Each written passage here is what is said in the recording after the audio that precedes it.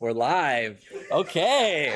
Welcome, ladies and gentlemen, to the But Make It Cat Team Trios charity live stream birthday bash showdown event. We have 16 teams gathered here today. Each teams are comprised of 3 players, and each player is assigned to a specific format between modern, value vintage, and legacy. This event is a fundraiser for the Michael J. Fox Foundation Parkinson's disease research, and the proceeds from this stream and from the fundraiser will go to Parkinson's disease research. We have an ad read that we need to get into before we get into the magic. We should probably introduce ourselves as well. That's true. Thank you. I'm Peter Husisian. I won RC Portland. I'm Jacob Durish. Sometimes I forget how to pronounce the famous thought experiment involving quantum superposition, so I refer to it as Schrodinger's cat. Anyways, we're going to get right into the ad read. We have a sponsor for this stream, and we're going to have to, we've been given an ad read prompt here. Oh, otters. People with prowess brain rot are excited about the potential of once-weekly otters.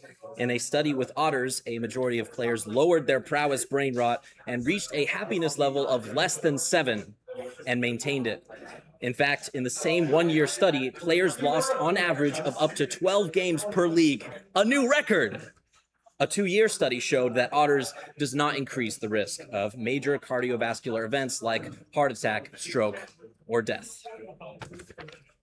Otters should not be the first deck you build in Modern or for people with Type 1 combo or mid-range wiring. Do not share decks or deck boxes. Do not take Otters if you have a personal or family history of crying and crashing out over losing by 1 damage syndrome Type 2, or if you are allergic to game actions. Stop playing Otters and get medical help right away if you get a lump or swelling in your neck, severe stomach pain, itching, rash, or trouble breathing. Serious side effects may happen, including never playing a meta deck again, trying to convince your friends that nothing is wrong with your deck choice and it's actually secretly tech that can beat the meta, and that Otters is the best deck ever and everyone should play it. Tell your doctor if you experience vision changes while playing Otters. Ask your healthcare provider today about once-weekly otters. Thank you very much. We also have official attire related to our sponsors for this stream, which we will be putting on now.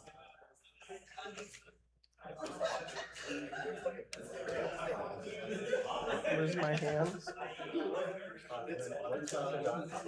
Does this close? Does it close? Yeah, they're buttons. Okay.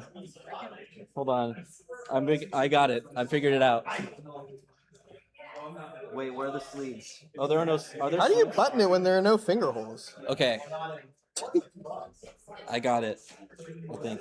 I don't think. I actually don't. Okay, they aren't sleeves. They're just. All right. Now that we have our official sponsor attire, I think we're ready to get into the Magic the Gathering. But I want to talk about the format that P and I have played the most, which is Modern. Modern is the format that we have the most expertise in.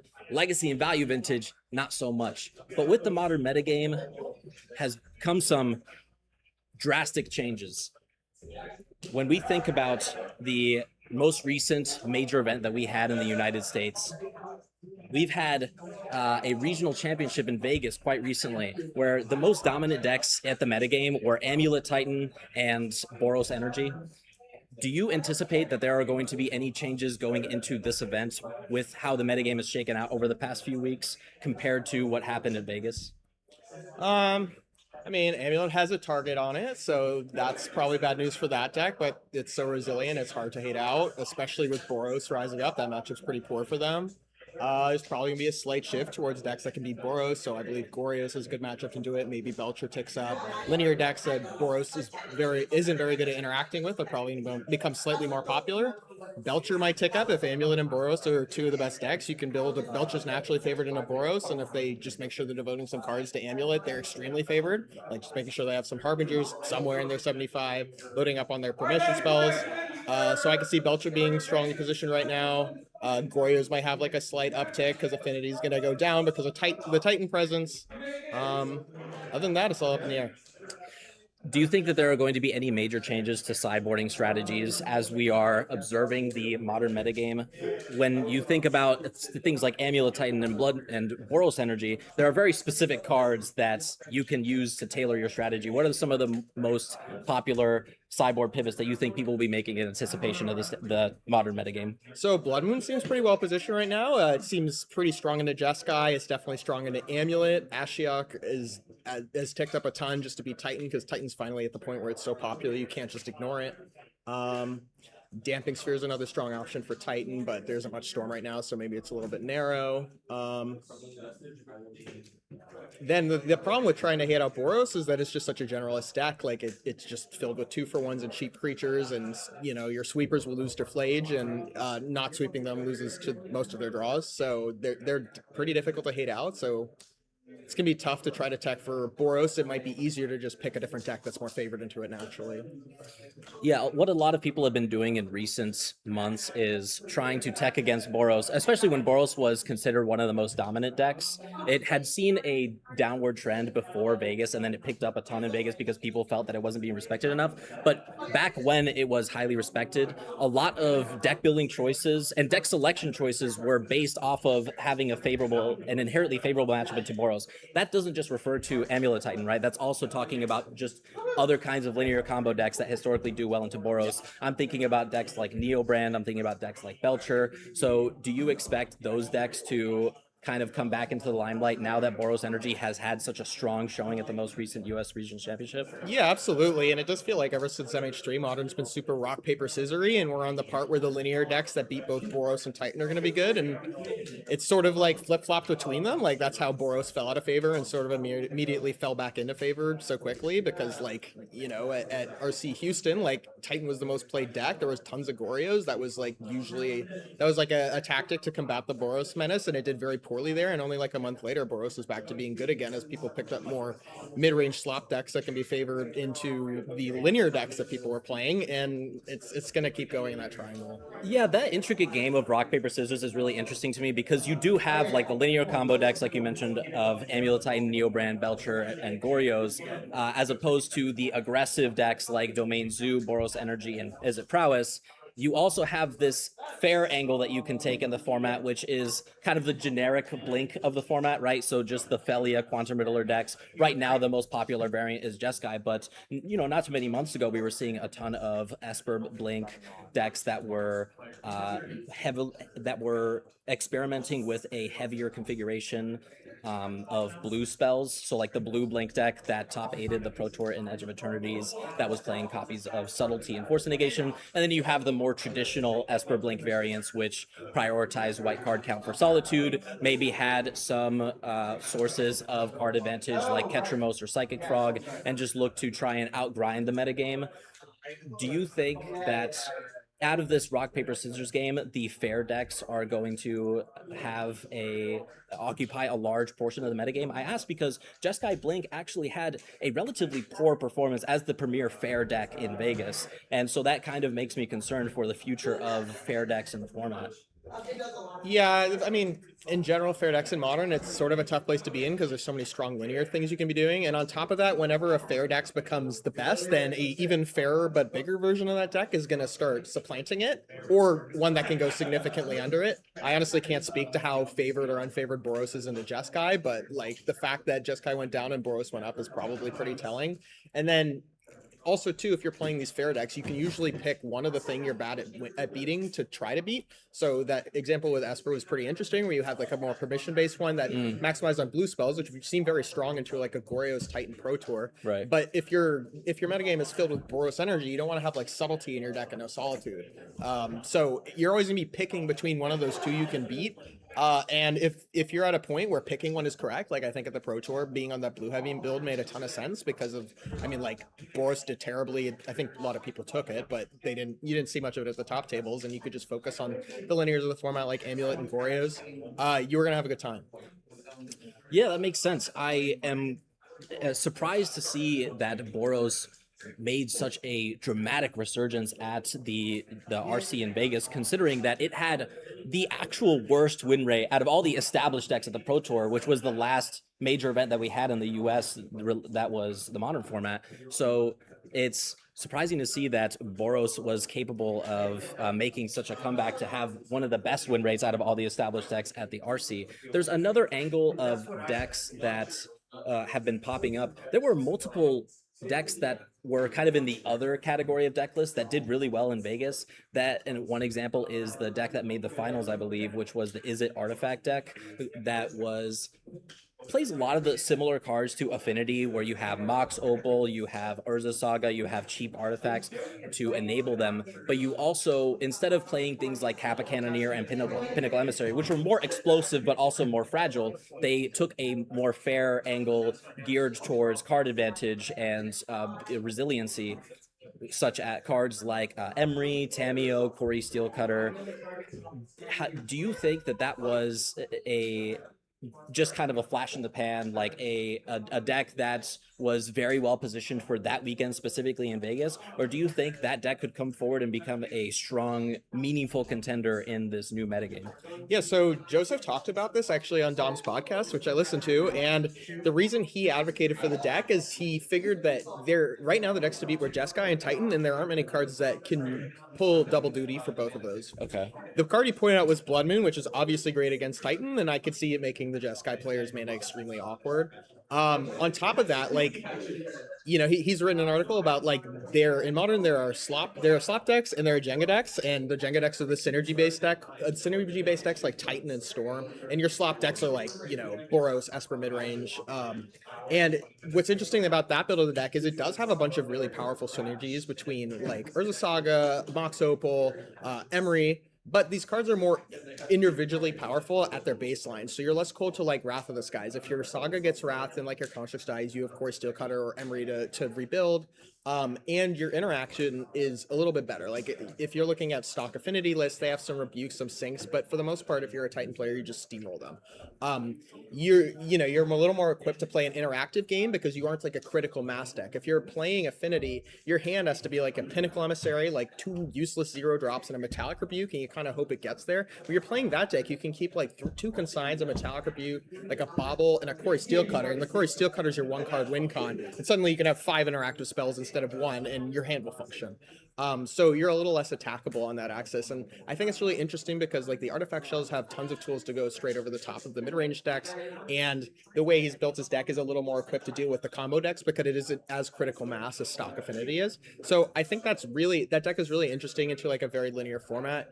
That said, like it does sort of have probably the same problems of both, like the same problems any mid-range deck will have, like facing a linear deck like Titan, and it's still going to be like weak to Wrath of the Skies, things like that, just like slightly less weak. But you know, part of it does make me wonder like to what extent you are gaining meaningful benefits from this split or not, because like you are opening yourself up to the downsides of getting Wrath and it being a blowout with like less of the upside potential of you just like murdering people on turn 3 with like a Lava Spur Boots off of a turn 1 Urza Saga. Like you can still do it, but it's a little harder. And I don't know if your interactive elements move the needle enough, but I do think the deck is really interesting and really cool. Like that's the build I used to play a ton of Affinity, and I'm really interested in that build because of the mid-range access it has.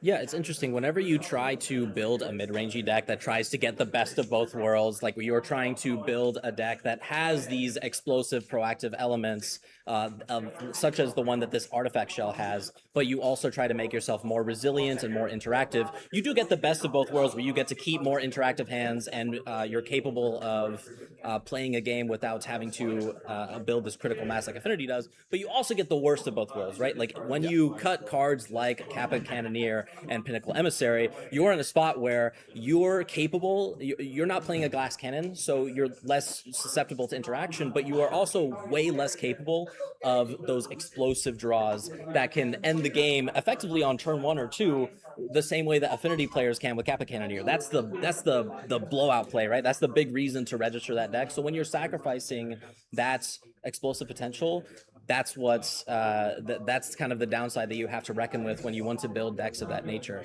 Now, something that a lot of people have been talking about before, during, and after the Vegas RC especially with the win that it had, that this deck had in Vegas. The potential for a ban on Amulet Titan. A lot of people have been citing Amulet Titan as one of the strongest decks in the format for a long time at this point. And we have had, what was it, 3 tournaments this year, 3 major tournaments that Amulet Titan has won, as well as a Pro Tour that Amulet Titan top-aided. Do you think that there is legitimacy behind the argument that Amulet Titan should receive a ban as a result of these top finishes, or do you think that the criticism of Amulet Titan's existence in the format as maybe overblown? Yeah, just so for some background, I won RC Portland with Amulet Titan, and the person who won RC Vegas is a competitor here, Nathan Goldberg, and the shell is honestly pretty disgusting, and I agree that like it's completely reasonable for people to be frustrated with the deck. Like I understand the frustration, and I often feel like a villain sometimes playing it. On the other hand, I really appreciate the depth of play the deck has, and I put a lot of time into it. And that would be a shame, but like it being a shame really shouldn't influence whether or not the deck gets banned. People are mostly citing time constraints, and honestly, I think it's a mix of slightly that and mostly just that people loathe the deck, which is perfectly reasonable. But like people already loathe Titan, and now people are having like convoluted 15-minute turns. And this is partially because people pick up the deck and only half know what they're doing and can be gifted wins by playing it, and they're the ones struggling to go to the time because they like forgot that Ragavan hit their Vesuva or something, and they can't do the combo line they were going for, and they're just like bumbling through something with Urza's Cave, and it takes forever.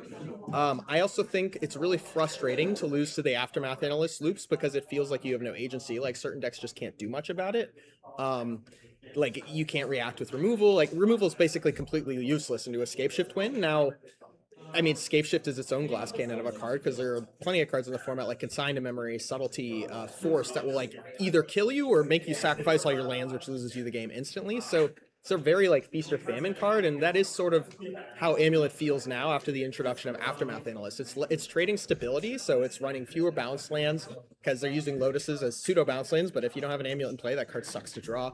So they're using Lotuses as pseudo bounce lands, and they're in general like more powerful but more glass cannon-y. So I think it's fair to hit something out of the analyst loops because that seems to particularly frustrate people. It's difficult to interact with. It makes the deck faster. I think if you ban analyst out of it, the deck would be good to be a little more resilient, but it wouldn't feel like you're getting cheesed out of your wins. I think we're about to move to our feature matches. I think we're ready. Yeah, we had some delays, had some technical issues trying to get this feature match configured, but now that we've contextualized the modern format a little bit, I think we're ready to move into our first feature match of the day. Game 1 of our feature match is almost over at this point, but we are going to be moving into Game 2 momentarily. To the legacy seat, Rachel versus Mike. We've got some sort of blink deck on one side with Felia in play, and the other side we've got a Volcanic Island and a Lotus Petal. I'm gonna stock up in yard, I think. Yeah, stock up in graveyard. One player is at 12 life, and the other is at 18 life. I think we'll know who is who in short order if Felia comes in and connects. Up the Beanstalk. So we're playing a Beanstalk deck here. Felia Beanstalk makes sense. That's a pretty solid target for Felia, especially since there are multiple cards that you could cast off up the Beanstalk that would also benefit from Felia flickering them. Going into the combat zone with Felia exiling up the Beanstalk. And 2 damage coming through. Let's see who's taking here so we can figure out whose life total Okay, Mike's down to 10 life. Rachel is at 18. I know Mike likes playing Show and Tell, so that seems pretty reasonable here. Like stock up Lotus Petal might make sense in an Omnishow build.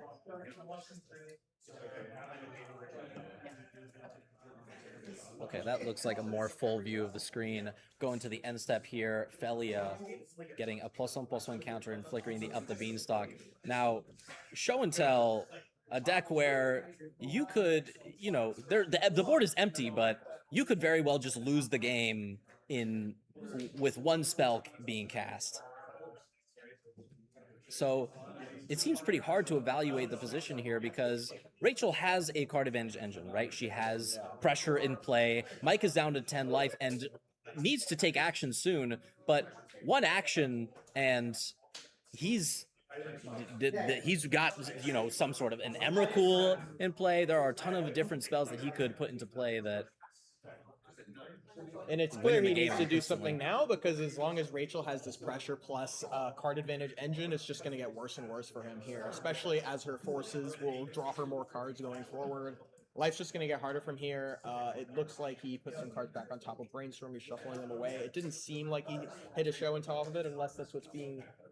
That looks like that's a Ponder that's in play right now. I don't think I saw a show and tell in his hand, so I think he might be in trouble. He has, I believe, a Spell Pierce, another Petal. Now, as time goes on, the likelihood that Rachel is going to have the effective tools to be able to react to a show and tell is just going to increase. So Mike is on a clock in more ways than one. It looks like he's recognized this and why he's sacrificing his Lotus Petal to cast a Ponder. It looks like this is his pivotal turn where he has to do something now or probably never at all.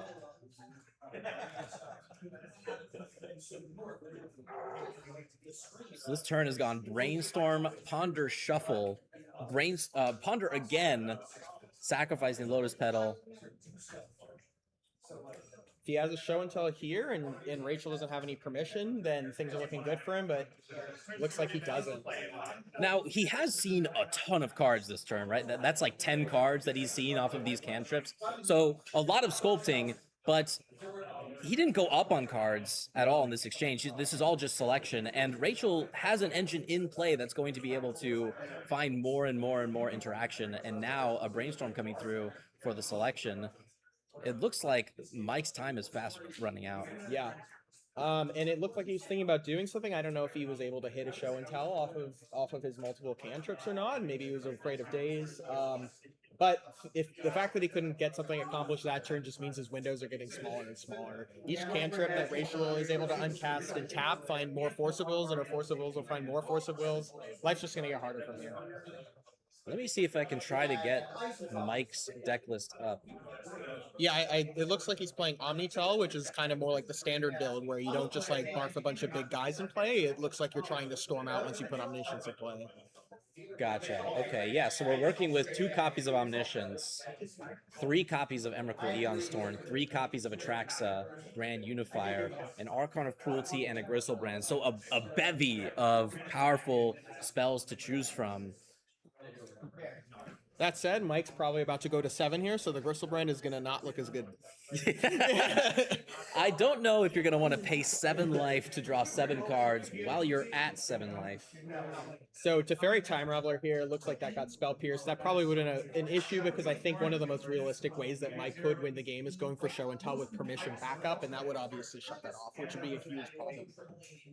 And now he's at the point where... So Mike's at 7 now. He's facing down the clock. I mean, I don't think he's at likely risk of literally dying next turn. I can't think of anything.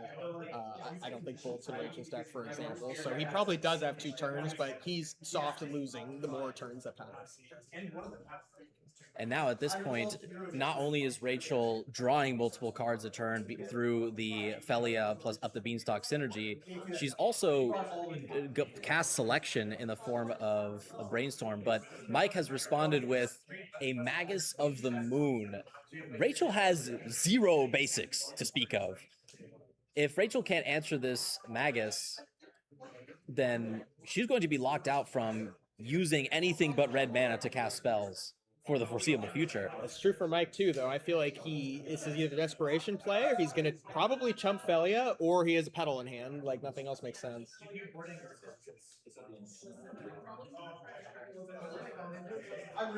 Now, Rachel does have a few different basics in her deck. She has 2 copies of Island and a copy of Plains, but the only way that she can find any of them is by just drawing them naturally. There aren't any copies of cards like Lorien Revealed, which would be able to grab a basic island from your deck using red mana. So she just got to continue attacking with Felia and drawing towards it. But this Magus also doesn't answer Felia, right? Felia is at this point a 5/5, and Mike is down to 1 life. I think he needed to chump with it. I mean, unless he has some way to go off this turn, but without blue mana of his own, it's going to be difficult. And next turn, Rachel always has the option to just flicker the Magus and attack for lethal. Yeah, at any point she can disable a blocker on Mike's side using Felia's attack trigger. In fact, the Magus in general could just be disabled by flickering it. That's true. Yeah, at any point, if Mike can't answer this Felia, then Felia can unblock Rachel's mana at any point. Which is mostly inconsequential because Mike also dies that turn. Oh, okay. Rachel also has 2 copies of Solitude in her main deck, which clears away the Magus of the Moon and opens the door for a lethal attack from Felia. Not that Felia needed the help, but... Right. Okay, it looks like that game goes to Rachel.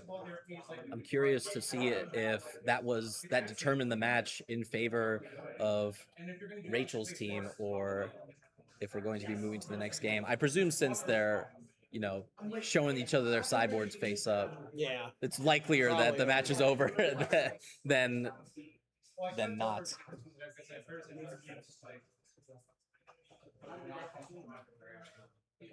Looks like, is that a Clarion Conqueror, or looks like it? I guess I'm not sure what Clarion Conqueror would be for, right? Out of Rachel's deck? Yeah, well, what does it get into Mike, right? It's just Grizzlebrand? It shuts off artifacts, right? So I guess it shuts off Lotus Petal. That's fair. Sneak attack, right? It shuts off enchantments, right? I mean, it's a beater. Like, you got to kill the combo player at some point, and if you're playing a beater that shuts off half of their combo, then that makes some sense. That's true. I guess it also, it could shut off Grizzlebrand, but there are a number of other threats that you could put into play. Yeah. Almost basically all of your other threats. Does Conqueror turn off enchantments? I actually am not sure.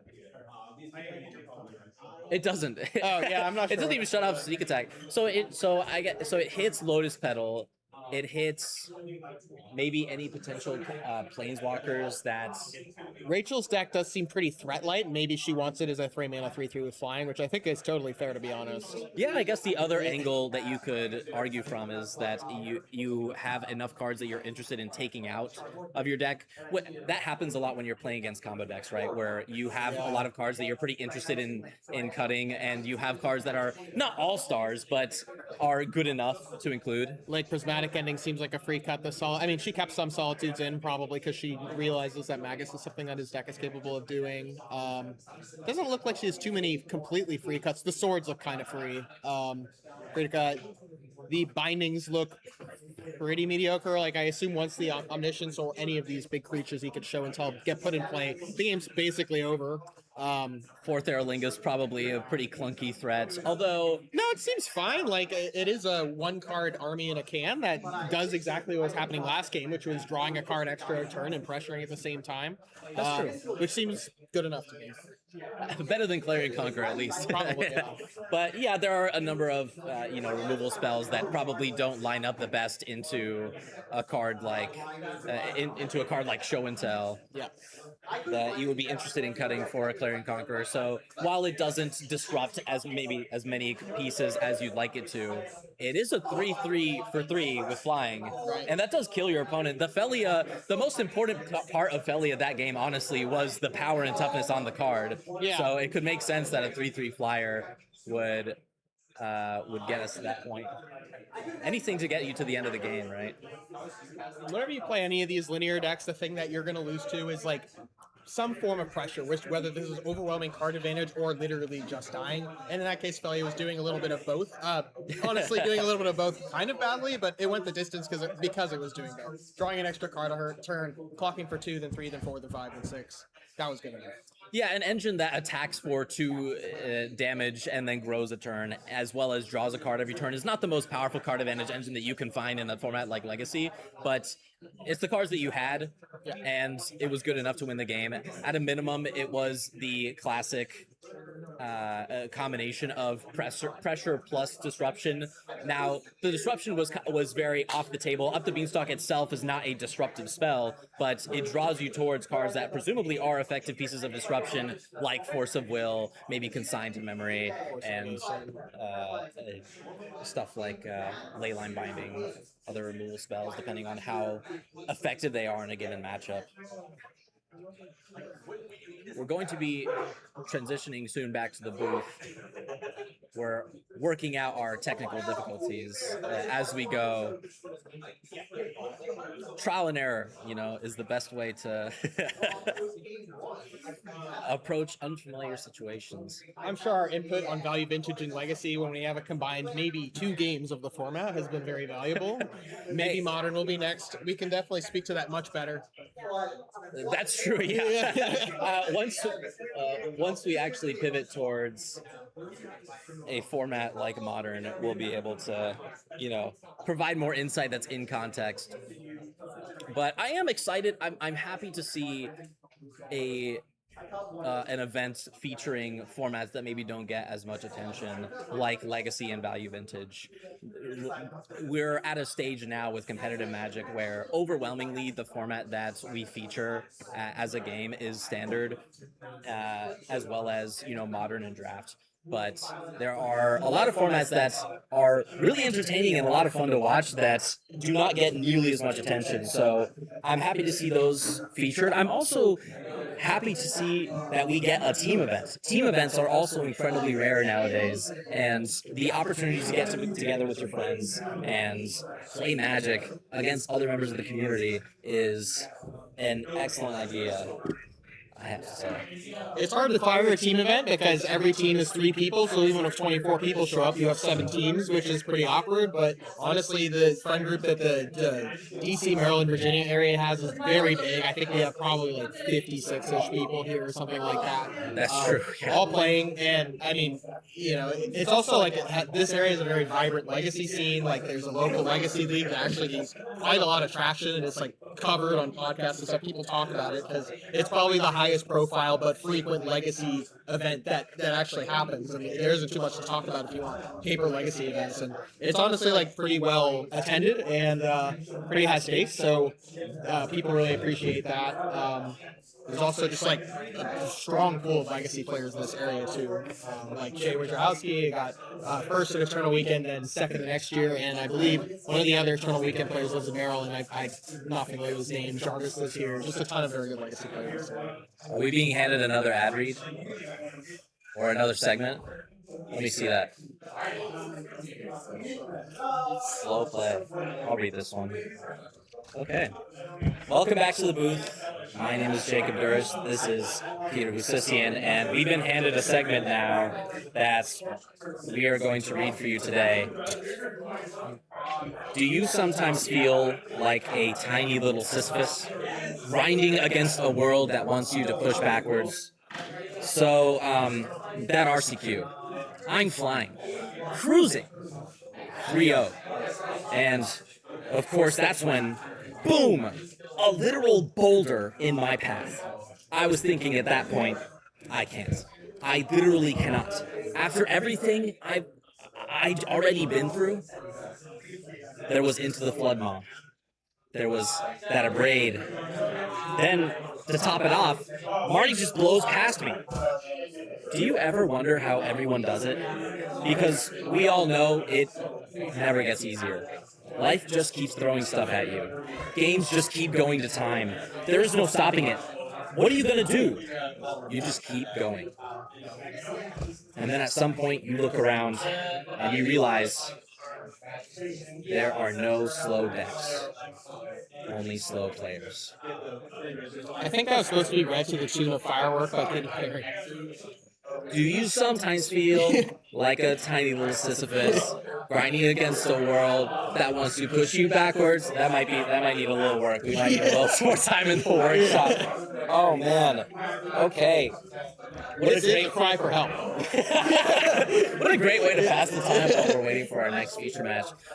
Now, that line at the end of that ad read was a callback to a question asked of one of our locals, one of our DMV locals. Nathan Goldberg very recently won the U.S. Regional Championship in RC Vegas with none other than the big bad, the boogeyman that we've been talking about all morning, Amulet Titan. What was that? Nathan Goldberg very recently won the U.S. Regional Championship in Vegas with Amulet Titan. And he was asked in I think it was the post-match interview after the finals, the winner's interview, what he thought about the arguments that you kind of alluded to earlier, that Amulet Titan deserved a ban, or the best argument for Amulet Titan getting a ban was the fact that it was holding up tournament play. The fact that there was enough slow play and enough matches were going to time as a direct result of people playing Amulet Titan, and that it needed a ban. Nathan was asked about his thoughts, and he said simply that there are no slow decks, only slow players. How much validity do you think is there to an argument like that? Nathan is probably the fastest player I personally know, so it's easy for him to say. To be honest, even as someone who's very storied with the deck, I also have had these 15-minute nightmare combo turns that I did end up messing up, because sometimes the deck is hard. I can play a lot of it like it's the back of my hands, but sometimes weird things come up that haven't before. Like, for example, I had to use Woodland as my Spelunking because I didn't have an Amulet, and I could set up a loop, and I'm like, oh, okay, I just need to line up getting a second Woodland somehow, either copying with a Suvo or Deeps. I do all this math. I have exactly enough mana to make a Woodland an Analyst, and a Deeps that I made a Woodland a Spelunking, and then I accidentally make the Deeps the Analyst and the Woodland the Spelunking, which means when I crack my Deeps, it comes back, then I don't have a Woodland for my Analyst. If I do it in the opposite order, take literally 10 more seconds to think about whether it matters, I win, but instead I put myself in a spot where I then have to go for a risky play, where I have to Otawara my Titan, and cast it again in order to basically line up a win the same way, but with Vesuva this time, or trying to win on his upkeep, and he has Solitude, and I lose instantly. And my opponent was like, to be fair, you were playing really fast. I don't think you could have done that faster. You just did probably 100 things, and there's no way to stop that, right? Like, yeah, it certainly would have been faster if I had won that game instead of us going to the next one, but also too, like, I don't know, I did probably everything right in a 100-step turn except for one, and the 101st was literally the only incorrect thing I could have done from there, and I lost. And, you know, no amount of player skill is going to prevent something odd like that from happening. And that too, like, I remember there was a Circovitz tweet saying the Titan players weren't the ones going to time. I'm like, that might be true, but they're also the ones winning in turns. So you're not seeing how many draws they have. If they're going to turn 4 and winning, then it should count against them, right? But like, in the end, like, these tournaments are gigantic, and round times are going to go to the 25+ minute mark every single time. It's annoying, and it is miserable to sit across from someone looping. But I think, yes, it is problematic how many game actions are being taken there, especially since, like, there's a sort of a confusion on both sides. Tons of people are picking up Titan that are new to the deck and only half know what they're doing, and no one knows how to play against the deck, so they never know when they're actually dead, and no one is owed a concession at any point. So if your opponent doesn't want to pick it up when they're dead to everything, then there's nothing you do about it. Now, for the most part, if the Titan player communicates clearly, usually you can get them to concede very quickly, in the sense that, like, I'll be like, here's what I'm going to do. I'm going to start by making infinite mana. Then I'm going to clone my Titan. If you Solitude it, I'm going to bring back my make Woodland and Analyst, crack, like, clone my Titan again. If you Solitude again, I'm going to do the same thing, right? Like, if you lay out the multi-step path you have, it not only shows your opponent that they're out of outs, it's also that you clearly thought about them and you're not going to mess up. Yeah, Titan is maybe one of the only decks that exists where you can optimize the length of your matches by developing a script for developing an effective script for the way that you're going to communicate your loop to your opponent. It's also weird the rate at which Titan draws.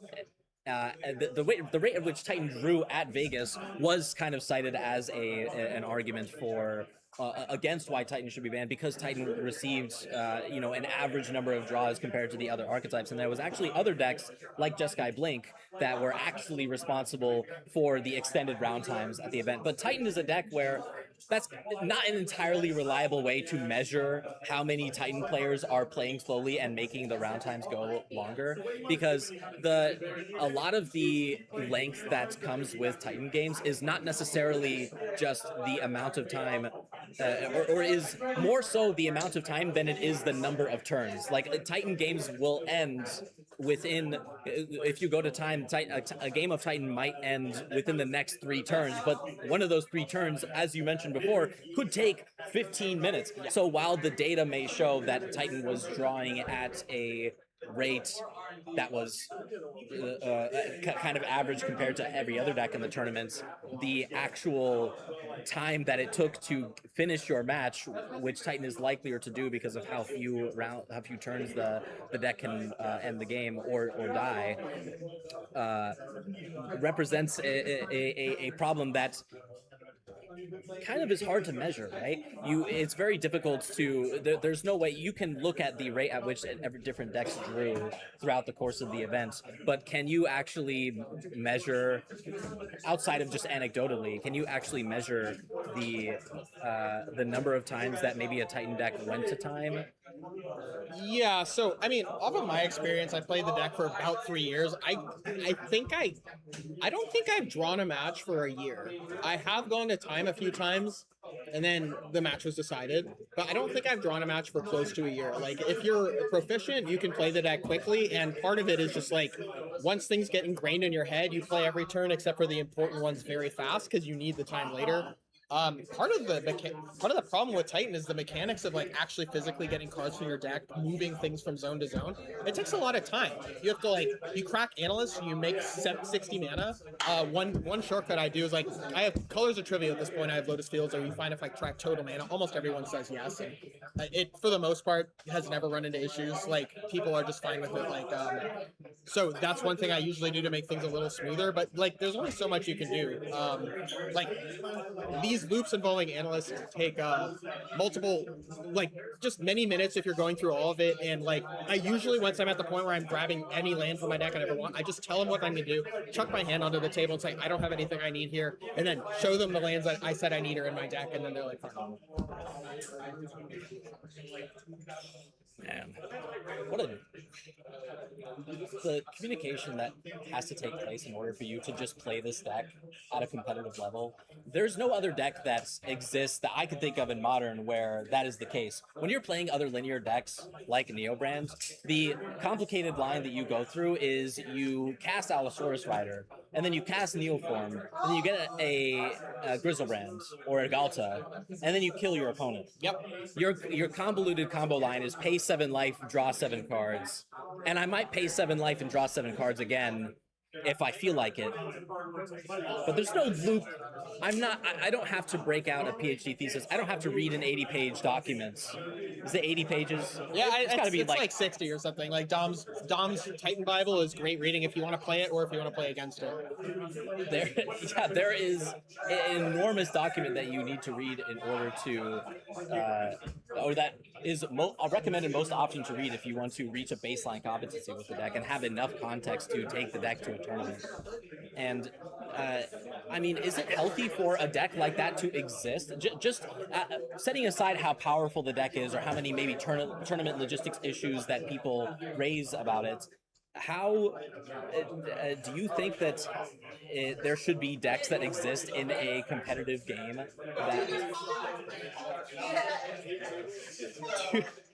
do you think that there should be a competitive game where there is a 60-page document that people cite for you to read in order to have a baseline, to be able to pilot a deck at a baseline level?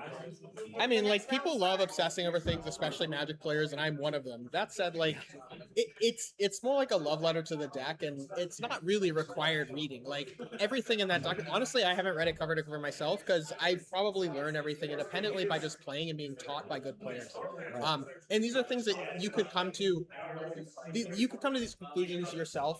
But honestly, you could probably write a dissertation about close to every deck in the format. It's just because Titan's linear, it lends itself more to talking about sequences that are good, like play patterns that are good to know of, because there are plenty of obscure ones.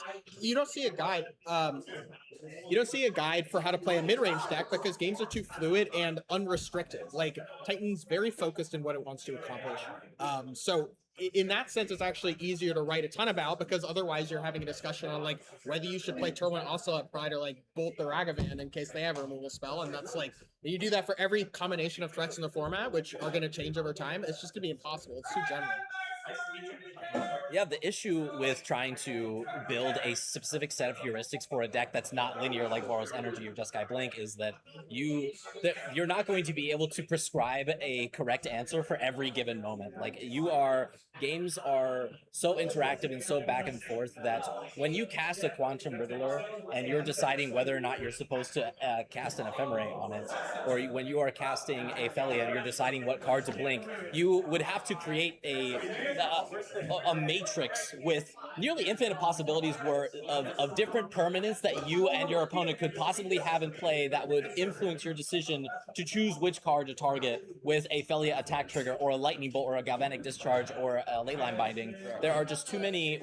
The more interactive and less linear your deck is, the more branches of decisions that you are just going to have to make in the moment. They're very intuitive, it's very unscientific, whereas with linear decks there are a lot more specific sequences that you will run into that you can kind of apply as consistent heuristic throughout. It looks like we are going to be going to a 5-minute break Before our next match starts. Once we get back, we will hop into our round 2 feature match. While we are on break, there will be a QR code on screen that will prompt you to visit the fundraising link. I encourage you and implore you to please visit the link and give what you can, share with your friends and family. But we will be going to break for now, and we will see you when we return. All right, welcome back to Team Trios. We are moving into our round 2 feature match. We've got the modern seat, Terry Stratton of the team Times New Roman, Font of Kings, ensurer of dignity, consistency, and formality, beloved by all those in Otter Regalia. Terry Stratton is piloting Amulet Titan, and his opponent is Patrick G of the team. The name of this team is Talking Heads. Patrick is piloting Dimir Frog. So it looks like we've got an Amulet Titan versus Dimir Frog matchup, and we are leading off with a turn 1 Thoughtseize on the draw from the Dimir Frog side, and an Amulet of Vigor was taken, and we're going into Terry's turn 3. Terry's got an Urza's Saga, a Crumbling Vestige, and a Cavern of Souls in play to Patrick's 2 lands. Now, what do you think of this matchup? Who do you think is advantaged as we go into Patrick's turn 3?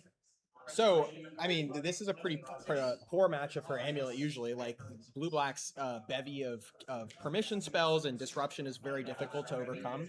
Now, Terry has one of the 2 best cards in the matchup, and his hand was generically solid. It looks like when he got Thoughtseize, he kept a hand that was Saga, a pile of lands, including a bounce land, Woodland, which is incredibly important in the matchup. Actually, it looks like Primeval Titan got Thoughtseize and Amulet of Vigor got Force. So this would have been a turn 3 kill if he weren't disrupted, but part of the reason this matchup's so difficult is all the disruption. Yeah, you're right. All disruption his opponent's facing. But honestly, in this spot, I think Terry might be okay. Is this Esper Frog or is this might be Esper? Yeah, let me take a look at the list. This is either Esper Frog or Goryo's. Yeah, this is Esper Frog. Okay. The white is for 2 copies of Pest Control in the main deck. Sure. And there's a couple sideboard cards as well, but I don't think they'll come up. So what's nice here is Terry has a way to spend his mana in the turns where he's trying to draw out of it, and Urza Saga Constructs are actually pretty solid against this deck because while it can clock well with Psychic Frog, it only has so many copies of the card, and it can struggle against the value that Urza Saga presents. Although the fact that Bowmaster can snipe a token here before the second one comes down is honestly huge. Once it's 1 token, it's pretty easy to contend with.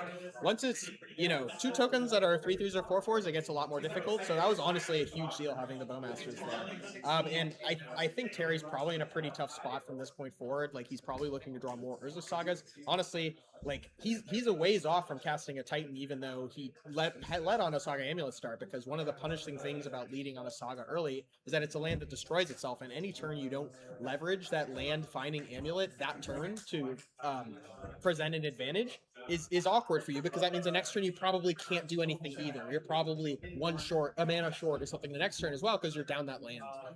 So I would think that Terry's in a rough spot, but if the game goes long enough, this shifting woodland with a Primeval Titan in the yard is going to be a humongous problem, because he already has 3 types to begin with. So I believe Terry doesn't usually play Rumble, so he doesn't have that to turn on automatically, but that shifting woodland is a ticking time bomb, and it's completely uninteractable with permission spells, and these decks usually don't play like Go for the Throats, like actual hard removal that could stop that. So once he's making woodland a Titan, he's getting in there turn. So shifting woodland and Cavern of Souls, honestly, pretty threatening lands to have in play as we go into Terry's, I think, turn 5.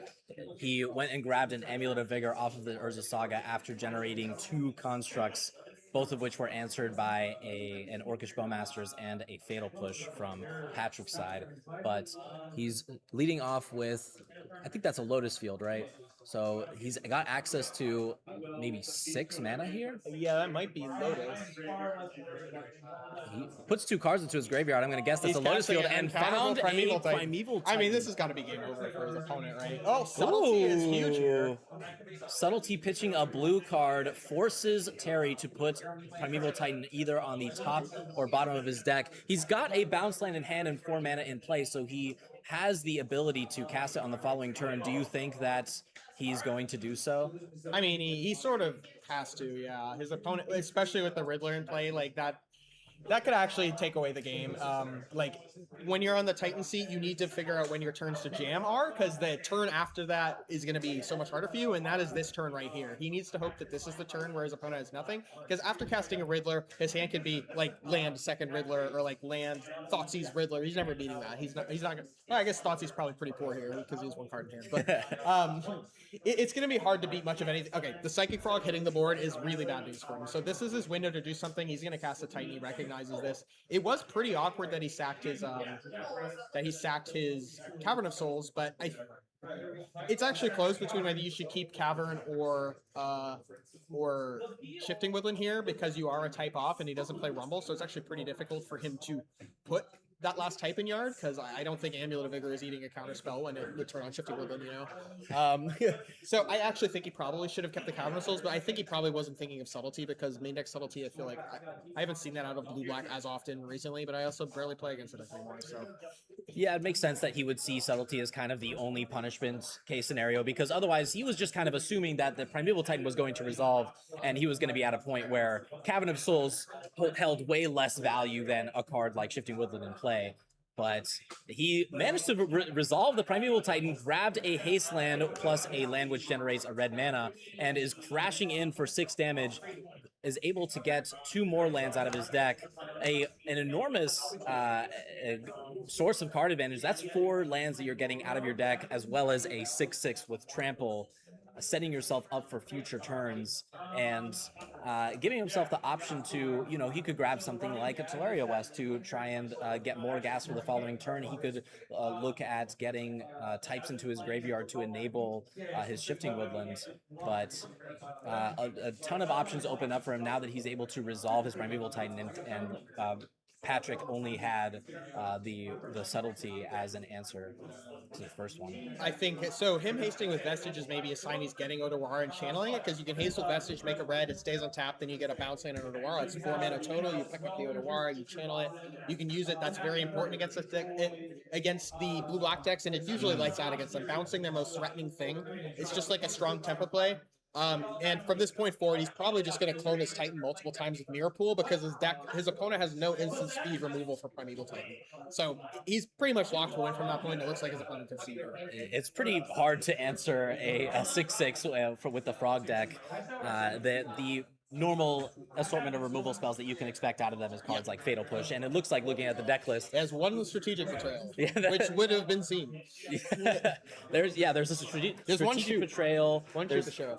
a shoot the sheriff, 4 copies of a Fatal Push as far as removal. So very limited options in terms of removing a Primeval Titan. And appropriately, Patrick agrees and scoops up his cards. We are going to game 2. What kind of sideboard cards would you expect to see from both strategies going into the second game? So Patrick's going to be loading up on Permission, Harbingers if he's playing them. I assume he's got 2 sideboard. He's got 2 sideboard Harbingers.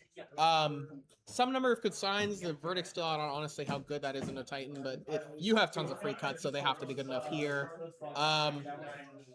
Some people like Nihil Spellbomb. It's slightly more defensible as a piece of graveyard hate because it cycles.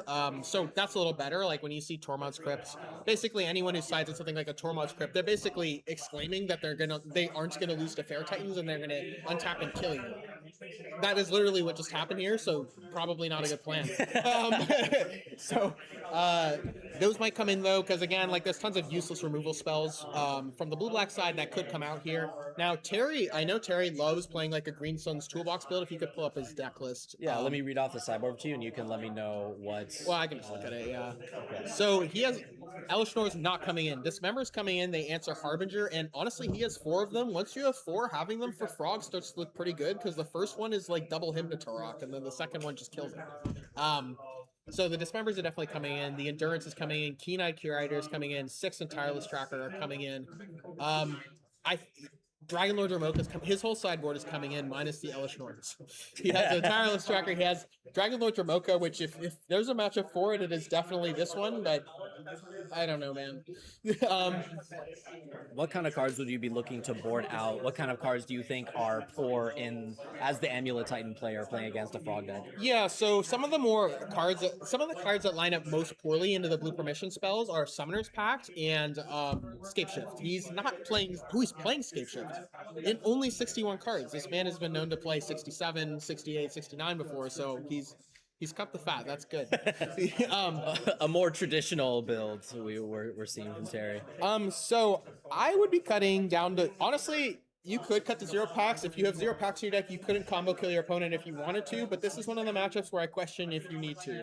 I would cut Dryad Valakut. I don't know if he would, because again, like your Titan for Otawara lines are usually lights out, and you don't really need the Valakut triggers, not to mention their creature stat lines are pretty poor for just throwing a few lightning bolts at them. He could be cutting amulets. I know he's done that against like mid-range decks before, and like permission decks before, because it's a piece of cardboard that doesn't do anything on its own, and once you're down the amulet, it's easier to lose to one counter spell because you played amulet instead of something that actually did something on its own. He just has so many cuts.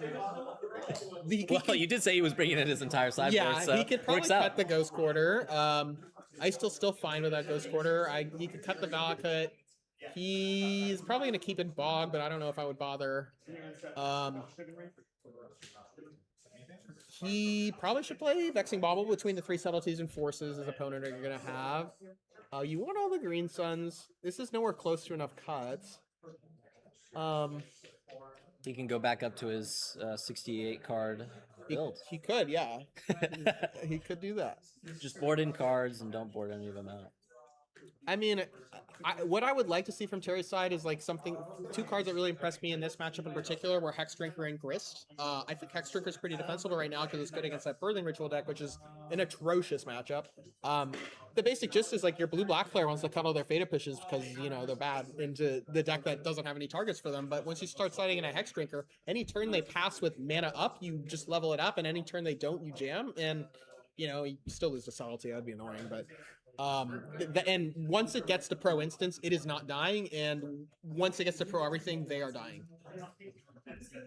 So he doesn't have access to that, which make things a little difficult. But like honestly, his whole sideboard is filled with mid-range beaters that he can bring in here, and you do win this matchup by playing the mid-range deck. And what's nice about the mid-range plan is if your hand has a Titan in it, at any given point, if you are losing or if they gave you a window, you can just stop and play a normal deck, play a normal Titan deck, and you can put yourself in spots where they're forced to use their mana on answering what you're doing or applying pressure and abuse that window.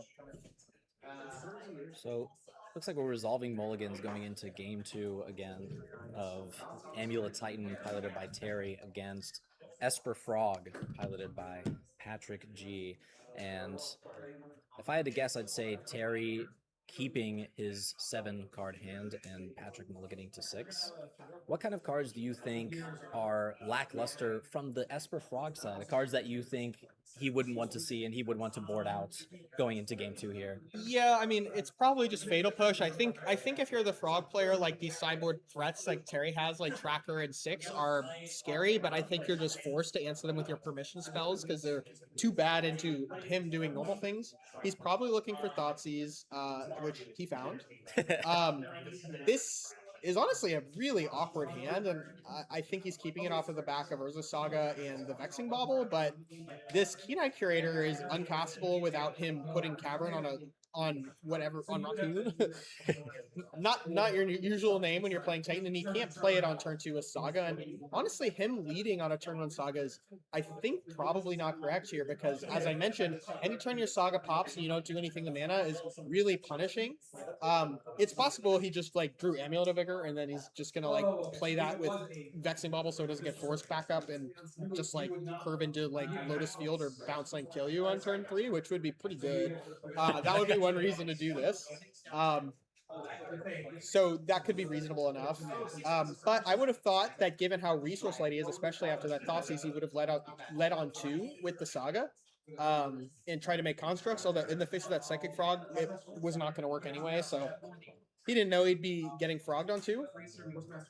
Oh, I see.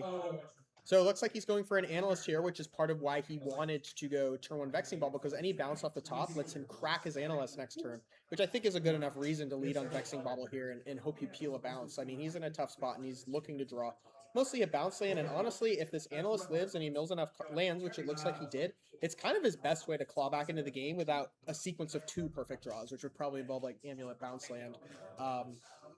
Yes. So that's fair enough, but it looks like he's getting Strategic Betrayal, which is really, really bad for Terry here. Yes. So Strategic Betrayal will exile his Analyst and his Graveyard. Analyst, I mean, he only has 1 copy of Analyst in the deck. That access is shut off for the rest of the game, which is a pretty huge deal, and it's not that Terry misplayed. There's only 1 Strategic Betrayal. If Analyst gets Fatal Push, like, I am at peace with that, because it's such an easy card to slip through Counter Magic, because it's so cheap, you just need to slip it through when they are tapped out. He just did get max punished by it, and I think Terry's in a pretty poor spot here. Yeah, now that he's got punished by that Strategic Betrayal, he's in a spot where he has to contend with an unanswered Psychic Frog with nothing but a land, a Vexing Bauble, and an Expedition map to his name, which he found off the Urza Saga, and is now going to use his floating mana to grab a land from his deck. Psychic Frog, an excellent tool for clawing back from a mulligan, as Patrick did mulligan to 5 this game off that going turn 1 Thoughtseize, turn 2 Psychic Frog, turn 3 Strategic Betrayal is a pretty great sequence to have, especially when Terry is experiencing such a clunky draw and really hurting to find some ways to propel his game plan forward. We're going to go into Patrick's turn 4 here, where he's going to attack with a Psychic Frog and draw another card. That's 2 cards drawn off of Psychic Frog, effectively unmulliganing himself and stocking his hand with a bunch of an assortment of reactive tools that he can use to stifle Terry's game plan. Terry's going to go into his 4th turn here with just a bounce land and the Vexing Bauble. Now, what are the kind of things that you would really be looking for in Terry's spot? So Terry's looking for Spelunking here, but I honestly feel it's not going to be good enough. I think Terry's probably like 3% to win this game. So it's looking really, really rough, but Spelunking is basically the only way you can get on ahead on mana and cards here, which are both going to be very important. It looks like actually 6 is a pretty good find here. So 6 is going to let him retrace that Expedition map and get some value there. I just fear that into the face of the Psychic Frog, it's going to be too slow. Now, one thing I think his opponent probably should have been doing, and I'm not sure what the contents of his hand are, I think he should be pretty liberally pitching any card that isn't a permission spell to Psychic Frog and just killing Terry. Now, if his hand's all permission, then, like, what are you going to do? But it looked like one of them was Sink into Stupor, which he didn't play as a land, and if he does have real permission spells in hand, then you probably can pitch the Sink, and if you don't, you have to keep the Sink, but I don't know what the rest of the cards in his hand are. It's kind of interesting because, especially in the face of Cavern of Souls, I suppose, and Sync gets around Cavern of Souls, which is pretty important. It looks like he's flashy in Wanchi Tongue, so I guess keeping that is fair because it is another source of clock. So it's another source of clock. So he actually didn't lose too. Like pitching your Wanchitong to your Psychic Frog actually just loses you damage. Fair enough. I think 6 is reach, so it's a 3/3. So it is blocking that thing. Actually, it's a 2/2. I think it's a 2/2. X equals 1, right? And it's a 1/1 base. So that did actually work out pretty badly for Patrick that he didn't pitch it, but it made enough sense at the time. So it looks like Patrick has definitely sync. I think 2 sinks. No, sync subtlety. And is going for the main phase, Sync into Stupor on the 6 to I think he wants enable to an get attack. in. Fair enough. Yeah, they have Vachitong, Vigilance there, and is going to pitch a card to Psychic Frog. I think you're right in saying it. He wants to be as aggressive as he can justify in closing out this game, because Psychic Frog drawing a card every turn is nice, but at a certain point you want to be able to apply enough pressure. The Amulet Titan player is going, there's a big risk that he can draw enough cards and find enough pieces to win through heavy amounts of disruption, as Terry goes into his next turn and resolves a Tireless Tracker. Tireless Tracker. Well, we don't know if it resolves yet because there is a subtlety in Patrick's hand. There is a Vexing Bauble in play, so it might be. It will be resolved. Terry is going to follow up with a basic forest, generating a clue token. Tireless Tracker, a 3/2 for 3 mana, that reads whenever a land enters play under your control, you create a clue token. So it is a nice mid-rangey piece of card advantage, but Terry still has to contend with a quickly growing Psychic Frog. That's 2 more cards, taking it up to, I believe, a 4-power creature alongside that 2/2 Wanchitong. If Patrick chooses, he could attack Terry for lethal next turn. So Terry being at 8 life is a pretty precarious position and forces him to try and find something to do right now, a way to stabilize. But he's not going to find it, I don't think, because we know his entire hand at this point. It doesn't include an untapped effect is not in play, so it's not like bounce unlocks his hand. And I mean, Patrick just needs to play a Sink into the Stupor or keep it. Honestly, it doesn't matter. And subtlety, whenever he plays, I think if he fears Scapeshift, he probably would just keep up Sink and not the subtlety. If he has a land, then he can just play the land, have both, who cares. But it looks like he's keeping up Sync, which I think is fair. Into Scapeshift, the Force is probably a little more serviceable. Like, honestly, you do know the entire contents of Terry's hand, so it does get kind of weird, especially since you can't subtlety if you wanted to. Okay, so Terry is just going to play a 6 and pass the turn. If Patrick has a way to get this 6 off the battlefield, he can exile 3 cards using Psychic Frog's ability from his graveyard to give it flying and attack Terry for lethal damage. Now, if he does in fact have a Sink into Stupor in his hand, this should just be a lethal attack, right? It looks like... Yeah, it's true. It looks like he might not. He might be playing around Dismember or something. Terry's at 8. Pitch through. He might be missing that 6 as reach. Did Terry miss that 6 as reach? I don't even know if he discarded. I don't even know if he exiled 3 cards to give the frog flying. Where's the 6? 6? I think he probably gestured in a way that would imply... 6 does have reach. Okay, I think Terry might have missed the reach, but let's be real, he couldn't win that game. Yeah, that was a pretty poor position for Terry to be in under all that pressure and card advantage from Patrick. But Patrick is going to tie things up 1-1. Despite a mulligan to 5, Psychic Frog is just such a powerful and efficient tool for unmulliganing yourself when you find yourself at a deficit in cards. So Patrick is going to even the series and move us into a game 3. Yeah, so I think Terry kept his hand off the back of Cavern of Souls and just didn't claw out of it by drawing enough lands, basically. But I think the hand was even too slow.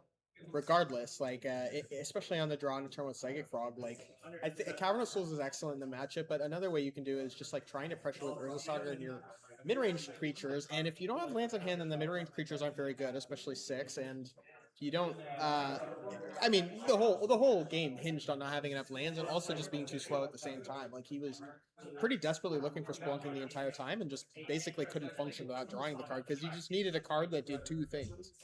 And I think he probably would have been better served mulling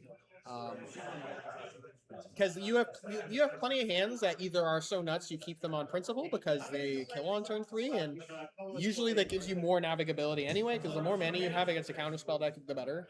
Or they present a more realistic mid-range threat, and usually something I'm looking for is like turn 1 Grazer into turn 2 Construct because you put in Saga.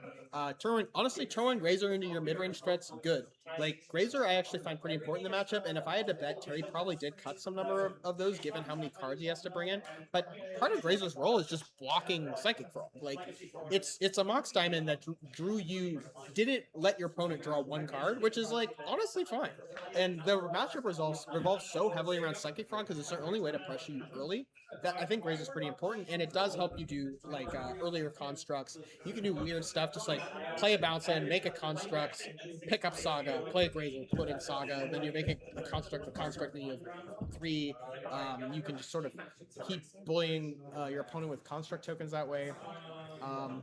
Not to mention, Grazer does some weird things. Like if your opponent mulligans once and they have a Psychic Frog, you block with Grazer, and they're like, "I'll pitch a card." Well, for one thing, in paper, people go like, "I'll pitch 2 cards," which implies they're holding priority, and you can just spend the Psychic Frog there. Honestly, Patrick's a good player; he's probably not going to do that. But even then, like Psychic Frogs, like Grazer and a Psychic Frog makes their mulligans awkward. It makes Dismember better because they're forced to pitch, and you usually often have a window to respond where they'd be forced to either let it die, pitch their whole hand, or it would die anyway because they don't have enough cards. And Grazer honestly helps Dismember shine a little more in the matchup too. Okay, so we're underway in our game 3. Terry is on the play and it is leading off with a turn 1 Shifting Woodland into a turn 2 Keen-Eyed Curator. Patrick responds with a Surveil Lands, and Keen-Eyed Curator, a 3/3 with the activated ability that costs 1 colorless mana. It allows you to exile a card from either graveyard, and as long as you've exiled 4 or more card types among cards with Keen-Eyed Curator, it becomes a 7/7 with trample. So Keen-Eyed Curator, a piece of graveyard hate that threatens to become a powerhouse later. Patrick going off with a turn 2 Thoughtseize, snagging an Aftermath Analyst and revealing Urza's Saga, Crumbling Vestige, a Bounce Land, and a Vexing Bauble. Do you think that do you think that signals at all to Terry that Patrick does not have free spells like Force Negation or Subtlety, or do you think that Aftermath Analyst is too big a priority to justify? He has to take Aftermath Analyst. Honestly, this hand that Terry has presented does good pressure on a mid-range axis. Like Keen-Eyed Curator will eventually be a 7/7, which honestly, post-board, not many ways to disrupt that, and there isn't a Psychic Frog on the table. One of the best counters to Keen-Eyed Curator is just having a Psychic Frog and flying it with the cards they would exile, which I mean, like, still has its own problems. You might have to pitch cards to make sure you have 3 to fly it, but like, basically all of Titan's starts are pretty bad into a turn 2 Psychic Frog, and you should aim to beat the ones where that doesn't happen, and that's what this hand would do. I mean, like, his plan was turn 2 Keen-Eyed Curator, turn 3 Saga, Vexing Bauble, Aftermath Analyst, and then if he mills like nuts, he's just gonna crack it. Like, why not? But honestly, if he doesn't, he could just like make 2 tokens, and suddenly he has like a thing that threatens to be a 7/7, a thing that threatens to gain insurmountable value because once the Saga pops, he can get it back, and some beaters off of Urza Saga that just will beat his opponent to death. So it made a lot of sense there. We see Strategic Betrayal coming out. That card's honestly been pretty serviceable. Like it's almost a perfect removal spell for a deck that you would otherwise not actually want removal against, because it does kill everything at sorcery speed, and it does exile your graveyard, and that's been pretty relevant twice now. And now we're in the same position as game 2, or a similar position where the Aftermath Analyst angle is now shut off for the remainder of the game because of the single copy of Aftermath Analyst in Terry's deck. Now, there is no third land drop from Patrick, so he just has to pass the turn and watch Terry follow his Keen-Eyed Curator up with a Dryad of the Elysian Grove. Dryad enables Terry to play additional lands every turn, as well as turns all of his lands into all basic land types all the time. He passes over to Patrick, who starts his turn with a third land. The backside of Cinca de Stupor, I believe, is called Soporific Springs. He he might be deciding whether to pay 3 life to make it come in untapped, but being stuck on mana in this position when Terry has multiple different threatening cards in play has to feel bad from Patrick's perspective. He does decide to put it into play tapped and just deploy a Psychic Frog, passing the turn over to Terry. So Terry's going to make a construct here. His opponent does have pest control in hand, which will stop that plan. Last turn, I was considering if Terry should just bounce the Urza Saga and plan to play it again next turn, but then remembered he had map in his deck, so he can just tutor map and find a second Saga that way. But getting map down means you are insulated from Harbinger because you can just get Otawara or the second Saga that you wanted anyway. Plus, if he does Peel Titan, he does just kill his opponent. Like, he is full tapped out with a Vexing Bauble in play. Yeah, so that Vexing Bauble means that as long as Patrick is tapped out, he cannot react to anything that Terry does here. So if Terry has some sort of payoff to... Actually, could grab Valakut. I mean, he's a few lands short, but that is going to be threatening.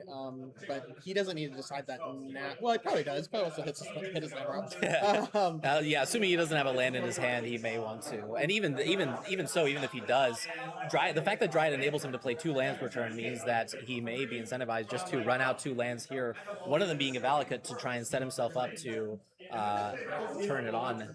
Valakut's particularly threatening because he has a shifting Woodland in play, so if at any point he gets Delirium and has a pile of lands in hand, he can start bolting his opponent every single turn or twice a turn by Woodlanding the Dryad. So he is going to grab his Expedition map and immediately proceeds to combat. He's got 2 constructs and a Dryad of the Elysian Grove in play. He's got a ton of power and crashes in, taking Patrick down to 10 life. So Patrick has multiple different threatening permanents to contend with here. Terry has several lands in play, not the least of which include Shifting Woodland, and is going to grab another one off this Expedition map.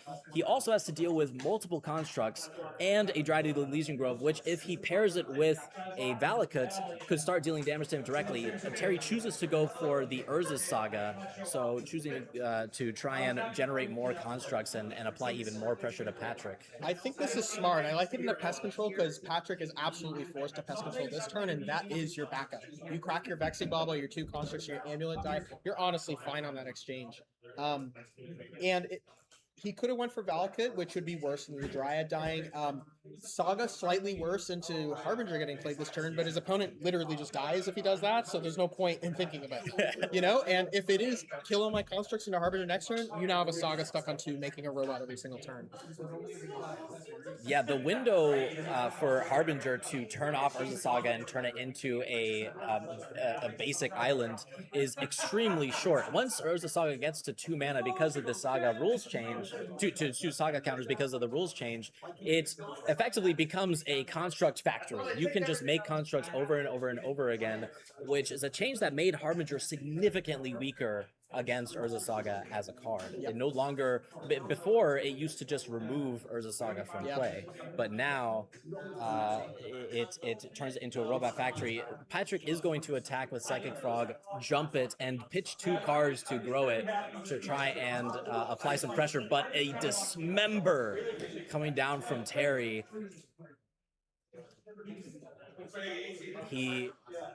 So he pitches again.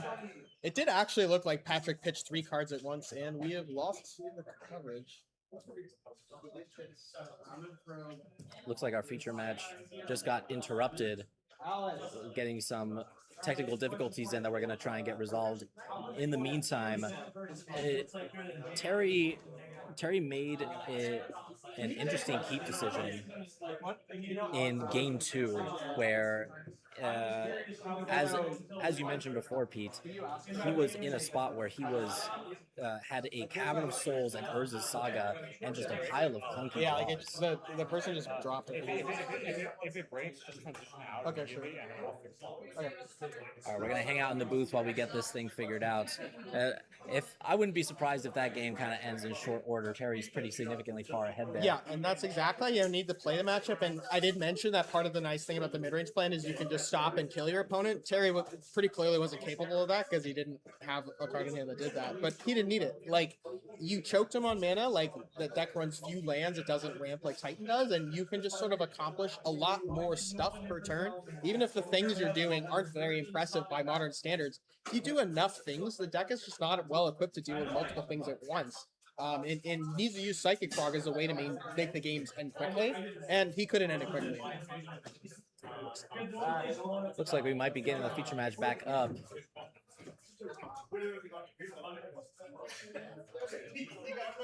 Okay, we're back on the feature match. Looks like Terry has found a 6 and is making another construct, staring down a Psychic Frog. Blocks the Psychic Frog with the construct just to deny the card draw. I think the card draw is fair because he can retrace this map and find Valakut, which is pretty much lights out anyway. Oh man. I think just trying to. I think his opponent has. I think Patrick has one card in hand. He's not. From this point, he has basically infinite Urza Sagas and infinite Valakut triggers, like if he wants it. Any spell he draws can be turned. Sorry, any spell's good. Any land that he draws that is bad can be turned into Valakut, more Urza Sagas. Like, honestly, Otawara probably wins the game here. Everything does it, basically. I guess he does have blue because of Dryad, so Otawara would be pretty good here, too. And, I mean, like, even if Dryad does die, he is shifting with it in play. He has so much inevitability here when he has access to basically any land he could want, including Valakut. 6 is going to trigger on attack, taking Patrick down to 4 and finding a Valakut off the top of the library, which, alongside a Dryad in play and a Tireless Tracker, is going to threaten a damage engine to ping for 3 with each land drop, as well as generate a clue token. So firing on all cylinders here is Terry. He's got card advantage, he's got pressure, he's got the board state advantage, and Patrick has nothing but a Psychic Frog to his name, and he is just drawing cards with a Psychic Frog, trying to find a way to answer everything that's going on. But is there any single card in his deck that could claw him back into this game? He thinks Toxic Deluge. Toxic Deluge doesn't even work because he's way too low, and I've actually seen people bring that in because of this like weird mid-range construct plan. Like, you have tons of bad removal spells, you might as well play a bad sweeper to beat the ways they're trying to beat you. But yeah, I can't actually fathom any combination of cards that could win that could win Patrick the game there. Even Harbinger and like 10 more mana probably doesn't do enough when he can just retrace Expedition Map for Otawara. Patrick seems to agree, so he packs up the cards and Terry takes it down 2-1 against Dimir Frog. He made some interesting mulligan decisions. You alluded to it in game 2, where he kept a 6 that was somewhat clunky, and you felt that it might have been more beneficial to him and advantageous to go to 5. Do you think that there is stronger consideration when you're playing against a Thoughtseize deck, especially like Dimir Frog, to keep hands that maybe would not be good enough otherwise, just to try and insulate yourself against Thoughtseize effects and retain as many cards in the hand as possible? I mean, he did get Thoughtseize and it was still very bad, which is sort of the problem. Like, the problem is he was short on lands. If you have more bounce lands, then I start to think about it a little harder, because you're not, bounce lands are 2 land drops in 1, which is handy. So that was the biggest problem. You never want to be in a spot where you're playing Titan, where you're trying to draw both lands and spells, and he was basically trying to draw both. Like, he was looking to peel Spelunking the whole time, as well as probably 2 bounce lands, which is really rough. That's 3 cards that are, like, the deck's redundant, but when you're asking for 2 things in quick succession, you're asking too much of the deck, I think. And his mana situation is really awkward with, like, Cavern of Souls, because, like, he draws, like, I don't know, another Urza Saga into, like, Spelunking. He can't cast it because he put it on Raccoon or whatever. If it had the Analyst in hand and I believe he peeled it, then I actually like the hand a fair bit, because you're like, you have Cavern in play, important in the matchup. You have Saga, so if things go very poorly, you can just like threaten to beat him with constructs if Patrick's hand is slow enough. And with a bounce off the top, you can crack Analyst on 3. Slipping Analyst under counter magic is very important. It's the only cheap threat in your deck, and it's a bad threat, but I mean, the Frog deck just lost a bad card, so so it's pretty important there. So with the Analyst in hand, it starts to get slightly more interesting. but I think on principle you can't really keep it, and you just like have to go to 5 there. I don't know. Like at 5, I'd like better is like turn one Grazer, turn make a construct like anything with spelunking. Turn one Grazer into any of your mid-range beaters and then cross your fingers that it doesn't die. Sounds good to me, honestly. Like all these are bad into Psychic Frog, but we've established that's just how it is. Like Psychic Frog happens to be good against. You don't plan to beat. You plan to beat the hands where they don't have Frog on 2 because they only have it in like 45% of their openers, and 55% win rate is better than what you'd have normally in the matchup because it sucks. Another thing that I noticed during Game 3 was Patrick kept in some number of Fatal Push. He ended up pitching them to his Psychic Frog at some point during the game to grow it, but it seems like he, despite the fact that Fatal Push is, traditional knowledge is that Fatal Push is lackluster against Amulet Titan, he had enough respect for cards like Keen-Eyed Curator, Six, Tireless Tracker, an early Aftermath Analyst, and Dryad Legion Grove that he wanted to keep, I think, at 2, maybe more copies, despite the fact that it lines up so poorly into so many of their cards. And I think that speaks to how resilient Titan is and how many different angles of attack you can adopt against interactive strategies, even if they are poor matchups for you, because there are so many cards that they want to cut, like Fatal Push, that are so otherwise so poor in the match. Like if your hand is Escape Shift, Primeval Titan, Grist, and your opponent has 2 Fatal Pushes in their hand, they're going to be looking like, why did I keep this in my hand?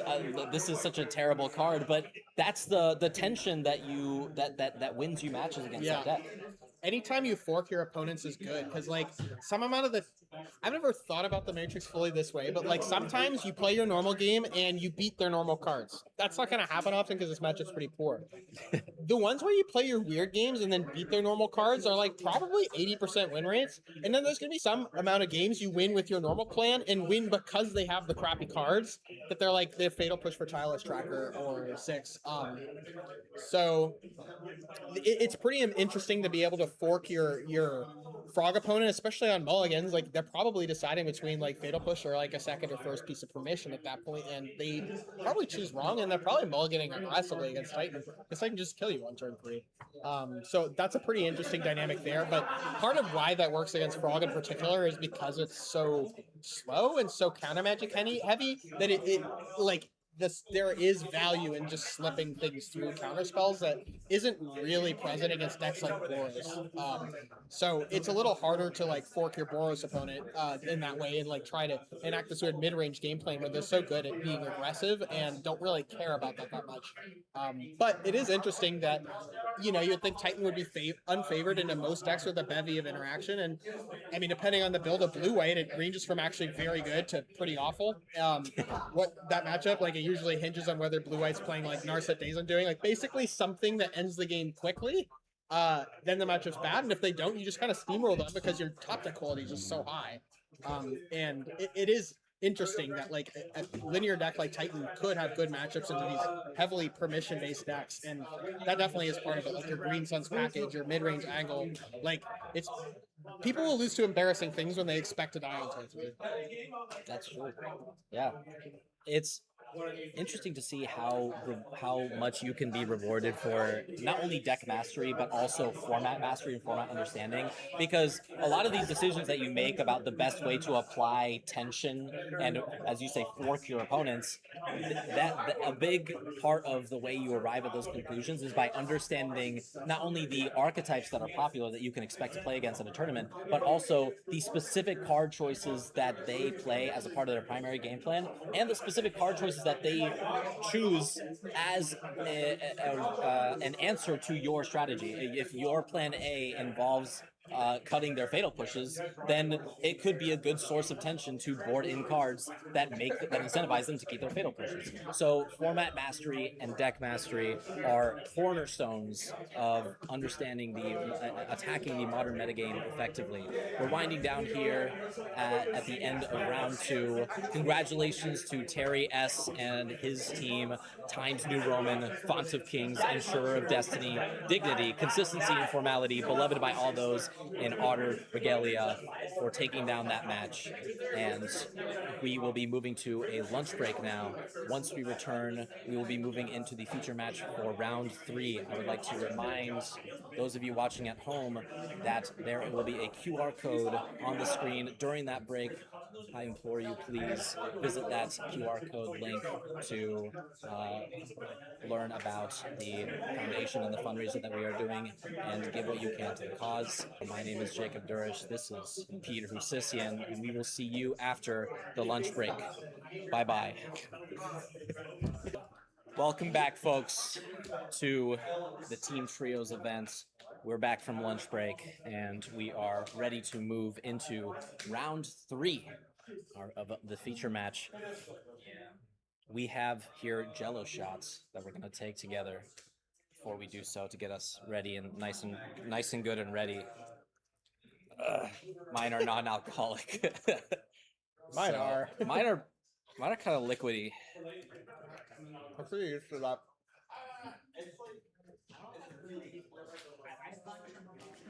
That's not very good. Can we have the teams? Oh, I went down the wrong pipe. All right, drinking some water. We're gonna get some info on the teams that are gonna be playing against one another. I believe we are spectating Modern, so we will actually know what we're talking about for once. If you couldn't tell, we're a lot more comfortable there. I'm so excited. We're gonna commentate on some modern gaming, ladies and gentlemen. We're gonna go ahead and transition into the feature match area for round 3. As a reminder, my name is Jacob Durish, and this is Peter Husissian. I asked my coworker, "How are you?" twice in the span of 15 seconds, and I am embarrassed. How are they? I don't remember. How are you? Hello? We have teams for round 3 feature match. The first team is Zoran Mom Daddies, Jack Y on Value Vintage, Jubes in the Legacy seat, and Simon B in the Modern seat, which is who we are going to be spectating going into this round. The other team, the name of this team is Talking Heads, is comprised of Elsie K in the Value Vintage seat, Rachel F in the Legacy seat, and Patrick G in the Modern seat. We're going to go ahead and transition over to the feature match area now. Again, we are spectating the Modern match against Simon B playing against Patrick G. Now, Patrick G, as we know from last round's feature match, is on Esper Frog, which is, primarily Dimir Frog with some white cards in it as a light splash. And Simon B is leading off with Sacred Foundry into Ragavan on the play. I think we have an educated guess as to what Simon is piloting, but this is the start that the Frog player never wants to see. This matchup's pretty awful for them, and turn 1 Ragavan with as few removal spells as Frog plays has got to be a nightmare. They need to land a Psychic Frog or the game's probably going to be over. And sure enough, Simon is on Boros energy. It looks like a Frog Ragavan got Fatal Pushed here. Okay, fair enough. That's definitely what he needed. I don't know if it's what he's going to need for the Ajonity. It's probably going to come down this turn, or really anything after that, but we'll see. The classic check, one of the classic checks in Modern is the turn 1 Ragavan, especially on the play. It effectively forces your opponent to have an answer to Ragavan or have a plan to ignore the Ragavan. Otherwise, Ragavan is going to snowball the game with a combination of pressure, treasure tokens, and potentially some cards off the top of your opponent's deck. Simon is going to go into his second turn here and play a pair of Guide of Souls, generating a life and an energy on the way. You mentioned this matchup being a difficult one for Esper Frog. Do you think that the addition of pest controls to the main deck could help that dynamic, given how many 1-mana creatures Simon's deck plays? I think it's definitely going to help here, and I think he would have preferred to have been on the draw. I mean, on the play, if he did have them facing on Temur Ragavan, you just can't ignore that. If they flip a Frog off your deck, you lose. I mean, honestly, you could just take the hit if you have pest control. It would probably be good enough here, but I mean, part of why they're playing pest control is because this matchup is pretty problematic, and that's sort of like a last ditch effort. At least it cycles when you don't want it. Patrick's turn 2 is comprised of one of the better cards in the Esper deck, and one of the reasons to play the deck is having access to Psychic Frog. Yeah. This 2-mana 1/2 that draws cards, grants itself evasion, and can grow itself. Just does it all. It is an incredibly powerful card, and honestly, arguably the best play that you could see on turn 2 coming from this deck, even on the draw. Especially against Boros. From what I hear, the plan in the matchup is to throw one of Blue Black's very few fatties. At the time I heard it, they were talking about Oculus. Not relevant here because he's not playing it. Psychic Frog's really the only big fatty that Boros can't contest with easily. They only play usually a few copies of Static Prison, and any burn-based removal is very poor at removing Psychic Frog. So this is honestly going to be a pretty big roadblock here. It's going to stop combat for one turn because you can't attack into a Psychic Frog and let your guys die. Then from that turn forward, he's just going to start pitching probably half his hand, drawing a card a turn, fatal pushing a weenie here and there, and maybe running away with the game by just hitting him for maybe 4 a turn, interacting probably every turn or close to every turn because of all the card draw you're getting. So that is the easiest way for Blue Black to snowball against Boros when Boros is usually the one snowballing against them. So he does have everything going. He needs to win. Let's see if it's good enough. Simon going into his turn 3 casts a Ragavan, generating some energy. One of the ways in which the energy deck can combat Psychic Frog is generating enough energy to make Galvanic Discharge a threatening removal spell, even despite Psychic Frog's activated ability. Guide of Souls is pretty helpful for generating that energy. The fact that he has 2 of them in play means every creature that he deploys from this point forward is going to generate him 2 energy apiece. Any Galvanic Discharge that he finds after that is pretty likely to just be able to kill the Psychic Frog. He follows it up with a Goblin Bombardment and passes the turn over to Patrick, who sees nothing except for an Arid Mesa on a Thoughtseize in Simon's hand. So, you know, conflicting emotions there. On one hand, you are pretty disappointed to see that your Thoughtseize missed, but on the other hand, your opponent only has an Arid Mesa in play in their hand. But Simon, with the Seasoned Pyromancer top deck, Probably best possible. It is best possible. I can't name anything better. That is a 2/2 that will gain you 2 life, 2 energy, and 2 cards. Yep. That is an absurd top deck on an empty hand, but It is getting countered. And honestly, like the Frog player here seems like he might actually run away with this game. Like his Boros opponent's empty-handed and can't attack. yeah, sitting there with just a couple of 1/2s and a 2/1 to his name and a Goblin Bombardment, staring down a creature that can easily outsize any of these with just some cards from the hand. Now, Patrick is not working with very many cards in his hand, so Simon might be looking to offer a trade. He's going to go in for attacks with the Ragavan, leveraging the Guide of Souls triggered ability, paying 3 energy and adding 2 +1/+1 counters and a flying counter. So that's a 4/3 flyer. Let's see, how many cards does Patrick have in his hand? Because if he can grow it to greater than 4 power, yeah, that's 3 cards. That's 5 toughness. Yeah. This forces Simon to not only lose his Ragavan, but he may need to sacrifice. Okay, so sure, that makes I like that. I mean, actually, Simon's ahead here. Okay, so He ends up with the same amount of lands in play, and they're both empty-handed, and he has a creature. He's winning. in fact, he's up a land. He's got 4 lands in play, a Guide of Souls and a Goblin Bombardment, to Patrick's 3 lands and an empty hand until his draw step. So that was actually a huge development for Simon. That gets the very problematic Psychic Frog off the battlefield and opens the game up to Simon top decking some additional pressure. Now he's going to be surveilling in the end step. He could find a couple different options here. Obviously, one of the best cards to put into your graveyard off of a surveil land is none other than Flage, Titan of Fire's Fury, but the selection is also just really nice. Yeah. And honestly, I'm kind of surprised to see Simon clawing back so easily. Bowmaster's decent here because you can ping it and then jump with the token. So that is okay for Patrick here, but I mean, it's just a top deck war from this point, and I'm pretty sure that Boros would win those, especially with Bombardment in play and Johnny's like pseudo lethal. I mean, like Patrick could peel a Murktide or another Psychic Frog and probably run away with the game from there.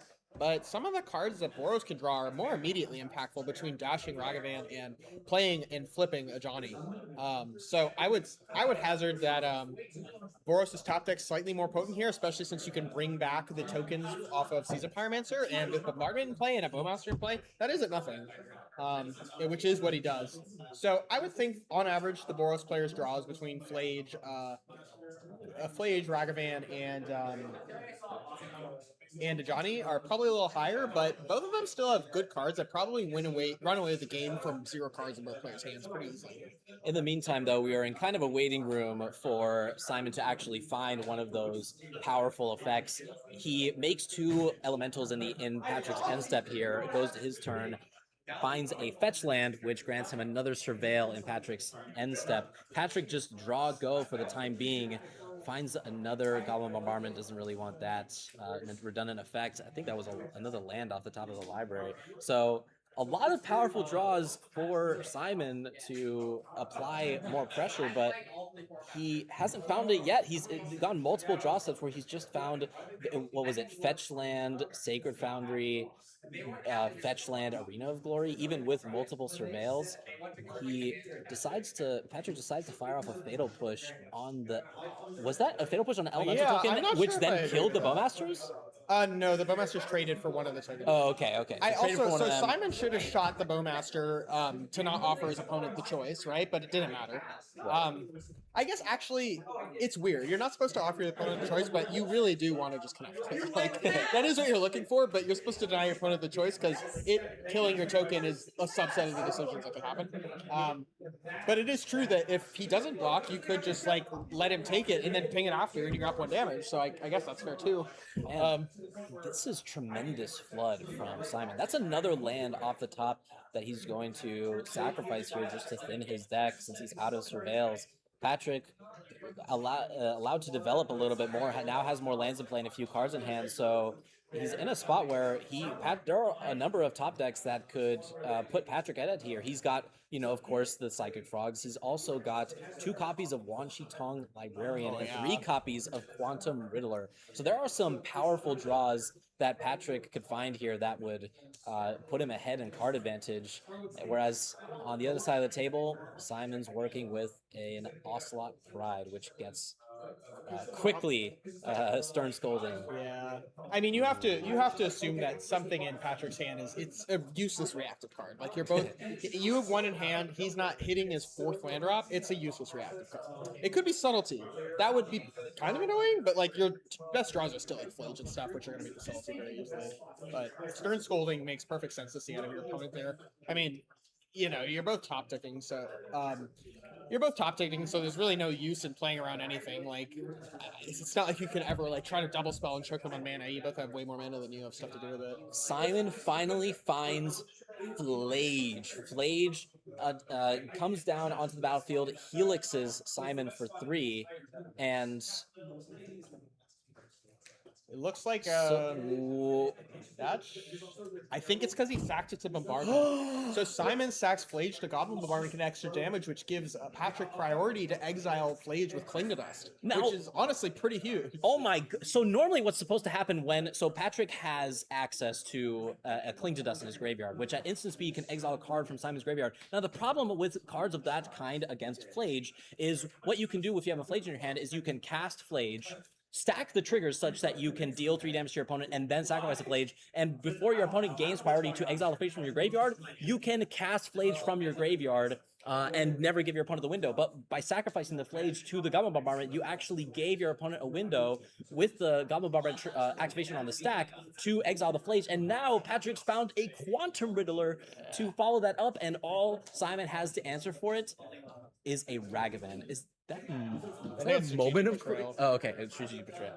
I mean, Simon can't win from here. That was a pretty pivotal turn, and Quantum Riddler is probably is Patrick's best possible. Like we forgot to mention it because it's not super common in Frog. That honestly I've barely seen the deck in a while. But that has got to be his best possible on an empty hand and an empty board. Simon's got a land and I think another Goblin Bombardment in hand. So he's just going to be sitting and watching as this Quantum Riddler hammers away at his life total. Man, what a pivotal moment. He finally found the Flage, but because of the weird interaction where because the Goblin Bombardment puts an activation onto the stack with the Flage still in the graveyard, it gave Patrick that opportunity to fire off a Cling to Dust from his graveyard to exile the Flage. Which is unfortunate because I thought Simon was playing this very well, like offering the trade with Ragavan with Bombardment. Like it's weird because it feels like you're throwing away everything, but so is your Frog opponent, and that's such an easy thing to miss because Cling to Dust is not super common. And how many copies? He's playing one. Like I don't know. You are in play around everything territory because if Flage hits, you win. So you probably should, but also it probably slipped his mind. I don't think this is open deck list, so he doesn't know about it. Yeah, when you're not playing around these cards, they could open you up to these incredible blowout plays. And Simon's just been drawing air. He found a Flage, but his graveyard's been neutered. He has to answer to a Quantum Riddler. And I don't think that he has the fuel in his graveyard to hit the Quantum Riddler twice, even assuming that Patrick has 0 cards in his hand to do anything about what's happening here. I mean, he doesn't need to hit the Quantum Riddler twice. If he hates it with a Rhino, his opponent dies, but... Oh yeah, if he gets 2 Flage triggers, he is at 3 after all. It did resolve, but you would counter the backside. Oh wait, he has 1 card in his graveyard. Never mind.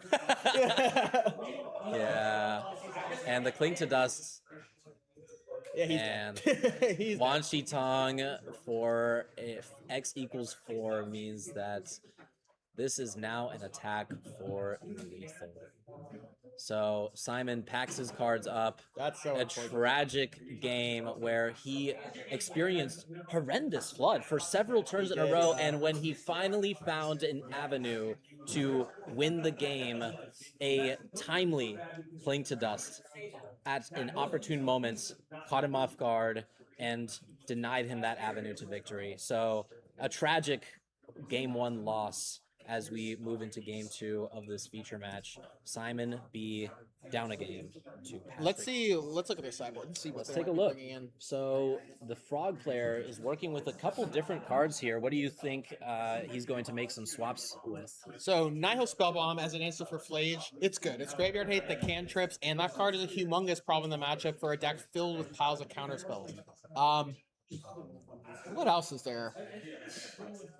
Not much, honestly. Like, we've got a Celestial Purge that can hit Celestial Purge, yeah, that you probably do that. Like, you could consider bringing in. No, Dress Down does. Do you bring in Dress Down? I don't think so.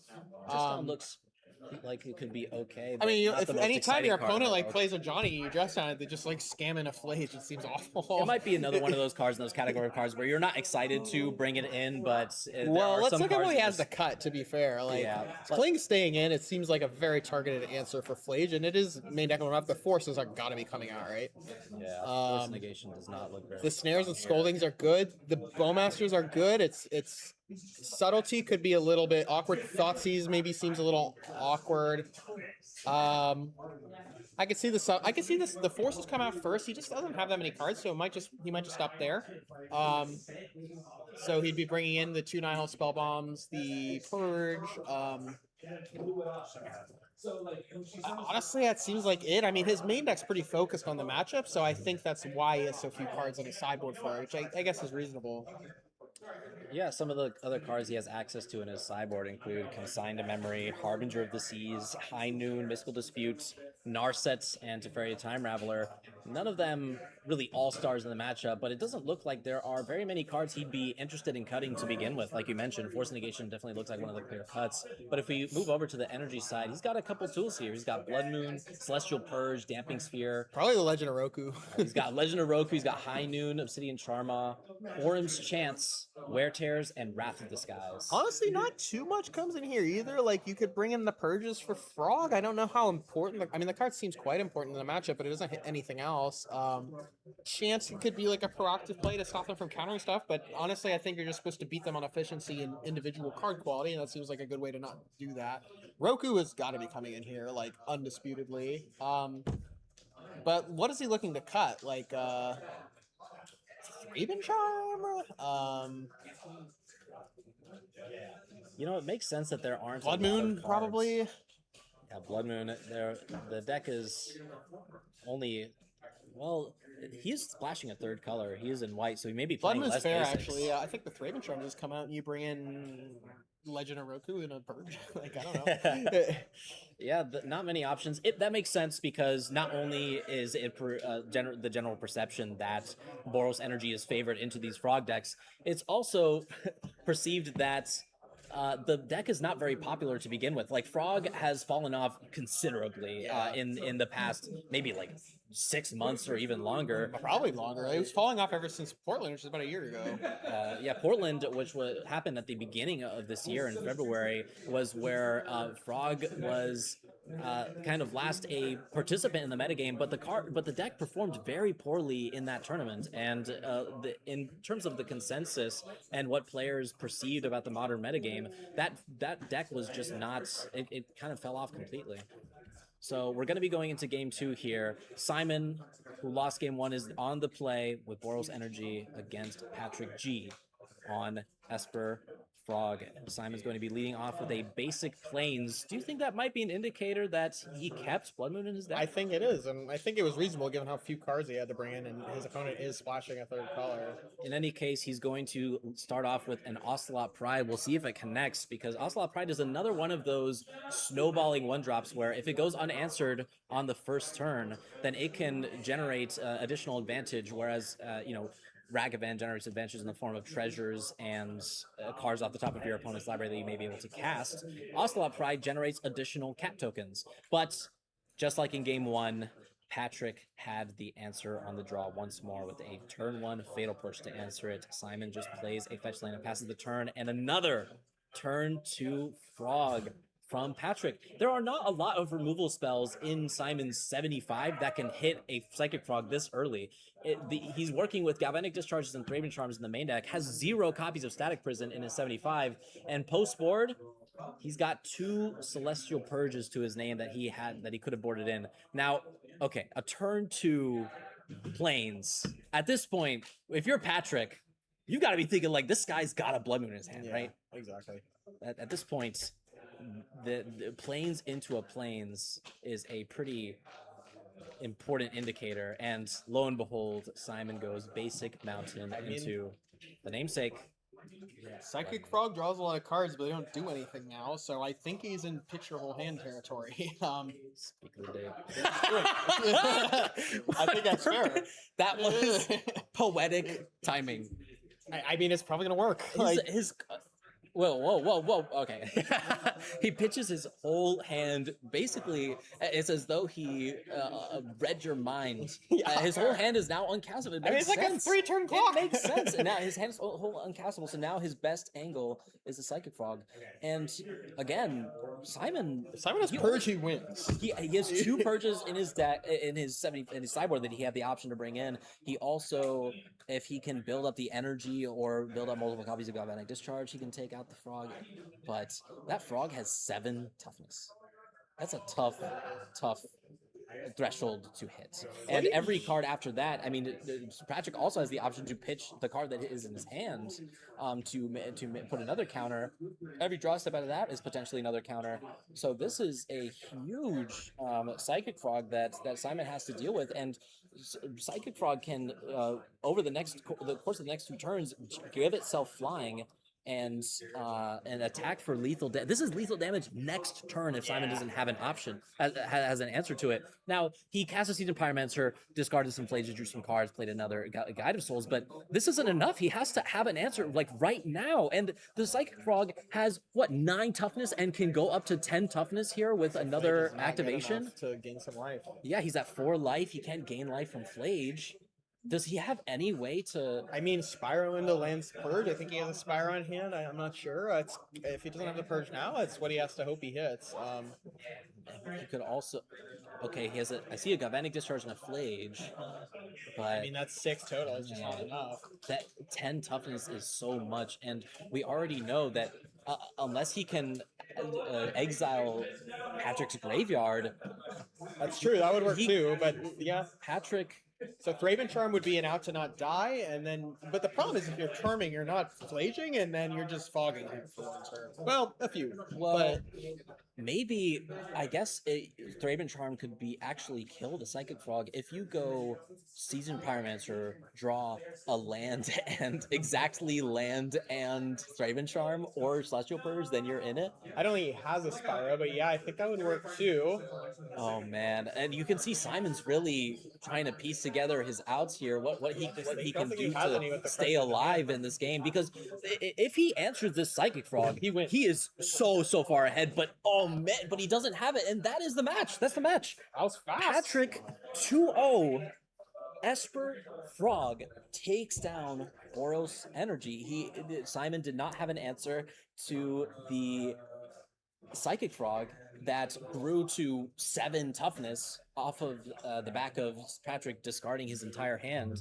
Normally, that is a play that is incredibly risky to make, right? Just pitching your whole hand to try and lean on this Psychic Frog that kills your opponent a couple turns is normally a play that you just could not realistically consider. But when you're in a spot where your opponent has just rendered your entire hand uncastable because you have 2 non-basics in play and your opponent casts a turn 3 Bloodmoon on the play, you got to take what you can get, but we can actually get some insight into how he sideboarded a little bit. That's exactly what he did. He brought in 1 Purge and Roku. Oh, 2 Purges. Okay, so he he brought in cut the something that Purges. was kind of useless. And he also brought in the 3rd Blood Moon from his sideboard, looks sure. like. I missed that there was another one there. Okay, and trimmed on some Ragavans. Ragavan seems a little odd to me. It's grim, but you did see Bowmasters, but you are on the play, and I mean, part of it is I think you are supposed to force your blue-black opponent to have the right answers in short order. Like, I mean, that is how he lost, but I don't know, like, Fatal Push into Frog, it sounds like the only way that claws into the game, and he had it both times.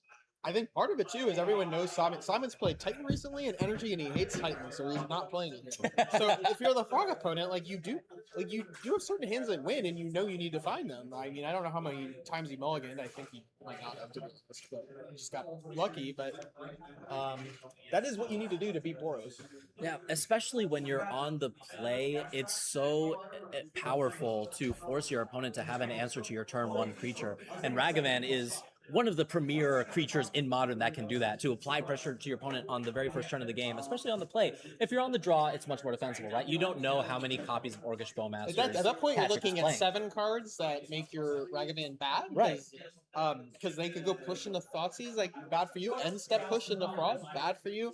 But when it's Bowmasters 2, also bad for you. It accrued value in the process. It like, double blocks a Goddess Souls later or something. Like, it's gonna gum up the board just like a tiny bit, like enough to matter, on top of you just, like, favorably exchanging into your, low to the ground snowballing card advantage, which, by the way, the next ones aren't getting in because your opponent just slapped 2 1-1s in play. So Now, the fact that he trimmed 2 copies of Ragavan actually might be an indicator that he would have trimmed more copies of Ragavan if he were on the draw. It's possible that if he were on the draw that game and he was anticipating Orcish Bowmasters and he wanted to give that card the respect he felt it deserved, he might have, if he was on the draw for game 3, for example, just cut all of his Ragavans. Yeah. And maybe, trimming 2 Ragavans was just a nod to Orcish Bowmasters, but also an attempt at retaining that option, keeping it available to him. yeah, I could see, like, I think I recommended cutting Thraben Charms, but I think it was probably one of his easier answers to a Frog, because, like, Frog can snowball with the game, and you probably keep a hand that has it on curve and maybe nothing else. So if you just play a bunch of guys and nugget for 8, you're gonna be okay. So I can see why you might want it there. So that's probably why he wanted to hang on to it. I mean, he would know better than I do, but All right, well, congratulations to Patrick G for that match win. It also looks like we might be getting an interviewee, our first player interview of the tournament. Hello and welcome. Can you please tell us your name and what you're playing today? My name's Elsie. I'm playing Burn in Value Vintage. Okay. Yeah. How did your last round go? I won in 2 games because my opponent was playing Gates, and Gates enter tapped, and I have Lightning Bolt. Oh man. So I assume you took it down 2-0. Yeah. How do you feel like Burn is positioned in Value Vintage? I think Value Vintage is a format that has coalesced around Cascade Rhinos, and I think that there's no basis for that. I think people are just kind of scared of the deck. I think Burn is the best deck by a country mile. I mean, is Burn as favored in the Rhinos as it was in Modern? I'm pretty sure. They have a pile of initiative creatures that they can never play against you because you play a haste creature and take it back. That's fair, yeah. And the Rhinos itself, I think they need to have turn 2 Rhinos on the play to outrace you. So you just kill them. Which is a large ask. Yeah, which like they can do fairly consistently. I don't know how aggressive you're supposed to mulligan with that deck though, because I'm not experienced with that format. Sure, yeah. So Pete and I are also not particularly experienced with Value Vintage, so I wanted to ask you, how would your win rate be affected if before every match you had to file your opponent's taxes? Would I have a program to assist me? No. I think I'd be 003 right now. Oh. Okay. I could definitely make headway on it, but I don't think within the time allotted, with no assistance, I could complete it all. If you commit tax fraud on their behalf, I think it'd be a very easy win. I hadn't considered that angle. I think it depends on the turnaround time for it being submitted. Like if I half complete it and then ask my opponent to submit it. That's true. Yeah, that is true. That's Okay. an important distinction. If a zombie apocalypse broke out, how much longer do you believe you'd survive than your teammates? Well, I have a stick with me at all times that I could use as a weapon in a pinch. Shout out the proud Irish art of Irish stick boxing. So I think I'd last a fair bit longer. I don't know. It's a question, right? Because I'm very tall. Are my longer limbs a weapon to be used in that scenario, or am I more vulnerable to a bite because I have more mass? What if the zombies were bald? I don't think they'd stand a chance then. I think I'd live forever. You could just mog them. Yeah, like they'd be bald. They'd be bald. I have a question for you. Uh-huh. Do you opt before or after the Goblin Guide? I would like you to show your work. Yeah, go and rip out a page. We will supply some paper for you. We would love like to a flow chart. Yeah. So, walk us through both possibilities. What could you be looking for when you're opting before or after? Like what are you optimizing for in each possible decision? Yeah, so as you can see, based on my scientific experience in the last 3 rounds, 20 minus 20 is 0, so it does not fucking matter. They're dead. Would you like to elaborate? I was hoping for a flow chart. Yeah, okay. 20 minus 20. Right, so on this part of the flowchart, we have OP, and on this part, we have dead. And as you see, they go from a lot of my opponent goes to dead. I appreciate the simplicity here. Yeah, I figured I would make it, really easy to understand. Okay. All right. We need to stop with the pointless questions. You're stranded on a tropical island with a toothpick, a loincloth, and 13 feet of rope. The sun has set, and you hear leaves and foliage rustling nearby. Which Taylor Swift vinyl album do you buy with your Amazon Prime subscription? I'd buy Leonard Cohen's Songs of Leonard Cohen. That is incorrect. The answer that we were looking for was Evermore. I refuse. All right, thank you very much, ladies and gentlemen. Elsie, I appreciate you sitting down with us today. You've been excellent, and I'd like you to now please exit my booth. Okay. Watch out for team. The name of this team is Talking Heads in the finals. We'll be there. You know what? Be ready. I respect that. That's bold statements coming in from Elsie. That was Elsie K, folks, of the team. This team has Talking Heads. The name of this team is Talking Heads. The name of this team is Talking Heads, excuse me. Oh. All right, what a joy and a pleasure that first interview was. We will have more player interviews for you in the rounds that follow. But in the meantime, we've got another ad read. Do you want to do this one? Yeah. Oh, it's about time. All right, come on. Wrap it up. All right. Get in there. Some games are fast. Some go to turns and then some. But the ones that matter are the ones you play together.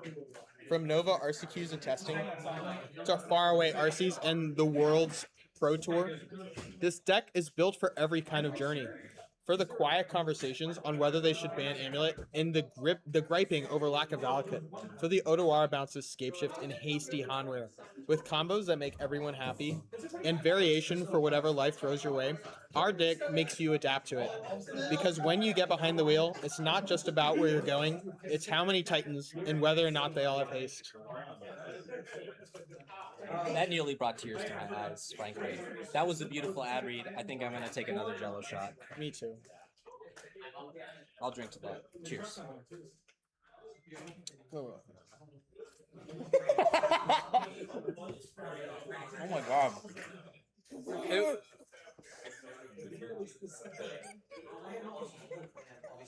It's so liquidy.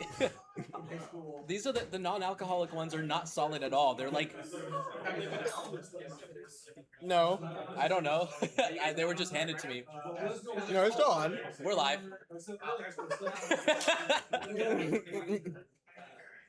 We're live. Mics are hot. Wow. What an experience. All right, we're having fun. All right, that was our ad read. We did our player interviews. We wrapped up round 3 of our feature match. And honestly, I just want to go back to, that was a blisteringly fast match. Psychic Frog was responsible for so much pressure in that game too.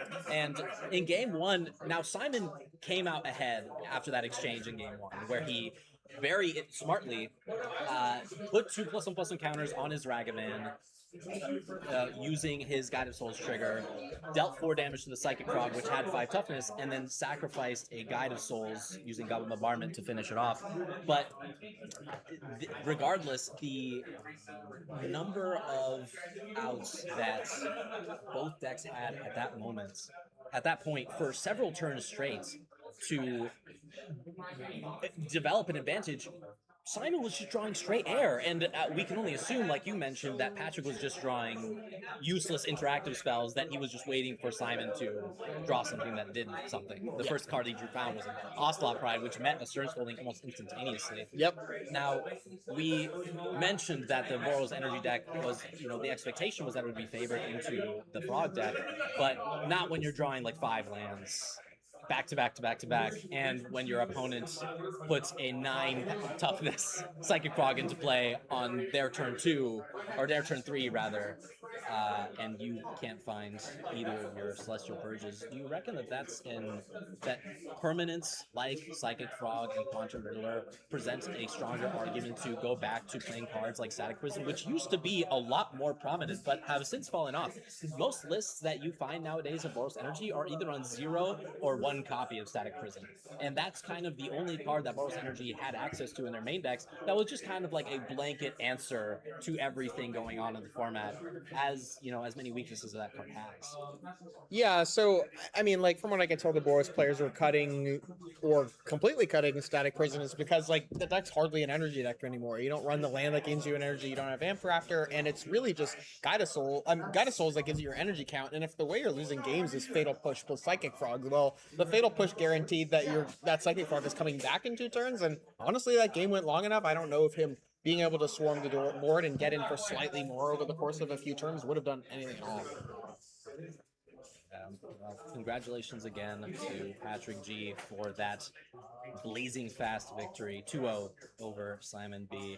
That's all for our round 3 feature match. We're going to go ahead and go to a quick break. As a reminder, please scan the QR code that will be on your screen to visit the fundraiser page for the Michael J. Fox Foundation, and we will see you after this quick break. All right, everyone, we are back. We just wanted to give you a quick blurb about why we're hosting this tournament. So Tiffany, the person hosting the tournament, is hosting this team trios in memory of her dad, who passed away in November 2024. She watched him slowly become a shell of the fun and happy person he once was, as his Parkinson's disease progressed over the last years of his life, and it was devastating. Her hope is that one day Parkinson's disease will no longer take loved ones away.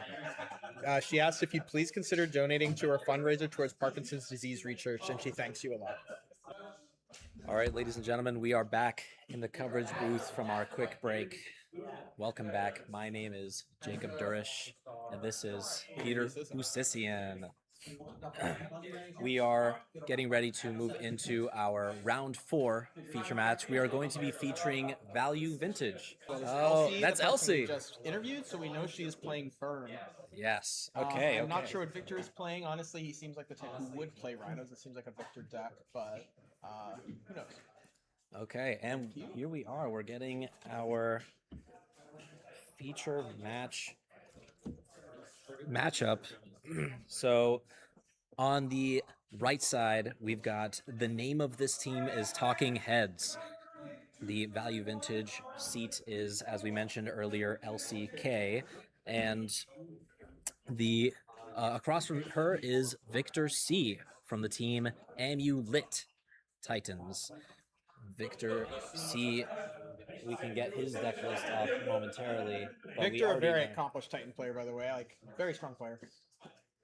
We already know that LCK is on burn and starts off with an appropriate start. That's basic mountain into Goblin Guy with an attack for 2, taking Victor down to 18.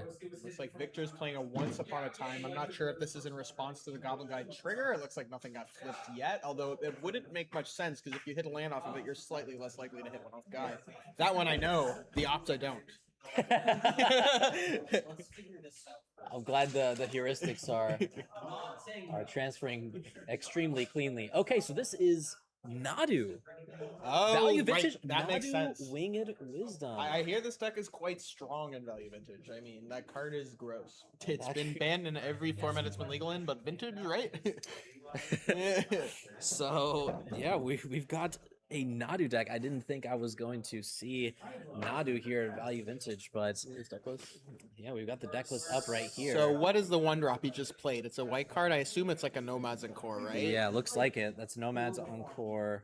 Okay, I did get it right. I was thinking of the other Nomads, the one in Modern, but yeah, I mean, having access into that card in Value Vintage is a pretty neat upgrade over Modern, but in exchange you're playing a Bant deck with a $30 budget.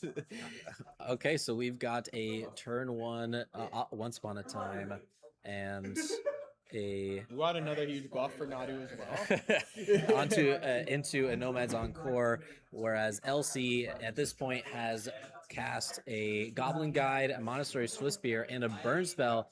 Victor's at 11 life. I just checked life totals. That's insane. Are you kidding me right now?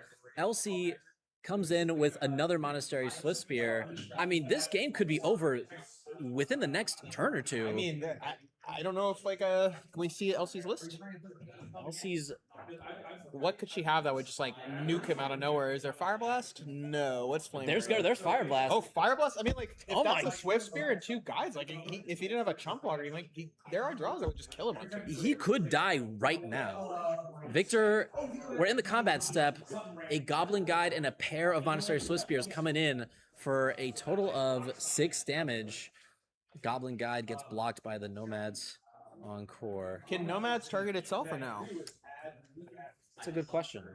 Because if it can't, then honestly, Victor's kind of drawing dead even this turn if he has Nadu, and if it can't target itself, then interesting. A deputy of detention coming out from Victor, so that is gonna stymie Elsie's aggression. Life totals are still 20-9, and she probably has a full grip, and it looks like she has a removal spell for her, which probably seals up the game. I mean, like, he gets pretty savagely 2 for 1. The tempo loss there is huge, and he's taking at least like 6 here. So If I had to guess, this looks like it's probably a Chain Lightning that came down on the deputy of detention, and another attack taking Victor down to 2 life. yeah, it looks He like Chain Lightning, untaps. sorcery speed, get your creatures back hit. They have all haste and suspend Rift Bolt, which will be good enough. And that game was over in very short order. We might be back to Modern where we know what we're talking about very soon. Yeah, this match could be over very, very quickly. A blisteringly fast start from Elsie, and the game closes out in short order. We're going to game 2. Again, we've got Elsie K on the right side in the Value Vintage seat piloting Burn, representing the team the name of this team is Talking Heads. I mean, I could see why she was saying the deck was so strong. There was basically nothing Victor could do, and if he had Nadu there, like that hand would have been an insanely strong start, threatening to win on turn 4, but there's still the whiff potential, on top of Elsie threatening to do the exact same thing.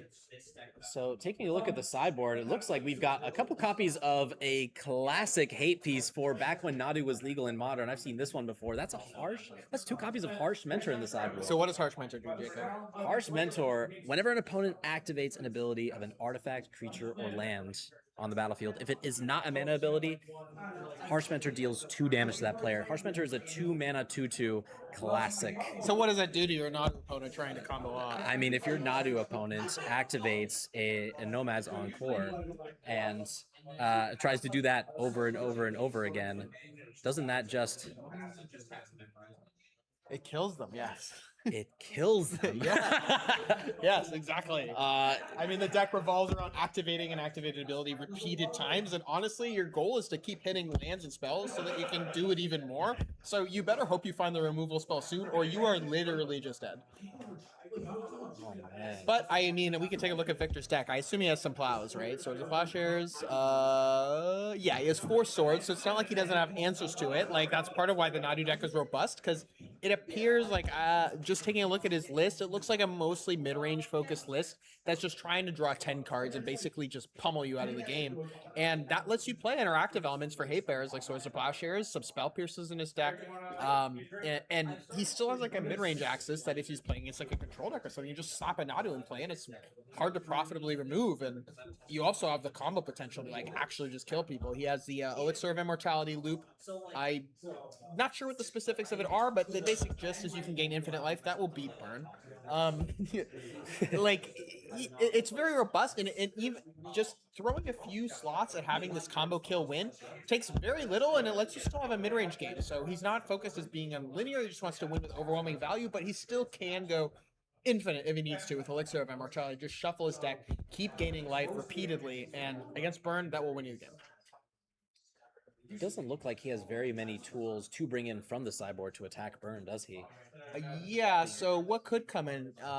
He can't play Scavenging Ooze. That's a way to gain life, but that requires that there seems to be fine.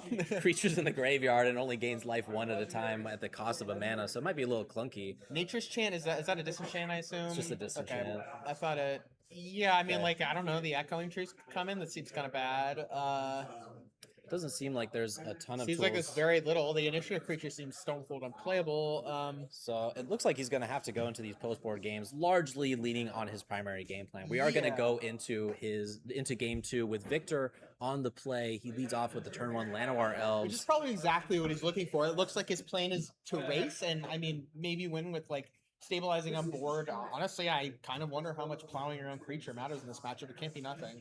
His follow-up is a Nomad's Encore, and Elsie on the other side has a turn 1 Goblin Guide. Comes in for 2 I assume damage. Victor, like, you'd rather... I mean, turn 1 Elf, turn 2 Nadu, turn 3 Nomads probably kills or functionally does on turn 3, and he's probably hoping to peel it. You can't just peel everything, but this Uran has a pretty large chance to hit. Is it top 6 or top 5? I don't remember. For Uran. For which card? Once Upon a Time. Oh, I think it's 5. Top 5's a lot. 5. Like, you're a little over 25% to hit a Nadu there, because I know the math from Rumble, and it's one more card. Hey. Elsie on turn 2 has the Harsh Mentor. Comes in from the sideboard, a brutal hate piece for the Nadu deck. Does Harsh Mentor include Llanowar Elves tapping? Or? No, mana abilities are excluded. Okay. So it doesn't Nadu shut on off top the... is good news for Victor, but Okay. Plow would be better. So he's got combo pieces, so if he has a way to get this Harsh Mentor off the battlefield, he could go for a line that wins the game next turn. I mean, Plow being in hand is kind of reasonable. Your turn 1 Elf start, and then you only spend 1 mana on your turn 2. It's reasonable you'd have some interactive element. Like, after all, you kept the hand. What could it have? Plow would be a reason, but also I think you just snap Plow here, so I think he doesn't have it. Well, in any case, Elsie is going to do her best to make sure that Victor doesn't make it to the state where he combos, and part of that is coming in for 5 damage with a Swift Spear, a Goblin Guide, and a Harsh Mentor. Victor here is thinking about blocks, has 2 1/1s to mess with, and decides to put them both in front of the Harsh Mentor. Let's see if Elsie has anything to say about it, or if the Harsh Mentor is... It's just a disaster if one gets bolted or something here, but I mean, like, I think Victor is in that territory where he can't win with it in play, and I mean, this telegraphs he doesn't have plow, right? That's actually not true. You could double block it, hoping to get bolt out of Elsie's hand here, and then bolt the Harsh Mentor, and that would be pretty backbreaking. Yeah, this might be a way to bait interaction before casting your Swords to Plowshares. And I think you're at a high enough life total here that you can afford to have some of that.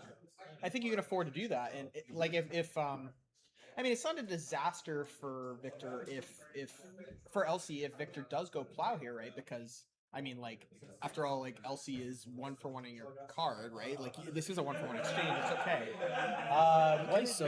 So Elsie went Lightning Bolt on one of Victor's blockers, and Victor responds with a Lose Focus to counter the spell unless Elsie pays 2. Elsie has 2 lands in play, but they are both tapped, so that bolt is getting countered. Exactly, yeah, and anything that can matter from here is Fire Blast, and I think that's okay. I think it's okay if your opponent sacrifices all their lands to Fire Blast your blocker, but in any case, it looks like Victor is going to be taking 4 damage off of this combat step, losing his 2 creatures, and Elsie is losing a key hate piece in Harsh Mentor with this combat. I think all things considered, this might actually favor Victor. I mean, like, this was a pretty large tempo hit for Elsie, because she could have crashed in for a lot more and wouldn't have been forced in this exchange where she has to bolt one of the creatures if she hadn't presented the option to double block.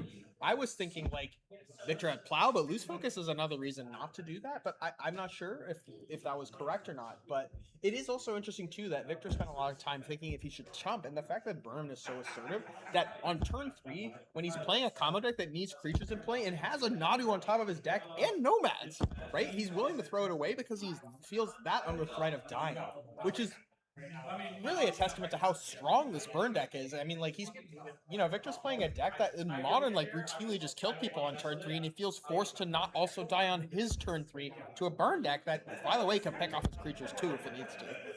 And hold on, did the Harsh Mentors survive?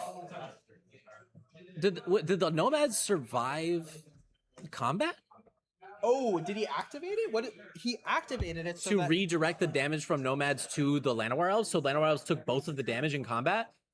That's huge if that's the case, because Victor's going to be untapping with a Nadu in hand and Nomads in play, and Elsie's tapped out. That's a very good point. And the Harsh Mentor's off the table.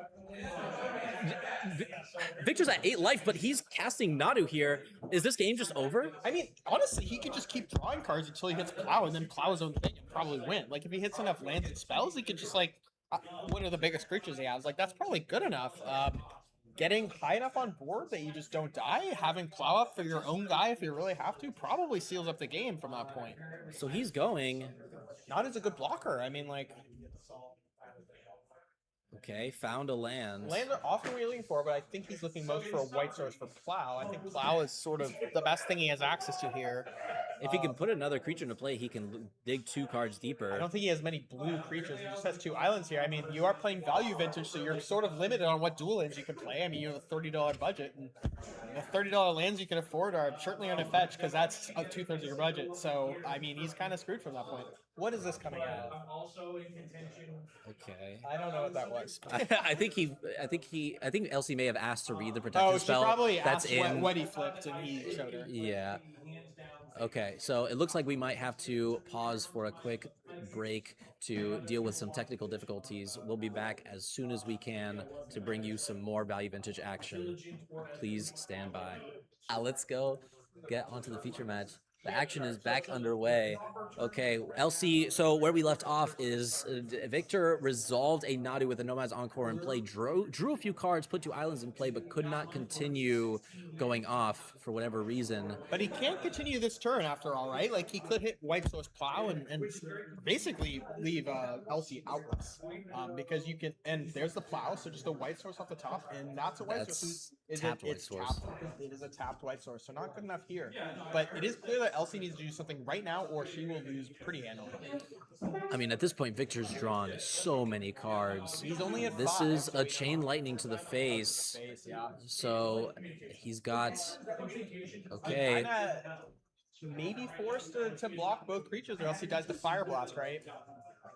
I mean, he's at 5, so he's Fire got to Blast go is for the 3 or block. 2 mountains. 2 mountains. 2 mountains. You are forced to double block here. If you hit an untap white source, and I think he probably seals this up, like he puts Elsie in a bind, and Nomad's doing plenty of weird things.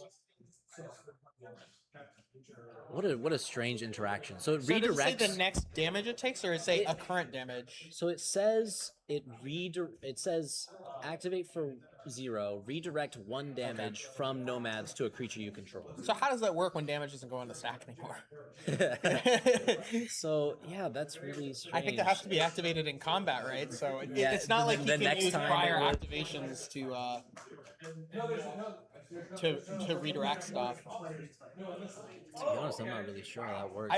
I assume it has to be. I think it has to be activated like in the damage step in this case, as blocks are happening.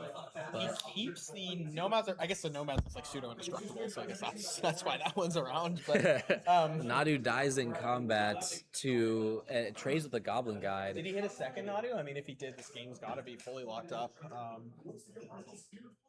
Ooh, another And harsh finds a Harsh Mentor with no loose focus from I think no it's- counterspell. I think it's interesting too that Elsie didn't lead on the Harsh Mentor, because it's pretty clear that Victor wanted to activate Nomads in combat to allow something to survive. If you play Harsh Mentor, I mean, you can't. Victor's at 5. He always had the option to do it in response, but he can't actually use Nomads to save itself if you play Harsh Mentor before combat. So I'm not sure what's right there. It depends on what's in Elsie's hand, right? So Victor's going to his turn with 5 life and a ton of cards in hand. Taps 3 mana with the Nomads in play. There is a Harsh Mentor, so What is that? Oh, What? Earthbender Ascension. Earthbender Ascension. I am curious what that does. Okay, so I think that's used for the loops that involve pain and lethal to death with the desert. Is he playing a desert? he does not have any not. deserts. That definitely does something loopy, right? Yeah, there's got to be a way to like sacrifice a creature. I think it might be a way to attack with infinite power. Okay. That seems reasonable to me. Oh, you can sacrifice it to Sylvan Safekeeper. Oh, sure. So if you have an earthbended creature and you sacrifice a Sylvan Safekeeper, oh man. I think these loops might net 1 power and allow you to buff a creature to infinite And power. Gmorph Imago does trigger when a land enters. Oh, That's a really weird interaction, but So what is he doing here? He's gone Earthbender Century. He's Earthbender on a land, has 2 counters. I mean, any good turn here has to start with Plow, right? Otherwise, he's basically just dead. It looks like he's just passing, so I think it's probably... what's that? Is that green 1-drop the Safekeeper? Yeah, I think so. Okay. Okay, so pass with a few creatures, but this is not the Nadu. There's no Nadu in play. Yeah, I mean, So- Nana would do much here. The Plow has to come first before it does anything too threatening. But, I mean, it is Yeah. a 3-4, which matters. Yeah, the Nadu's there's no Nadu in play. There's still the Harsh Mentor in play, and Victor's at 5. Elsie's going to her turn. She casts Eidolon, looks like. That looks like No. an instant or sorcery. That looks like a spell, you're right. It might be Price of Progress. Yeah. Oh man, Price of Progress. So- Is Victor dead? I assume. Oh, Okay, has so he Plow plows here. the he plows Harsh the Mentor. and now he has a window to try to hit a bunch of lands that are lose focus, which is fair. So the Plow there. Wait, he doesn't. But he have doesn't. Yeah, he doesn't have Nadu. So how is he gonna? What can he do? Okay, so he's sacrificing the Sylvan Safekeeper. So sacrificing the Earthbended land to Sylvan Safekeeper. Which doesn't. It does come back, so it's not like it's going to prevent a damage. He has 3. It looks like 3 non-basics in play. This is lethal, right? He has 1, 2. No, he has. I think this. I think there are 3. Yeah, he has 3, but he's a 5. Question? Oh, he's sacrificing all of his non-basics Oh. to the Safekeeper. That makes sense. And he takes no damage. Okay, I And he mean, has to kill a Archmentor first or he dies. okay, so you're instead of Price of Progress killing your opponent, it only Stone Raid them 3 times. That seems not very good. I mean, in context, It I seems think better. Yeah, I'd rather my opponent die. But this is just going to be a suspended Riftful and pass the turn from Elsie. But Victor's working with a ton of cards here. If Elsie can't put together another burn spell, I mean, like, if Victor's able to claw back from here, I mean, this is a testament to how you don't actually need to kill people with Nadu. He just needs to go to 7 cards, and even though it didn't look like they did too much, I mean, plow at the right time definitely does enough. And honestly, I've probably been speaking too much to him plowing his own creature. It clearly is not how this needs to go. so he does have a playset of lose focus in his deck, so he has counter magic and ways to prevent Elsie from finishing him off with those last few points of damage. But he needs to find something to do. He needs something proactive. What does that Earthbender Ascension do after it makes? It gives a counter to creatures every time you landfall, and it gives them trample until end of turn. Okay, so but he needs 4 quest counters on it. He did just get the 4th, and on the 4th one it triggers. So you get a counter once it hits the 4th. When you do, if it has 4 more quest counters on it, put a +1/+1 counter. Card good and limited. And on target creature and give it trample. Okay, that's powerful. So he's just putting more creatures into play, but he's trying to fade direct burn to face for a few turns, which is honestly unlikely. But Elsie does have 1 in hand and no filter lands, unlike the modern build of burn. So there's a little bit less flood protection here. I mean, part of the strength of burn is that you can play a buttload of basic mountains as your mana base. You don't have to waste any money there, but also too, you're not going to get that flood insurance like burn has in modern with the canopy lands. Oh man, yeah, okay. that looks like another. So upkeep Rift Bolts. Victor casts an opt to try and find a way to answer it, or a way to maybe a Source of Plowshares to hit his own creature, and that you see him gesturing there, but does not find it. And Elsie goes to the draw step and fires off a burn spell to finish Victor off. So looks like that's the end of the match, right? 2-0. Yeah, looks like a pretty systemically tough match. The fact that Victor felt like he was priced into making very unfavorable trades in the early game in order to stabilize was not, was pretty damning. But also at the same time, like, Nomads and Core did some tricky stuff, and it did result in like a pretty favorable exchange in the early game, and he still managed to lose just because of how powerful Harsh Mentor is. Not to mention, yeah, I mean, Elsie drew both copies of Harsh Mentor in that post-board game. That's a pretty good spot to be in when you're playing against the Nadu deck, right? I mean, like, Harsh Mentor didn't actually get any damage to face. It just made the game revolve around it, and that was enough.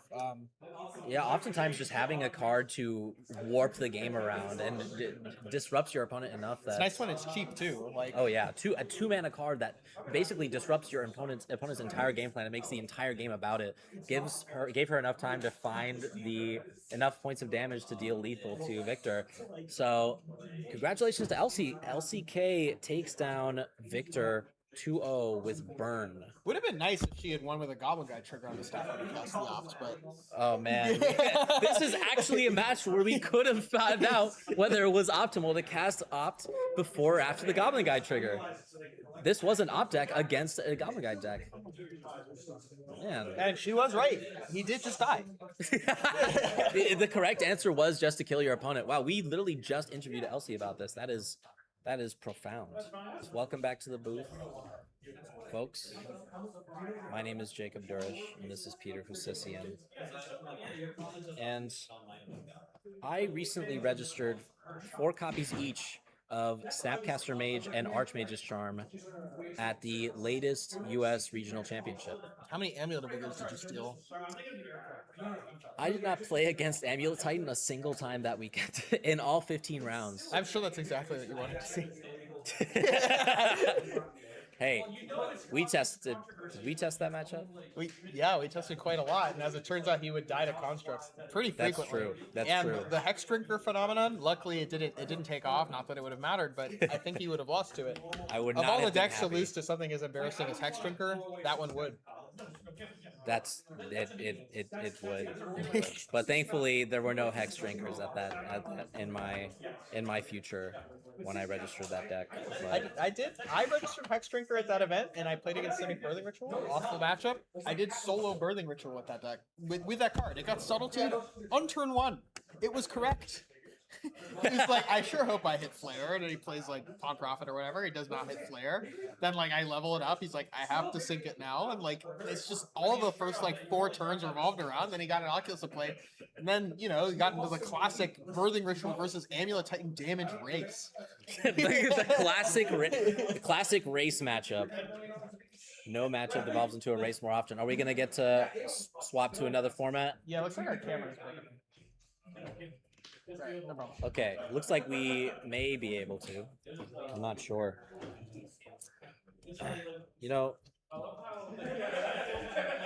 I for one am happy to see a burn deck succeed. Burn hasn't been good in any format for so long, it feels like. I mean, I can only speak to Modern, but Burn just In keeps any getting format, pummeled. such as Modern. I mean, like, Flage got printed, and I'm like, oh no.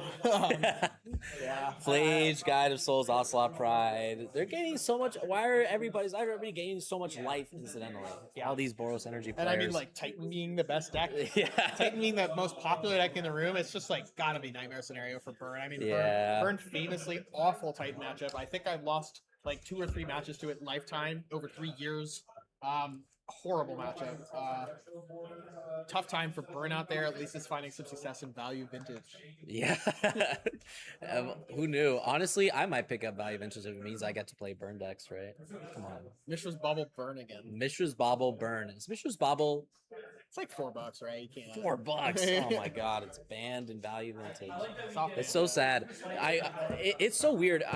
One of the teams was talking about their Value Vintage deck, and they had to swap out. They were playing Fiery Islets, and their Fiery Islets increased from like 80 cents to $1.50, and they had to cut it for Thran Portal, the next best option. That's the weird thing about Value Vintage. Like the next best option. You were playing Fiery Islet in your deck, and now you have to pivot to Thran Portal. The card pool that you have to look at to build your decks is so insanely unique. But it looks like we're going to be able to swap to a different perspective here. I'm curious to know what format we're looking at. That looks like Modern. That Well, actually, it looks could be like Legacy. Legacy with Force of Will. It could be Modern. I think that's a Force of Will. Okay, so who's in the? All right, the Legacy seat is Rachel F versus Robert A. Okay, Rachel F versus Robert A. So Rachel. Looks like we covered Rachel earlier. She was playing a 4-color beans deck, and let's take a look at what Robert's playing. Let's see if I can pull up his deck list here. Legacy player Robert Avoli. Lands. Oh, interesting. Okay, so this is the lands versus beans matchup. I'm curious how this goes. I feel like Land's probably favored. I mean, their deck just seems slow, and it's not a combo deck, so that seems good. Yeah, lands traditionally struggles against combo decks, but having access to a powerful card advantage engine of Life from the Loam to cast every turn and get various utility lands means that there's a lot of flexibility. That being said, if Very we're good looking at against counter magic. yeah, very good against counter magic, but looking at the board states, it looks like we are pretty far ahead on the beans side. I mean, there is a Scion with a Lava Sport boots on it, so. Generally, if you have a spawn with the Lava Spur boots on it, probably not in the best position, but you've got... I mean, Caracas with Ophelia, that's something. Like, okay. Yeah, keeps not Philly right there. off of the battlefield, but otherwise, Rachel's working with a Leyline Binding, a Teferi, and it looks like there might be one other card kind of just out of frame. Looks like a blue Binding probably creature. hit like a token or something. There's nothing under it, and I Yeah. see his boots, so I mean, likely came from a Saga. Looks like a Crop Rot's getting fired off. It does resolve. One of the more punishing things to not have resolve, because I believe sacrificing land is part of the cost of casting it. So I don't know what land he could be going for here. Saga makes some sense. Tabernacle seems pretty bad under no creatures, and yeah, Saga I guess makes the most sense. Sure. Yeah, Urza Saga, a way to generate pressure on a land. It gives you some constructs, and that might give Robert an avenue to hit the Teferi and get that off of the battlefield. Pretty awkward in Ophelia, though. I mean, the Caracas does do some work, but Rachel could spend every turn spending 4 mana replaying Ophelia here. Although she didn't fetch double white, so I guess that's not an option. But you know, Saga constructs pretty bad in Ophelia in that they just get flickered. I guess you can always just bounce the Ophelia before it can attack. So I guess that's like a weird tension. I assume he has another land to be played, so he actually could make a construct and activate Caracas. Yeah, he could. Prop running for Saga when you have an extra one in hand is interesting. I'm not super sure what the logic behind it is because I don't play this one. What? Okay, Rachel tapped 3 mana. Looks like That might be Clearing Conqueror. Yeah, hey, there's a 3/3 flyer. I mean, does Clearing Conqueror shuts off lands, right? No, it can't, right? No. Unless it says non-mana abilities. Oh, right. It Yeah. doesn't. So artifact. It's what is it? Artifact creatures and planeswalkers. Okay, so yeah, so here would be the spawns. The so it doesn't shut off Urza's Saga. It doesn't shut off Dark Depths or Stage. And the Caracas is still going to be able to keep the Ophelia from attacking, so that card is kind of rendered. He can make a construct as well, but the Saga sacking itself is kind of a real cost. I'm sort of surprised he went for Crocodile for Saga when he has a second one, right? He can't make constructs off both of them, and I could see like going for like one of probably Stage because I actually tap for mana to make constructs, and then mapping for Dark Depths, although Dark Depths Stage seems super unreliable in a matchup with, you know, versus playing against a deck with a bunch of Plows and Solitudes. So it looks like there is, you know, a degree of tension when you put Clarion Conqueror into a deck that has Teferi Time Raveler. You aren't going to be able to activate it, but it's still, you know, you still benefit from the passive text, the passive ability preventing your opponents from activating, from casting spells at instant speed. Yeah, it does also seem like she does board it in pretty liberally as a 3/3 with flying. I mean, it definitely does something here. Definitely better than Philly with Caracas. Robert going into his turn, floating 1 mana with Urza Saga with the trigger onto the stack, and it's going to pop and allow him to find an artifact that costs 0 or 1 and put it directly into play. It does turn off map here, so if he was trying to line up a slow Dark Depths win, then he probably can't, because I assume he needed the map. Like, part of my reasoning for him not prop riding for a second Saga is he could find one piece of the combo and Saga in hand could be the second. It looks like Rachel's going to flash in Wan Shi Tong in response to the Saga trigger. We'll see if Robert could theoretically bounce it back to Rachel's hand with the Caracas in response. Oh, Caracas, sure. I was thinking Aurora, which he also cannot cast. So Urza's Saga is going to pop here. Now, Urza's Saga, the effectiveness gets neutered quite severely when there is a Clarion Conqueror in play. There are not a lot of artifacts that you could get to help yourself out here. Let's see what he Looks could like he got theoretically- Soul Guide Lantern. Okay, yeah. So he's got Soul Guide Lantern, Mox Diamond, Expedition Map, Lava Spur Boots, and Pithing Needle. In the sideboard, he could also theoretically board in Grafdigger's Cage. Doubtful that that would have many applications in the Beans matchup. Yeah. I mean, Robert seems like he's in a bind, but also, I mean, his deck doesn't play that many spells, so it's gonna look like that. I'm not sure what land that is. I'm also not sure what land that is. I think, is it an Ancient Tomb? No, he didn't take, is that City Traders? Oh. Is that his deck? Oh. No, City Trader. There is one Ancient Tomb. One Ancient Tomb. Okay. I guess Ancient Tomb lets you go Forest Crop Rocker and make a construct. That's kind of fair. It also lets him hold up Caracas. Yeah. And it could prevent Wan Shi Tong from applying pressure, but Yeah, but now Felia can kind of do some stuff. So Rachel has sort of forked him on Caracas. Like, he has to choose a thing, and I mean, probably Felia, but finding a second legendary creature is pretty valuable, but that construct is crashing in and applying some pressure. Rachel fall down to 10 life. These constructs could give Rachel a run for her money. She's going to need to find a way to answer them.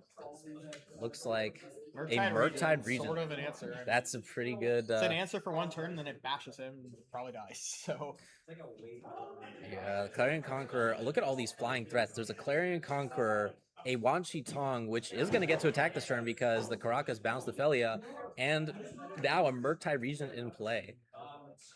So It's an interesting question of who is going to be able to win this race between two large constructs. It's got to be, right? I mean, that evasion is going to be so hard to come back from, and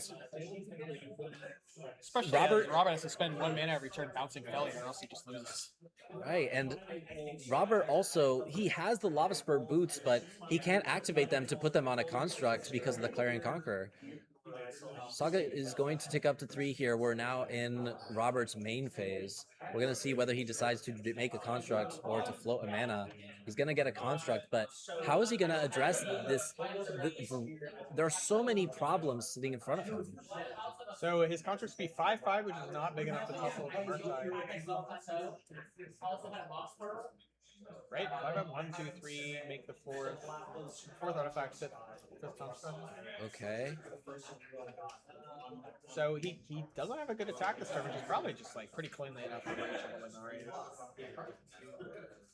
It looks like it. Maze of Ith could do something into the Murktide that would help you win a race, but he doesn't have it. Puts another Urza Saga into play. Now these constructs are large. He does have a large board state. I think they might be bigger. I think there might be more artifacts on the to the right. Like 3. There might be like 3 of them. Right? Yeah. Oh, we just got dressed down. Oh. Scratch all of that. Yeah, this, I mean, come on. End step dress down. I think it might be. Because you could turn off your own Conqueror for a turn. I think that might have been a combat dress down. Oh. Because I mean, she put to attack, right? Unless the constructs, yeah. Yeah, she did it in. I think she did it in combat, right? Oh, did he attack? Yeah. Oh, okay. So they are bigger. Only that. Well, I think Robin probably can't win. Right? Plays another card, lands just out of frame. I assume it's enough the Beanstalk, considering she tapped 2 mana and the drew a card. Yeah, that's fair. And crashes in for what I can only assume is lethal. Okay, Caracas. Okay. I'm not sure how big the Murktide region is. I guess we'll find out momentarily. Well, she exiled definitely 3 blue instants and sorceries and a white card, which I don't know. 12. Is that Murktide region only a 4/4? Oh, it might be. Well, it might only be a 4/4. Because I think Robert was at 12. I think Robert was at 12 and then took 7 down to 5. So Lobo coming out here. I'm not sure what he has in his graveyard that is good enough here. It's so hard for me to imagine. So that's a maze, I think. Yavimaya, Maze of It. Okay, so that does keep him alive for another turn, right? I think so, yeah. I'm not sure what the I guess because if Rachel deploys, the Feli or the Wanshitong, they can get bounced. Taps 2 mana for Felia, taps 2 mana for the Wanshitong, and again, we're forked on legendary creatures.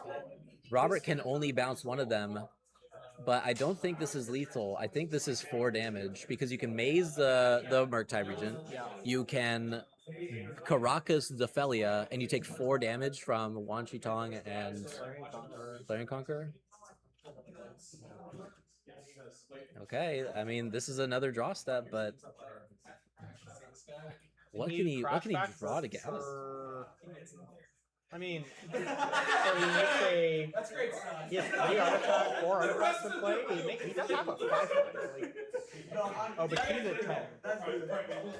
No, it was. And he can't activate boots, so that turns off that avenue. Maze of It treats it as if it were still blocked, right? I believe so. I also don't know if it only works on attacking creatures or not. But if it still treats it as if it were blocked, then I don't think he can really do too much. He's going to 2, so he took. What didn't attack that he only went to 2 instead of 1?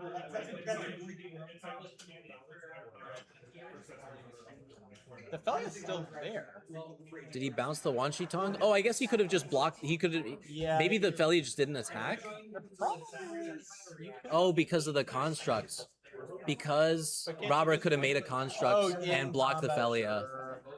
Okay, I see. Yeah, that makes sense. Okay, but now we went through another combat and Robert could not So Robert, why did you grab it? Why did Robert switch? Robert's. I think Rachel attacked again with the Clarion Conqueror and the Murktide Regent, and Oh, so Robert just went go. yeah, Robert only had the one Mazavith and the Caracas. So because there were two non-legendary attackers that had flying, Rachel took down the game. It's like probably game 3. Going to game 3. I didn't see a handshake, so Maybe they're just rude.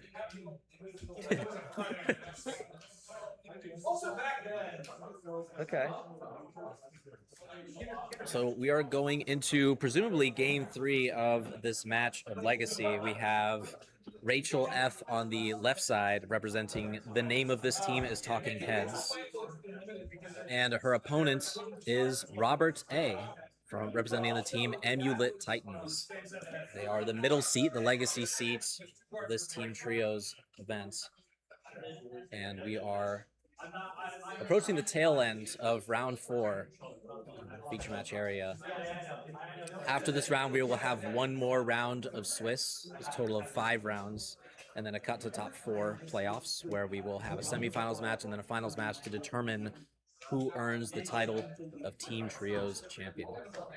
It's a chilly December afternoon here in the DMV.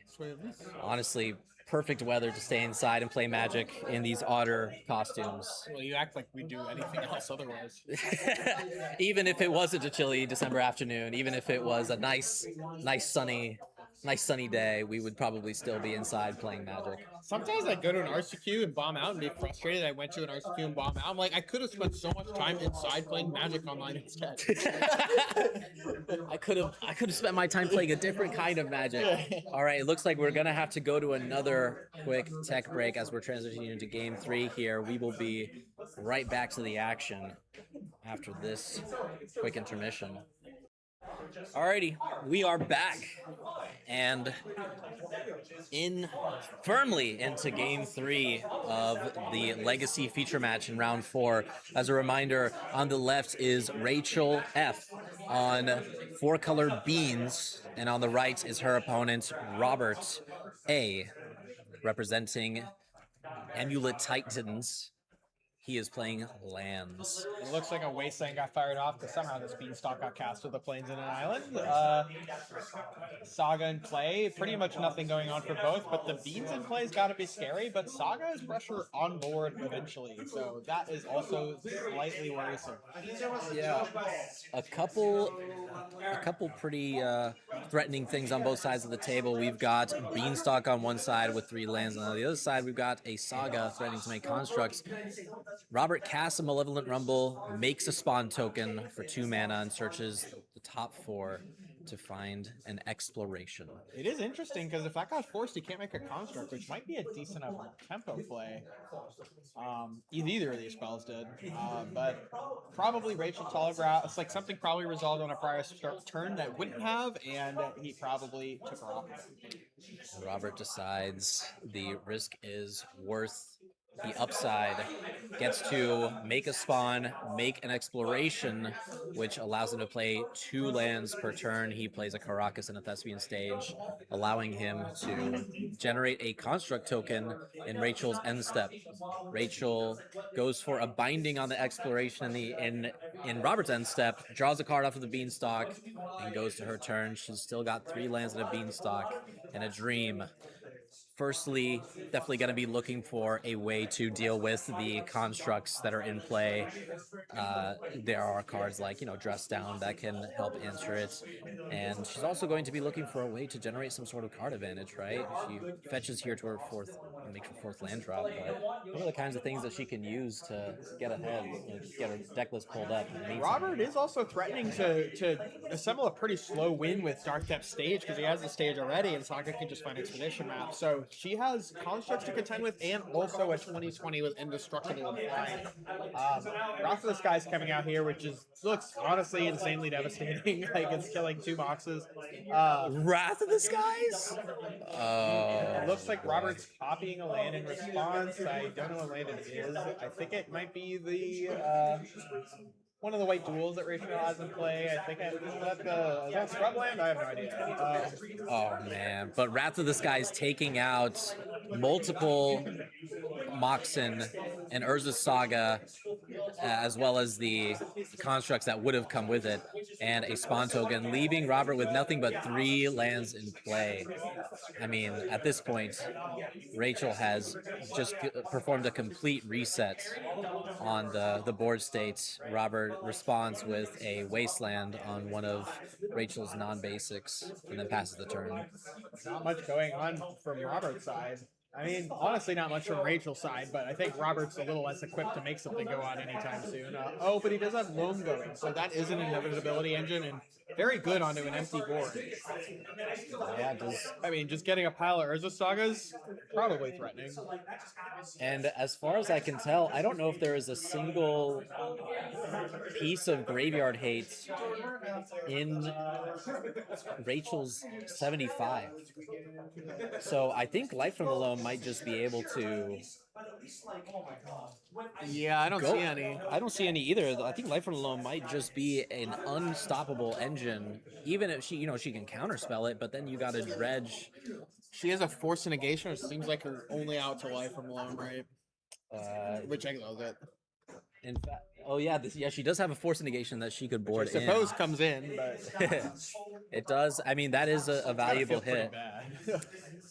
It's kind of the only card you care about. Robert casts a Life from the Loam. It picks up 3 lands, one of which is an Urza Saga, which he will deploy for the turn, and passes it over to Rachel, who casts a Felia. Felia is a creature, and that is not what he wants to see.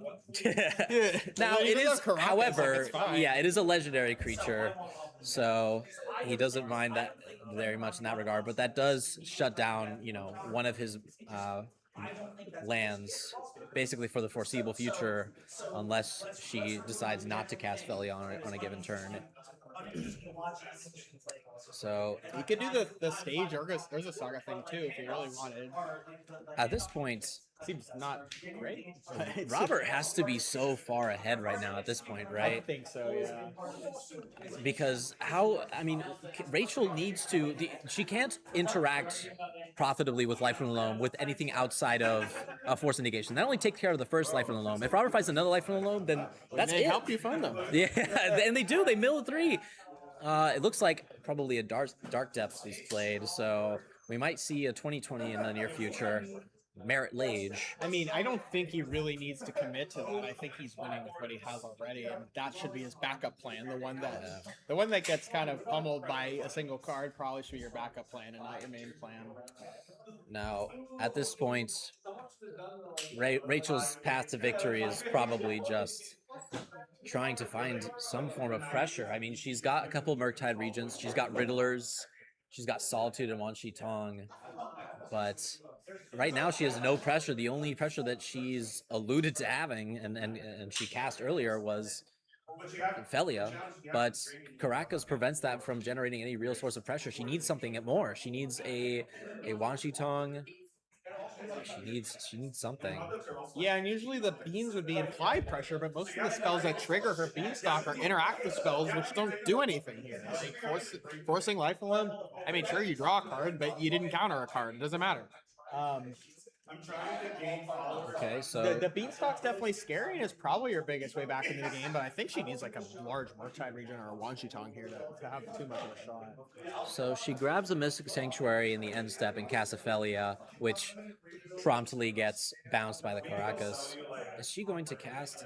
Is she going to find anything proactive? I mean, not yet. Robert in the end step like a second Felia doesn't work.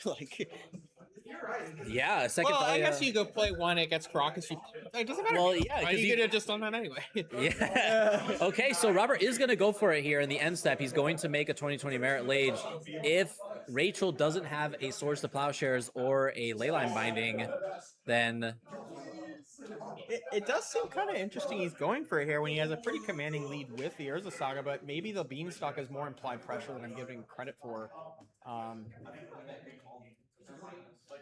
Because it does seem the fact that you can't do both. Like you can never make all your constructs and make merit rage here. Whereas if you went constructs, she somehow contends with that. Then you go merit rage after she Wrath of the Skies and dress downs you. That seems pretty reasonable, but there is something to be said about just getting Rachel dead. This is risky. It's a risky play. If Rachel has a way to deal with the Merit Lage, then this is a lot of mana and resources that he's invested. Urza Saga ticked up to 3 in his main phase. He got rid of it to grab a Mox Diamonds, and now is coming in with the Merit Lage. So he's crop running for something, and what card is that? Oh, is this Sajiri Step? Is that the protection lane or something? No? Okay, I presume that might be a Swords to Plowshares that was just cast. It was Handshake. It was the Swords to Plowshares. And then it was force the crop rot, plow the Merit Lage, I think. Right, but Because I think he's playing a protection land. But Is if he Jerry Step? Yeah. Okay, but you can't. What didn't she force of will the crop rot? Did he have a second crop rot? No, I think he conceded. Robert conceded? I think. But, but didn't he have, still have the light from the loam engine? He have green. Oh, he had Mox Diamond. He had green. Yeah. What happened at the end of that game? I mean, he was down like 3 mana because he went for that. I think I was a little. He was significantly behind. Maybe did they go to time? Maybe they drew. It was a relatively long match. Do you know if they drew? Oh, if they were in turns, then you go for it, right? Yeah. You go for the kill if they're sense. in turns, but I don't know what happened there. I think they were in turns. I think you're right.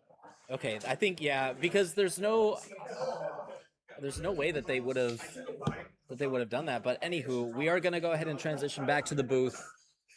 Welcome back. I gotta get oh my goodness, I'm getting caught without my sponsored attire here. We have an ad read that we have to do, so I have to make sure I am in costume. I can do this one. All right. I've been handed a piece of paper by our sponsors. So let's get this started. I can't see very well. All right. Do you ever feel like your steak is too juicy? Did your lobster come with too much butter? Is your life coming to you too easy? Then you need Universes Beyond. Universes Beyond is a grab bag of intellectual property designed to maximize shareholder value while minimizing player attrition. Did you need a land with pizza on it? Did you feel the need to visit NYC for the 10th time and not in person? Universes Beyond can solve that. Through our algorithmically generated and 100% accurate data that we did not make up, 95% of Magic players enjoy Universes Beyond and spend exorbitant money on buying them, which is what matters.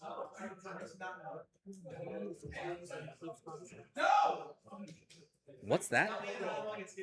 This data is only true for well-integrated high fantasy settings and not stuffing whatever nostalgic franchise we have in the back room into our collectible card game? The pizza.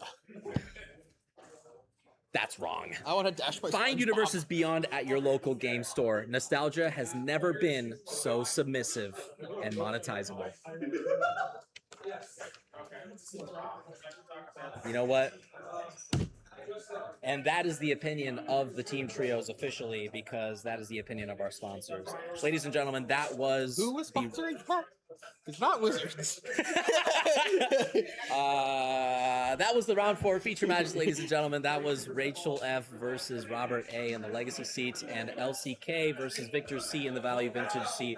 Elsie K took that match down 2-0 with Burn against Nadu, and to this day, I'm still unsure who got that match, that Legacy match. I think the likeliest scenario, because Robert attacked for 20 with the Merit Leech.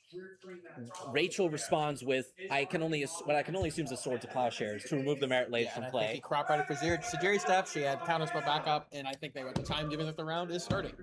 Yeah, I can only assume that they went to time, but in any case, we have to go to a quick break before we hit the round 5 feature match. We will be right back after these messages. Welcome back, folks, to the feature match area. We are in the final round of Swiss. This is round 5 of the Team Trios event. We are featuring the modern format this round, and we've got 2 players here ready to bring you some gameplay.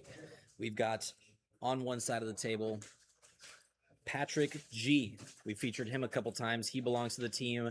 The name of this team is Talking Heads. On the other side of the table, his opponent is June C. from the team Bye. June C. is on a deck called Moist Naya. This appears to be a deck featuring Omnath, Birthing Ritual, and Shardless Agent, which can find the Birthing Ritual and cascade into more creatures up the curve, such as Elish Norn, Quantum Riddler, Solitude, and Magmatic Hellkite. So lots of powerful creatures going up the curve, starting with a Birthing Ritual and Shardless Agent. On the other side of the table, Patrick G, of course, is on Esper Frog, which is a Dimir, tempo deck, Dimir deck with lots of efficient answers, lots of efficient spot removal and counter magic, as well as efficient threats such as Psychic Frog. It is splashing white for cards like Pest Control and a couple sideboard options. We're going to go ahead and get started with game 1. Patrick starts with the Surveil land and passes the turn over to June. So my instinct here is that June is probably heavily favored. I mean, every blue tempo pile lost pretty handily to the Omnath piles, and I think any build of a blue tempo deck is going to struggle against a resolved Birthing Ritual, and that card is cheap. At that point, every creature is a threat, and what are you going to do? Counter kill them all? I mean, I don't want to kill a Pawn Prophet or Ice Fang, Well, this deck is not. There aren't any. No. This deck is not Simic Birthing Ritual. It's important to note that this deck is It starts at 3. Starts at 3 and goes up from there. So Shardless always hits Birthing Ritual and then threatens to hit Omnath. Yes, Shardless Agent. The only card that Shardless Agent can hit in this deck is Birthing Ritual. And from there, you go up the curve to gain access to these powerful creatures at 4+ mana. Now, Patrick leads off with a turn 2 Psychic Frog. Now, that's a strong start as far as this deck goes, but again, there we are. That's a turn 2 Birthing Ritual. Dimir decks notoriously struggle with enchantments, especially cheap enchantments that are highly threatening, and this deck is chock full of not only ways to find that cheap enchantment that's highly threatening, but also a ton of cards that generate pressure and card advantage. That being said, the number 1 card that you want to see in this position on turn 2, if you're Patrick, is Psychic Frog. So both players getting their premier turn 2 plays online, but in this spot, you have to imagine that June is in a much more favorable position. I'm honestly not sure, because part of the problem is that, without the cheap cantripping creatures, it's going to be hard to slip creatures that feel basically bad to counter through his counter magic. She's going to cast Shardless Agent, which is a 2-for-1 itself. It just gets a second ritual in this case, though. But for that point, she's trying to turn Omnaths into Quantum Riddlers, and who knows if the Omnath actually resolves. That's true. Yeah, at this point, Birthing Ritual requires you to get to the end step with a creature in play, and if Patrick can successfully prevent June from doing so, this Birthing Ritual is going to sit and play and do nothing while Psychic Frog is applying pressure continuously. Yep. And he did pitch Stern Scolding to Psychic Frog, which is probably heads up because I think June would have fired off Solitude on her main phase while he was tapped out and after her Birthing Ritual resolved. I mean, like, it always eats a subtlety if he has one, but it's the only time you're going to be able to be Counterspell. So I think firing off, pitching Stern Scolding makes a ton of sense there, and it certainly doesn't have targets against the rest of the deck given how high up the curve it is. June on her turn 3 cracks a fetch land in her main phase, and Patrick responds with a copy of Wan Shi Tong Librarian. This card is X blue blue.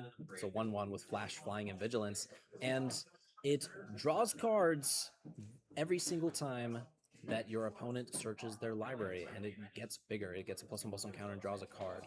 It also draws additional cards and gets additional counters if you cast it for X equals more than 0, but in this case it was just cast for 2 mana. But he didn't do it for the full X he could, which means he's probably representing some 1 mana thing, which in this case is probably just going to be either a second Scolding, sort of fair. Snare makes a lot of sense.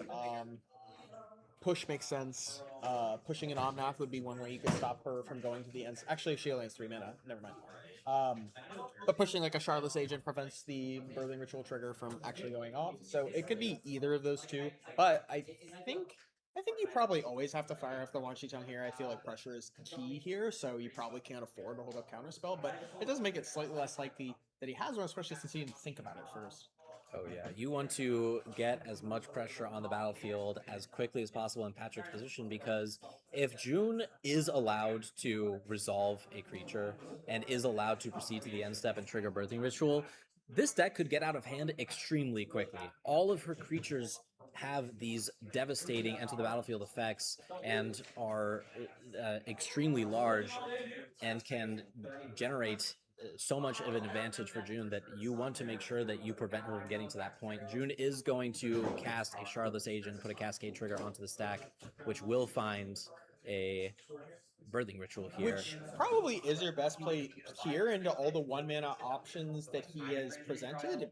Subtlety is really weird, so you have to put subtletying the Shardless Agent, unless he doesn't know that it doesn't stop the Cascade, makes me think that his card in hand is not pushed, because he would have just pushed the Shardless Agent, right? So it's probably Spell Snare, or it's probably Spell Snare. Like he would have Scoldinged it. Which would have been bad for him, but like, you know, if that's your play, then Scolding's better. Yeah. Subtlety seems like a much weaker play than... I'm just still interested in why he didn't Stern X equals 1 it. So I think you can put him on Spell Snare here. I mean, he could also just be looking to try and get another Surveil off of his that's Flight fair, but Strand. the counter's got to matter more. We need to kill June.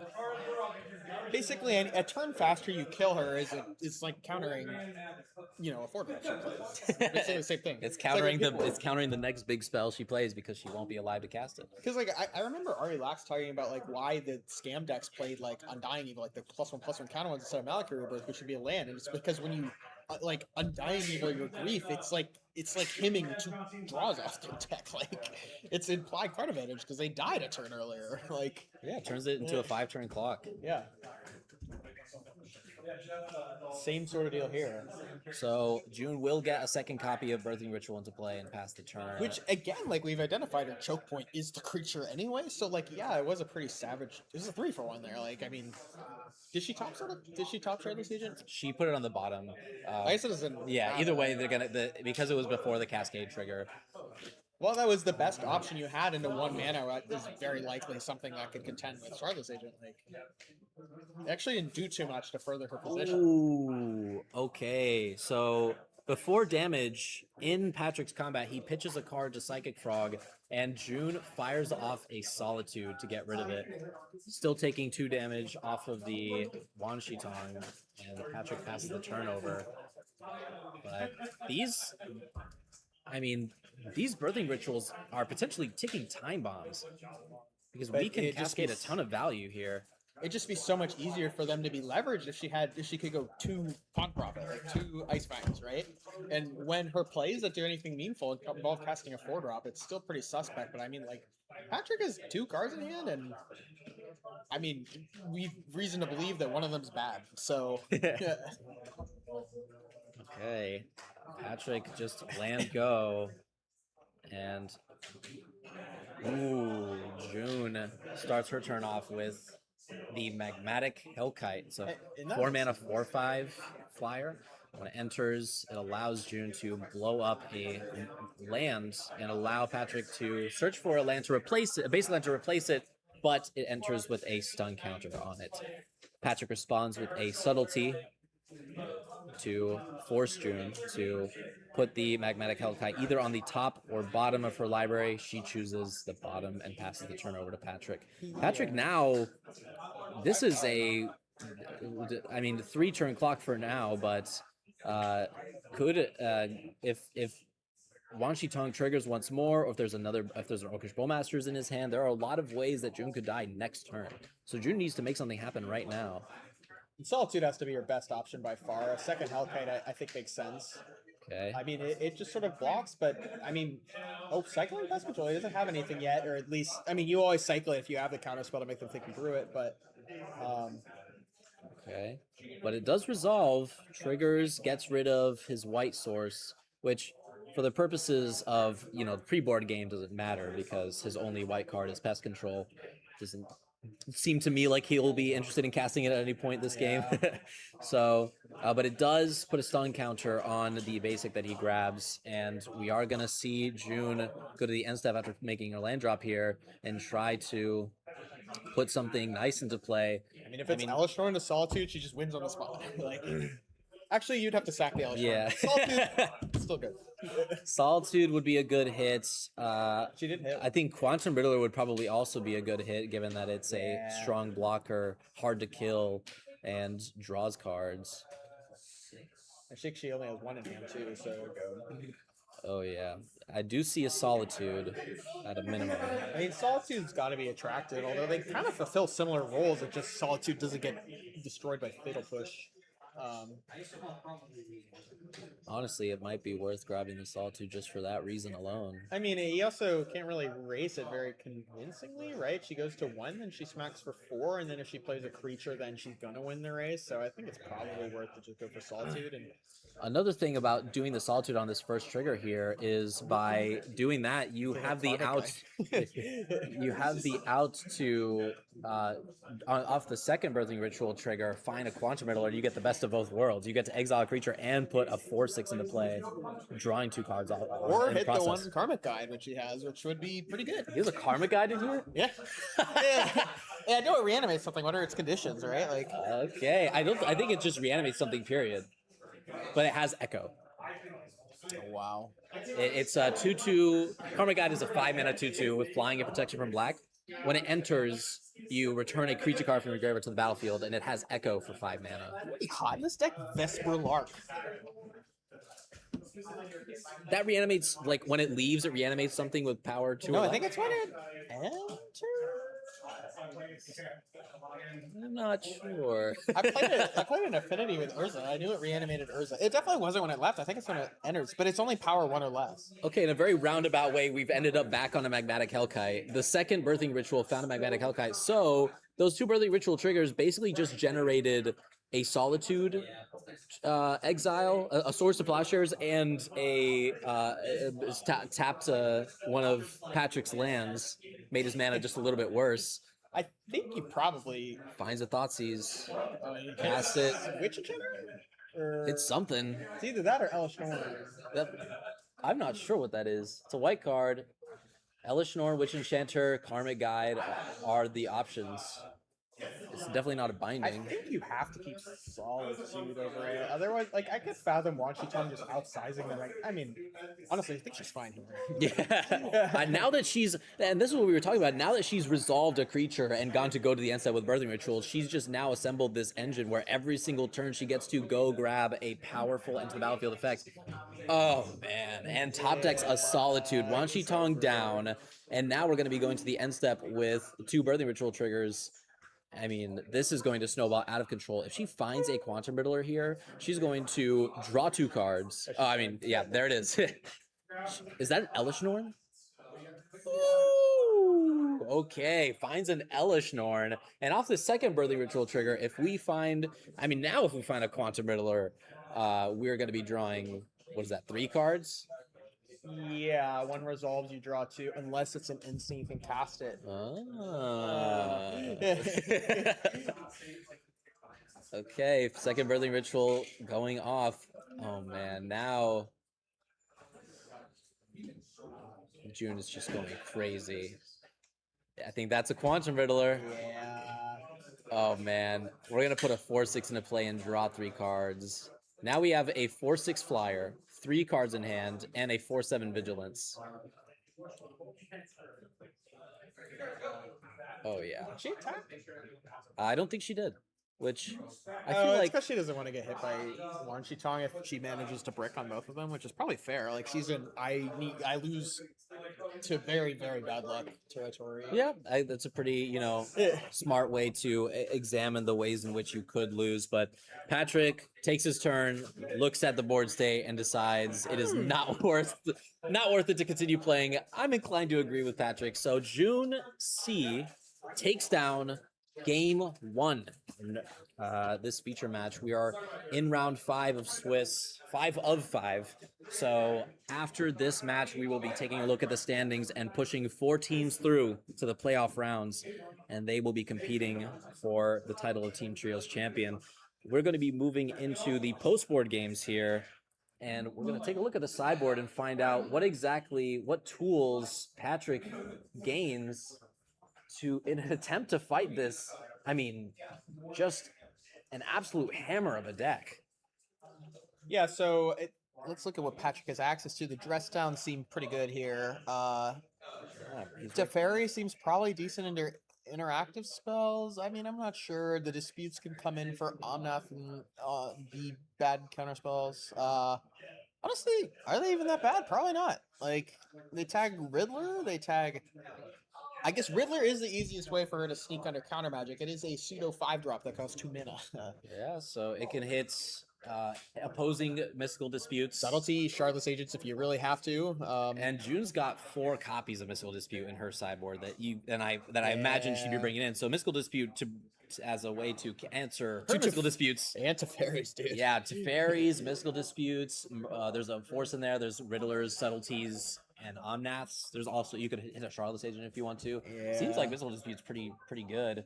He's got a Celestial Purge, 3 Consigns, a Dress Down, 2 Harbingers, 2 High Noons, 2 mystical disputes, a Narset, a Teferi, and 2 copies of Nile's Spellbind. So, yeah, definitely, it's got to be mystical disputes. Harbinger, I think, has to come in, even though it does the Solitude. Yeah, I mean, anything you can Anything do to does try the and Solitude. prevent her from playing Magic. I think Harbinger has to come in because I mean, like the ways you win that is Solitude. Are there any cards you'd be interested in? I mean, the Pest Control's got us. Yeah, Go right out of there. That's got to be the first card that he The Betrayal has to go too, right? Yeah, Stupid Betrayal probably a little Push seems funky. pretty bad. Honestly, Force is awful except for into the best card.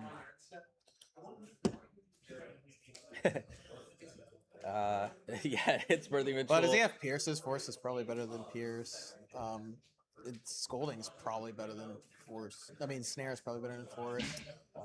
So he has Snares, he has Scoldings, he doesn't have any Pierces. You could trim some Scoldings, like it's just Solitude, but I don't know. Like I think I like Scolding plus Harbinger. It seems fun. It seems like a plan. Harbinger and Scolding the Solitudes, or Subtletying it. Just play Protect the Queen and pray that June can't cast any spells, right? Yeah. Seems like it's worth a shot. I mean, you mentioned this matchup being quite poor for Patrick, so any way that he can try and prevent June from playing Magic, trying to push her into a non-game probably seems like the best way to attack this. Thing is, like, Birthing Ritual does present like a pretty mild out to Harbinger because I mean, she has a few blue threats that Birthing Ritual can get her engine going with, even on limited colored mana. At that point, she can start having Omnaths in play and stuff, and I guess she's not double triggering it very often to get colors once Harbinger's out, but... Having a playset of Subtleties and a playset of Quantum Riddlers means that she's got quite a few highly threatening cards that she can game with. And if she gets a basic forest into play, that enables her to not only cast a birthing ritual, but also cast Shardless Agent, which finds the birthing ritual and gives a way to put an Omnath or even a Solitude into play later on. So she does have good moves. But I mean, you gotta go for it, right? You gotta try and reduce her outs, because there are still a lot of cards in her deck that you are shutting her off from casting, and it does potentially give you a lot of time to find ways to answer the cards that do matter. If she eventually draws into a Quantum Riddler, it's pretty likely you would have found a counterspell by then, right? Because so many more of your cards are live because your mana is better than her cards. I do think Patrick wins by putting Psychic Frog in play and just sort of countering her expensive spells. I think that's one pretty strong weak point of this build of the deck, the 4-color build versus the stock one that's just blue-green, because your curve is just significantly higher, which is going to be awful into a counter spell. That's true. And now Patrick gets to be on the play, so I'm not sure if he was on the draw last game, but either way, he's going to get to lead off with a Surveil Land, puts away a Spell Snare, and passes it over to June. I mean, Snare could be like, bidding Snare could be like, I have one, or I'm playing Psychic Frog next turn. If you have Ritual, I will cry. Like, there are a bunch of reasons why you do that, but like Snare is pretty narrow, but it does happen to counter the card that matters the most, arguably. Yeah. So Patrick is going to pass the turn here on turn 2, representing a number of reactive spells. This could be anything anywhere from a Bowmaster's to a counter spell. Yeah, I think worst possible is Bowmasters, because like, I mean, it's not terrible. I could see like Warp Riddler play Bowmaster pretty bad for you. But him not having pressure on 2 does means that like the one way that the clunky more expensive deck can get away with beating counter spells is just doing something turn after turn, going up the curve, like 2, 3, 4. And her deck is capable of doing 2, 3, 4 curves. Like if you think you're gonna lose to Riddler, you probably have to counter it the first time around. Alternatively, you could cast a Birthing Ritual. Yeah, but I think she probably, I mean, unless she has just like a bunch of them, she probably doesn't jam Ritual here. It's probably not good news for her either that she's draw going, but she does have the Dispute to sit on, so she knows that at the worst her opponent isn't going to do anything too devastating. Like his good plays are Harbinger, which one she can fetch around, 2 she can Dispute, and Psychic Frog.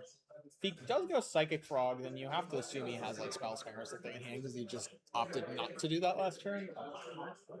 Especially compound that on the fact that he binned a Spell Snare on a Surveil. Yeah. Now, Thoughtseize first with Counterspell backup is another reason to do nothing. Like, okay, and it goes off without a hitch, and we see Mystical Dispute, Solitude, Omnath, a Hellkite, and 3 lands. So it's clear that June doesn't have any access to any proactive plays until turn 4 at a minimum, right? yeah, that's pretty tough. I think she was hoping her opponent would lead on a Psychic Frog and she would find any of Ritual or Shardless Agent by her turn 3. Then that would be pretty good for you. Like, and what's nice is that would beat his best hands. Like, the turn 2 Frogs and then I counter it into play Ritual. Like, that's a pretty massive punish. Okay, so he decides on the Mystical Dispute and passes it over to June, who responds in kind with what I assume to be a Surveil Land. I guess one she tongue after she fetches as worst possible. That would be pretty good. She didn't have Dispute though. It's like fine at the time.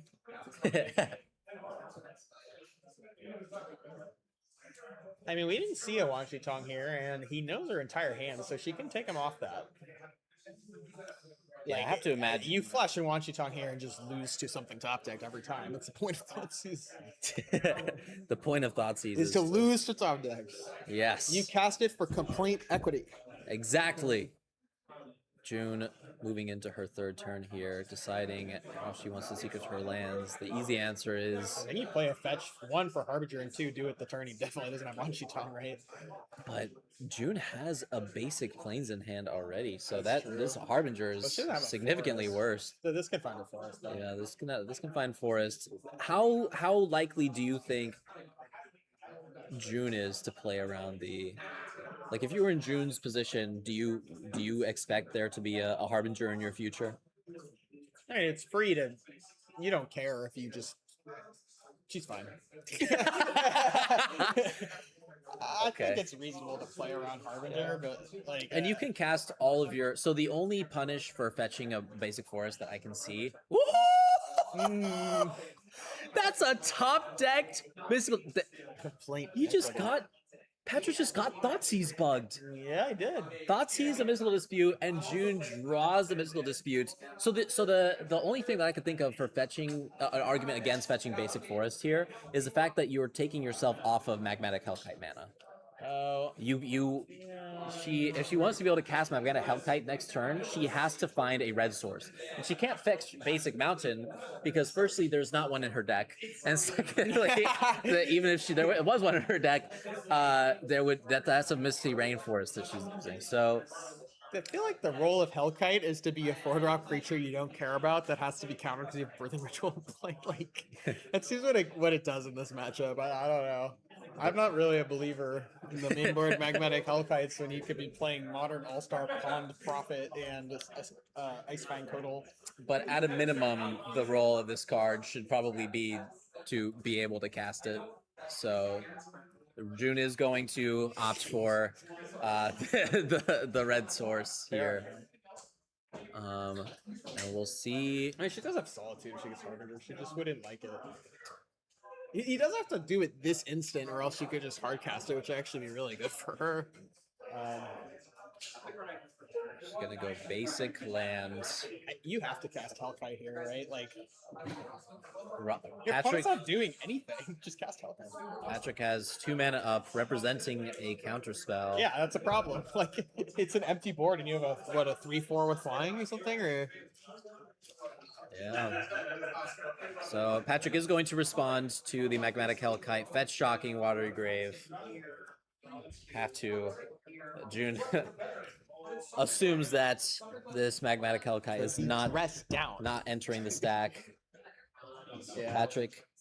That was really good for her, and it is way better than nothing to get a red source and cast a card you don't care at all about. It's like, if he doesn't have Harbinger. 2 mana for a Psychic Frog, okay. Alright, you don't counter Magmatic Hellkite if you have Psychic Frog and she's Solitude, so she needs to not think about that. Patrick kind of did a little pump fake there. He played a Psychic Frog and then thought about making a land drop and then passed the turn. Could be an indicator that he maybe is holding onto a Sink into Stupor. Yeah, that makes sense. Shardless Agent, the play. Good into implied subtlety, yeah. Good into everything. Unbeatable, actually. Oh, okay. Top card, Birthing Ritual, gets counterspelled. And another Mystical Dispute from June. That's the 3rd Mystical Dispute. I mean, she should just resolve subtlety, right? I mean, at that point, that's not a Thoughtseize bug, right? That's just a Thoughtseize feature. Okay, and immediately to the end step after playing a land, finds a Magmatic Hellkite. Can choose to cut Patrick off of Solitude white mana. Right now, right? Okay, instead chooses to go after Dimir land. You should, yeah, you have to Solitude this instant, right? You get him empty-handed into a 3/4 if you Solitude right now. If you hardcast Subtlety, then that is not the case. If you cast Subtlety, then it does not happen. He still can't get past the Hellkite, to be honest, so it's pretty bad for him. Shocks in. I mean, this has to be like face-up Subtlety, right? Shocks in Watery Grave? Right, it is in the sense that we also saw it in his hand. June should probably just look at Patrick's hand and see the subtlety of it. Okay, cast a Leyline Binding, and... Okay, that's pretty heads up into the face of subtlety. Okay. I like that. I mean, Damage. slamming Solitude's gotta look pretty yummy. Pretty yummy. It looks like the players agree. But June thinks for a moment because it looks like she also expects I think this is fine. a subtlety here. And subtlety puts Omnath to the top of the library, and we're gonna go ahead and go to the end step here, see what goodies we have in Like store. an Omnath. Like an Omnath. You're guaranteed to hit an Omnath here. If you find another payoff like a Solitude, hey. that takes care of the subtlety that's in play. Yeah, that's fine. June seems to think so. Okay. So now, I mean, dead. He's got to be so dead. both players sitting with 5 lands in play, And but he's like Quantum Rippler. June is working with a Solitude and a Birthing Ritual. And a Shardless Agent? Okay. Shardless Agent puts a Cascade Trigger onto the stack and looks for another Birthing Ritual. And if June gets to do this, I mean, this is an avalanche of value that she is threatening here. She is going to go in for the attack. This does... I guess she doesn't want to get blown up by Bowmaster block. This does get blown up by Wanshitong. Okay, and he does have the Wanshitong. He draws a card as well. Yeah, first meaning the Shardless Agent means she can't respond by solituting it. This is tough. So that is pretty awkward. Yeah. Probably a mistake to first main it. Yeah, maybe wanted to go to combat first, see if the Solitude attack happens, and then in the second main phase, cast your Shardless Agent so that you could represent the Solitude that's in your hands. In either case, goes to her end step, finds a Magmatic Hellkite off of the Birthing Ritual trigger, blows up a land, and we're going to now go to a second Birthing Ritual trigger. Please excuse our technical difficulties here. It appears the match has stopped streaming. Let's see if we can get that back online for you. Please bear with us.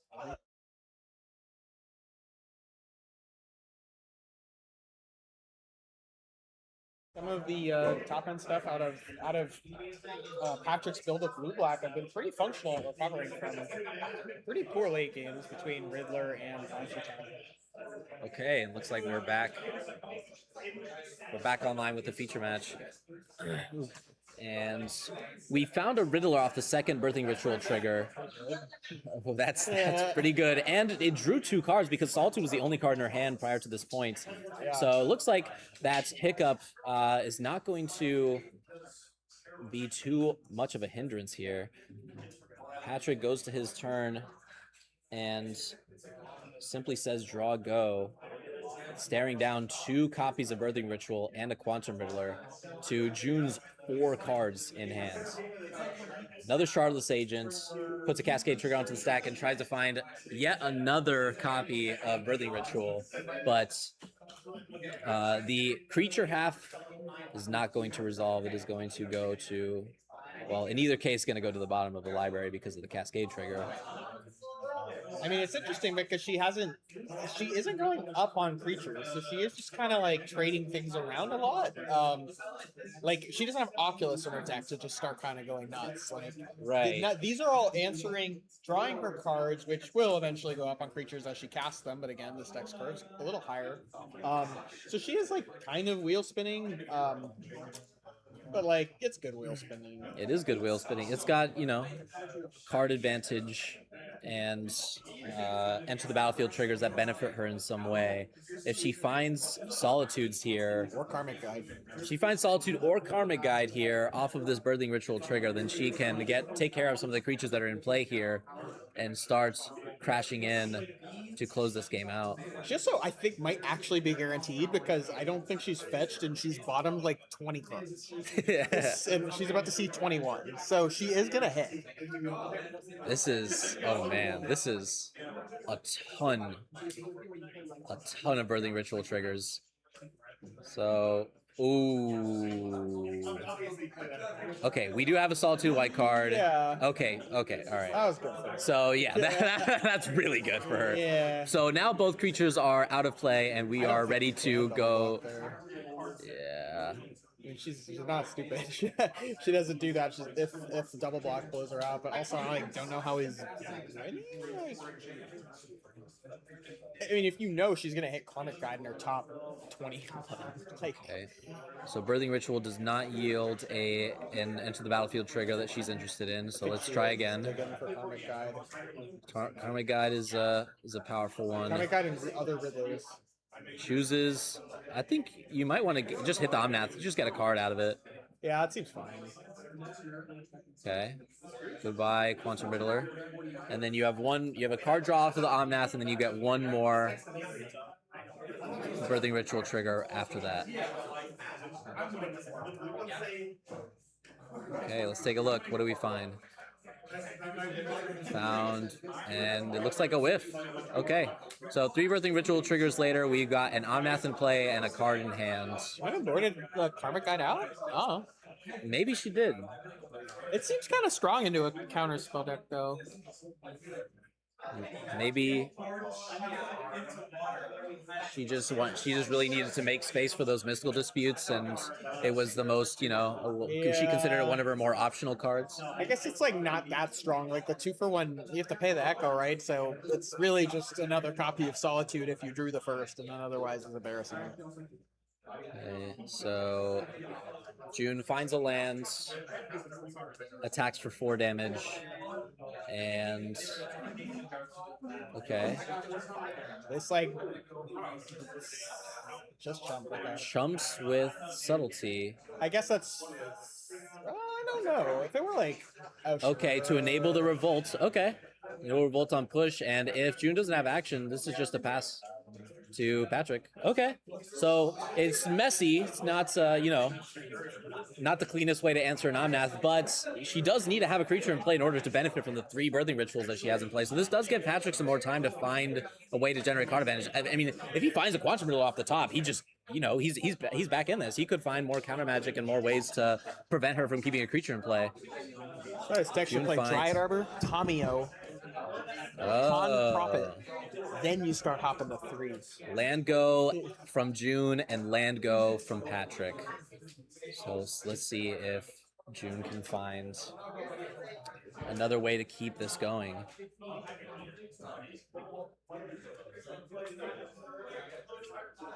Yeah, I was considering if you ever just like don't attack, but it was mostly because of Wanshi-Chong reasons. But I think you probably do need to kill your opponent. And Wanshi-Chong's still going to be kind of brutal. 2 copies of Wanshi-Tong in Patrick's deck. Have we seen both of them at this point? We've seen at least one for sure. I think there may still be one left. But June is going to fetch in the end step. Still leaving an Arid Mesa in play. Wants to give herself the option to fetch later. It's possible she ran out of fetchable at this point, but I'm doubtful. Let's see. 1, 2, 3, 4, 5, 6, 7, 8, 9, 10, 11. There are like 11 fetchables in this deck. 10 or 11. So she does have cards. She does have things to fetch, I think. Yeah, I thought Endurance was plausible. So this is Cling? Oh, he's clinging. Oh, he had a Cling in the side in the graveyard. So Endurance is pretty solid here. Yeah, Cling probably would have sealed up the late game if June draws poorly enough for enough turns in a row. But now this Endurance is going to, I mean, that's another creature, so, and we're going to the end step. She's going to start working up the curve here. Finds an Omnath off the first Birthing Ritual trigger. That's going to draw a card and enable June to go for the 5 drops that are in her deck, such as Quantum Riddler, Karmic Guide if it's still in there, and Solitude. That being said, pretty unlikely that she would go for a Solitude at this point, right, since there isn't a creature in play. Very astute. Thanks. I came up with that myself. Sees a Solitude and, as per my astute observation, chooses not to put it into play. 3rd and final Birthing Ritual trigger. Let's see if she finds some goodies off the top here. Finds a Quantum Riddler. It's only going to find 1 card here. It's only going to draw 1 card here. But she simply resolved them in the opposite order. Oh wait, no, it's a 3-drop. Can't. Ah, shucks. Yeah. Quantum Riddler gonna draw a card and leave June with a 4/6 in play. And Patrick's 10 life with just a couple cards in hand. That's not good. There's Psychic Frog into a Subtlety from June prompts Patrick to concede. And that is the match. June takes it 2-0 over Patrick G. So congratulations to June for that match win. That means that puts the bye team at 1 match win over the name of this team is Talking Heads. So we will see how that leaves them with the conclusion of this round. They're showing each other dogs now. Oh. Yeah. That's beautiful stuff. All right, well, June C on Moist Naya, as the deck is called, takes it over. Wait, why is it base Naya? It's what? Moist? Is it Moist just Naya. for Hulkite? It's oh, quite. Omna. It's quite blue. Feels like It should be like scalding band. Or scalding band. icy hot band. Or it burns band. It burns. It burns band. Oh, the agony band. We got animals on the screen. All right, let's go ahead and transition. Welcome back to the booth, folks. My name is Jacob Durish, and cheesecake is one of my favorite desserts. Wow. This is Peter Husissian. We just wrapped up round five feature match. We got to cover some modern gameplay, but that is the end of the Swiss rounds. We are going to be taking a look at standings and determining which of among the 16 teams makes the top 4 playoffs and gets to compete in the semifinals and subsequently the finals. Yes. In the meantime, we will be conducting a player interview in a few moments, and we will be tortured for our community's pleasure, I suppose. We are going to. I see some strange substances over to the side that I don't want to think about right now. But either way, how do you think these modern rounds have been progressing? I mean, we did get to see the love of your life, Amulet Titan, and we got to see some pretty interesting decks between Moist Naya and Esper Frog, a deck that honestly has not really seen the limelight in quite a while. What do you make of this spread that we've seen today of all the modern decks? I don't know. We've seen so much Esper Frog. That's all we've seen. We did cover. Sounds like it's every single ravaging the time. format and should eat a ban. Sounds like it's too dominant a deck and it should probably be banned. But it looks like we're ready to hop into our player interview. We will be interviewing our good friend Nelson C. So let's scoot over and make sure that we give our good friend enough space to have a chat with us. Make sure you're in the frame here. Camera. Yeah. Right there. Right there. Look right into the camera. Which is left? Which is does it matter? We're not using You don't need to wear the headphones. Oh, I don't need to wear it. What? They're not necessary. That's just, you can wear the headphones if you want to look at the deck list. No, but... that's okay. That's okay. All right. So Nelson, can you tell us which team you belong to, what seat you are playing, and what deck you're playing today? I am the modern seat for What's Blink Dog. Okay. Playing Esper Blink. That's thematically appropriate. What's Blink Dog? What's Blink Dog? I don't know. Not much. What's Blink with you? Oh, that was a good one. That was a good one. I didn't think of that one. Okay. How have your rounds been going today? How do you feel about your deck selection for this I event? lost the first 2 rounds, and Okay. then I won 3 straight. Okay. All right. So I take it you're doing pretty well. I guess. know Deck's what? felt fine. I like Ophelia. I like Overlord. I'm not playing any Psychic Frogs. I wish I was, but card's not very good right now, so whatever. Do you feel like if you had the opportunity to go back and change your deck selection for this event, would you have made a different decision? I don't think so. No? I'd probably still be playing Esper. So satisfied? Okay, that's good. Well, I have some scenarios for you that I want you to help me out with, just so that I understand your mentality as a Magic player, and so that the audience can learn a little bit more about you. Does that sound cool with you? Sure. Great, okay. So you're playing a 2017 Legacy Izzet Delver Mirror, but your opponent has a gun. How many game rule violations have you committed so far? How many games rule violations I've committed so far? Answer the question, goddammit.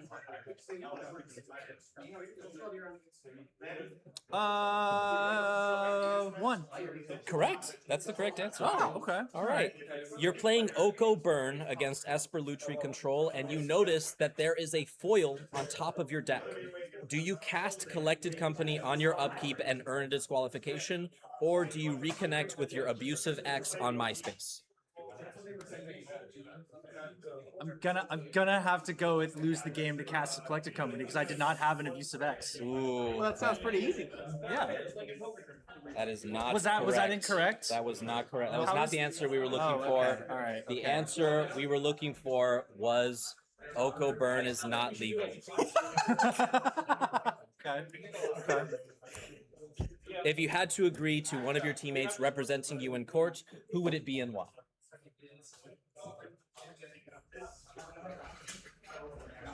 I mean, I've only got two options. I guess it'd be Jay because he knows me better.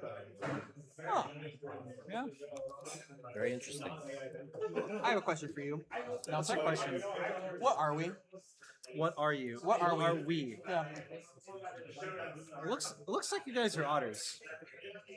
Is that That's not what I wanted to is that hear. acceptable? I was hoping for more. What are do you mean what are we? Like us too? I mean, I've always been under the impression that we've been lovers, but Friends to enemies to lovers. What enemies oh, to otters? oh, okay. When did we become enemies?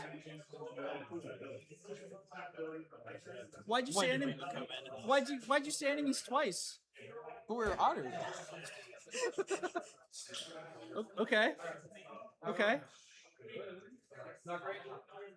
If you had to agree to one of your teammates performing cosmetic surgery on you, who would it be and why, and which cosmetic surgery? I'll mark that one off. I would ask Britt to give me an ear job because I think my ears are too big. Are they? Don't you have tinnitus? Is that related? Yeah, is that related to ear size? Is it not? I didn't think so.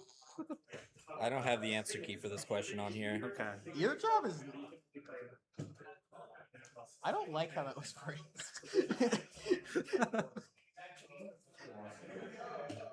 Why? What's wrong with it? I mean, I guess if there's nose jobs, there's ear jobs. Nose job is like the only cosmetic procedure that has the word job in it, right? Oh wait, no, people say boob job, right? People do say that, yeah. Interesting. All right, well, I have one last question for you before I send you off Okay. on your way. You've been an excellent interviewee so far, and I just want to retain that momentum. You and your teammates must prepare a beef Wellington with a red wine reduction. But we remove the ability to speak from one of you, the ability to hear from another, and the ability to see from the remaining teammate. Who would you assign to each position and why? Who would you? What function would you remove from Look, each? one of my teammates I don't know very well, so I suppose I'd have to give Britt the inability to hear. I feel like being able to see, and what was the third one? The ability to speak. The ability to speak. At least if you can see and speak, it's probably fine. Wait, why do you need to speak when your two teammates can't hear you? Wait, no. Sorry. I thought that was it. I would give myself the inability to speak, Oh! and I guess Jay has to be blind. All right, ladies and gentlemen, you heard it here first. Nelson wants to blind his teammate Jay. Wellington is not going to be Nelson good. C, everybody of the team. What's Blink Dog? Thank you very much What's for Blink joining Dog? us behind the booth today. Thank you. Please exit my booth now.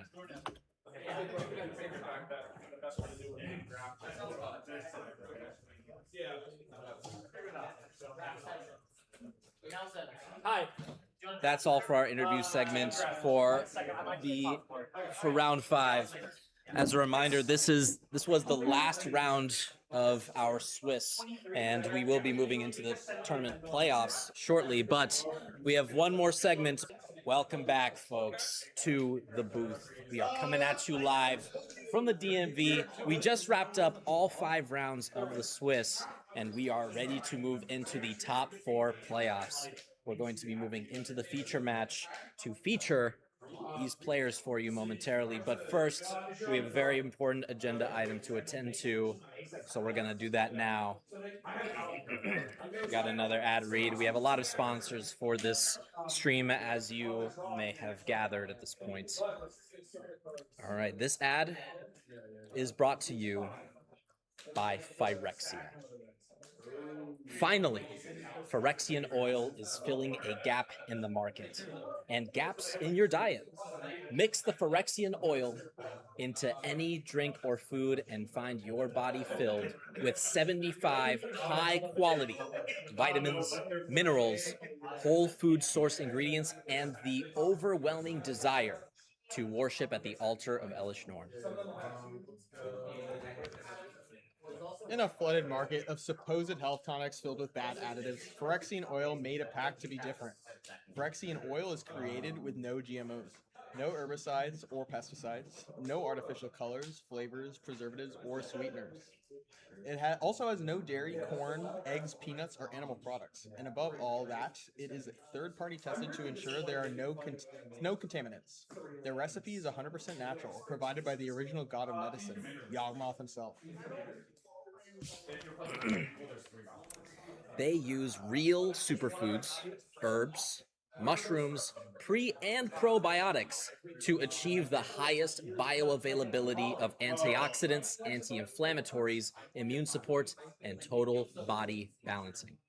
In fact, let me try some Phyrexian oil right now to show you how effective it is at recharging me after a long day of planeswalking. It even comes in 2 unique flavors.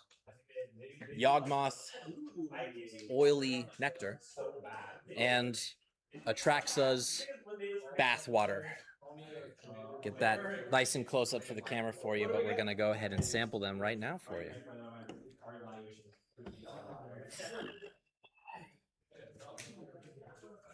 Wow.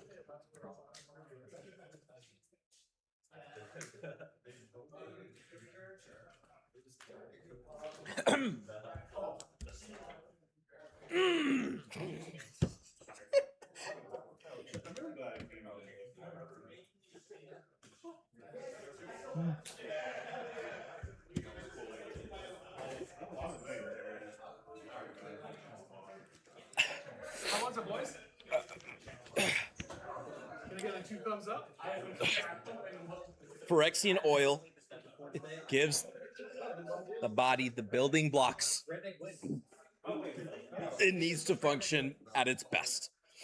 All hail Elish Norn. All hail Phyrexia. I can feel perfection in my veins. We are now moving into the semifinals match between 2 of the top teams in the top 4. On the left, we have Stefan V in the legacy seat of Times New Roman, font of kings, ensurer of dignity, consistency, and formality, beloved by all those in Otter Regalia. Stefan is in the legacy seat, and sitting across from Stefan is Calvin R. of the team Bye. Calvin is getting the game started to a blazing fast start already. Calvin is piloting the Epic Storm and is facing off against Omnishow by Stefan. Calvin starting off with looks to be a Mox Opal, followed by his Lotus Petal and a Lion's Eye Diamond, and tapping the Mox Opal to cast, looks like Dark Ritual? Yeah, it's hard to tell because we're a little out of focus, so it'll be fixed hopefully shortly. And the mana counters are coming out, which means Calvin is probably trying to win on turn 1. Oh, that might not be. Okay, so we are now casting a gamble, sacrificing the Lotus Petal to find a card for 1 mana. As a sorcery, it does force you to discard a card from your hand at random. Do we have his deck list? We do have his deck list pulled up. Is this a turn 1 win? I mean, it might be. Maybe it's a 50-50.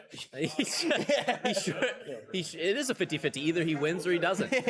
He sure seems to be going for it. This is a whole lot of game action to be taking for somebody who does not intend to win this turn, but discards Echo of Eons as one of the cards remaining in his hand.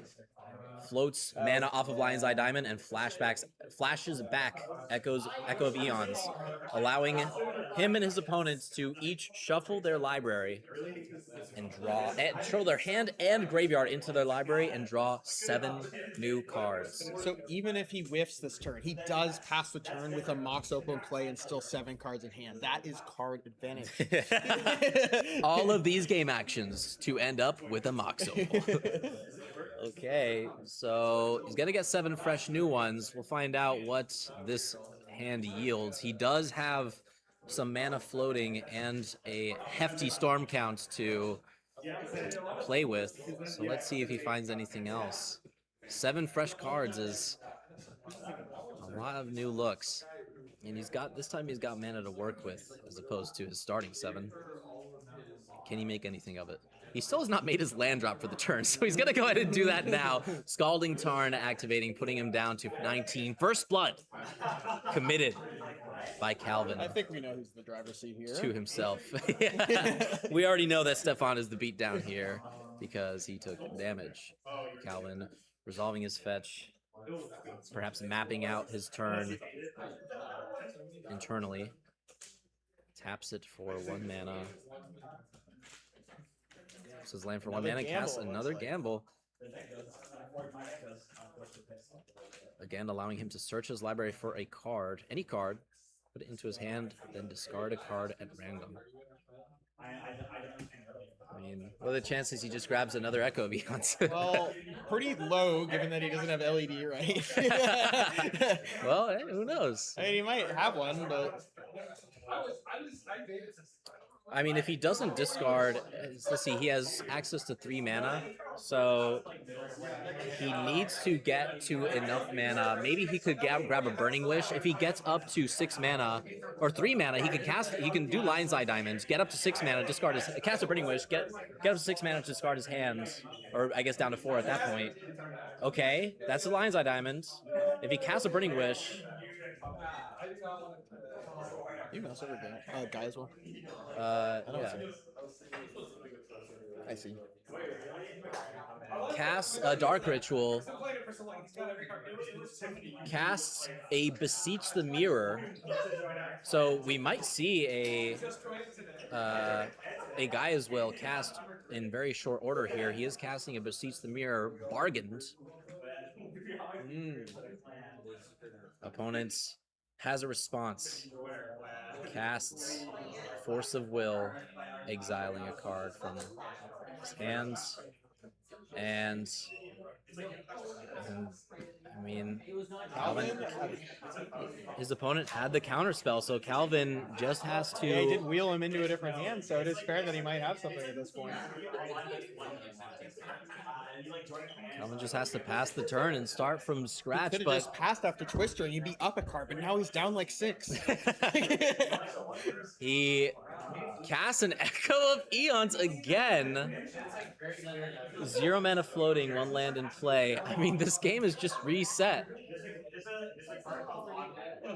Wait, did his opponent have a 0, not have a draw a land off the first Echo of Eons? His opponent passed the turn. His opponent just passed the turn without playing a land. Wow. So the fresh hand with 7 cards had 0 lands in it. I think that might suggest, yeah, he didn't have any. Unless he strategically held the land. Because you do is you get shuffled away anyway, and you don't want to draw it. Oh, yeah, that's true. You don't want to draw the land. If you fetch and put a fetch That puts the card in the that's one more graveyard. land you could draw. Oh, no. Okay, so another fresh hand. Storm count is 1, and still the only permanent in play is the 1 land that Calvin has. He's winning. He's winning. Well, it's a tied game. They're both at 19. Oh my god. Okay, did he find something now? This is 2 Echo of Eons later, and we have not progressed beyond a single land drop. It is still turn 1. It's basically turn 1. What a ridiculous game this has been. Okay. Mox Opal, Lotus Petal. Storm count is 3. Chrome Mox up to 4 Storm. I assume just chooses not to imprint off the Chrome Mox, casts a Brainstorm. So Why do that first though? Oh, he needs milk. Yeah, to enable the Mox Opal. Okay, puts 2 cards back on top of the library. His Song of Creation, it looks like he's topping. It looks like he's keeping Gamble a second title in hand. Okay. Calvin tanking on this sequence for Brainstorm. There's no Goblin Guide in play here, so I don't know what the struggle is about. And oh, he responded to the imprint trigger by casting the Brainstorm to try and find a card that he would want to imprint. Then resolved the imprint trigger, put Gamble under the Chrome Box, and passed the turn. Okay, and now we finally see the first permanent put into play on Stefan's side, a tapped land. Calvin goes back to his turn, plays a Lotus Petal, hasn't bothered taking out the Storm Indicator, casts a Song of Creation, and casts a Force of Will. And the Force of Will breaks the stream. Force of Will completely destroys the camera, and now...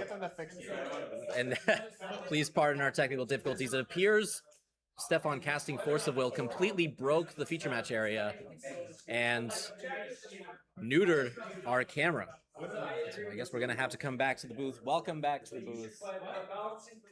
My name is Jacob Durish, and I am becoming increasingly concerned by the rate at which my mortality outpaces the fulfillment of my life's aspirations. This is Peter Husisian. I share the same concerns, Jacob. I think every day is a struggle, and I sometimes don't want to get up in the morning. Can you speak more to that? No. Okay. We are currently in the semifinals after wrapping up our 5 rounds of Swiss, and we are currently spectating the Legacy seat, which appears to be back up, so we can hop back over to that. Again, this is Calvin R. representing the team Bai on the Epic Storm, paired into Stefan V, playing Omnitel. It is so weird how every turn has looked close to identical. It's just like, every turn he's casting a Gamble. No one really does anything at all. Here's another Gamble. I like the first time around. Tutors an Echo Vions to the straight to the graveyard, and if you can guess what's happening next turn. It's funny, he like casts a game, we're like, I wonder what that could be. He's the 1 and 2 of it working. I'm like, oh, he has LED. He has LED and Time Twister. Stefan takes his turn, plays his second land after resolving a cantrip. Big shot. Looking at the top 3 cards of his library with Ponder. But it looks like Calvin's going to his turn, flashing back Echo of Eons, and Stefan responds with yet another Force of Will. I almost wonder if your opponent misses their land drop, should you even try to Twister again? I guess, I mean, given that he has 2 lands in play, at this point, he is threatening the Show and Tell, right? Show and Tell for 3. No, the one turn when he went for it, when Stefan had 0 lands in play, he just passed. That's true. Yeah. Maybe... Probably wait 1 turn, because his hand's clearly on spells, probably counter magic anyway. In the meantime, we could play more petals and stuff that you draw, and then fire off the Twister. His hand could also be like cantrips that he wants to cast, so maybe Calvin wants to go for it before Stefan has the opportunity to resolve a Ponder or a Brainstorm to try and look for a Force of Will. Maybe trying to deny as many draw steps as possible, because if you go for it on a future turn, that's just, all the more likelihood that Stefan gets to cast a cantrip, right? But you can't deny the fact that his opponent would probably still have 0 lands in play. Probably. Stefan making his 3rd land drop and casting Stock Up here. Stock Up, a powerful 3-mana sorcery from Ether Drift, which allows Stefan to look at the top 5 cards of his library, select 2 of them to go into his hand, put the remainder of those 5 cards on the bottom of his library in any order. An excellent setup card. No standard otters playable Stock Up, making waves in Legacy here. But the Otter players did it first, like us, the Otters. Calvin, land, go. And that's all 3 Echo of Eons, by the way. Oh, They are that's a all problem. in exile.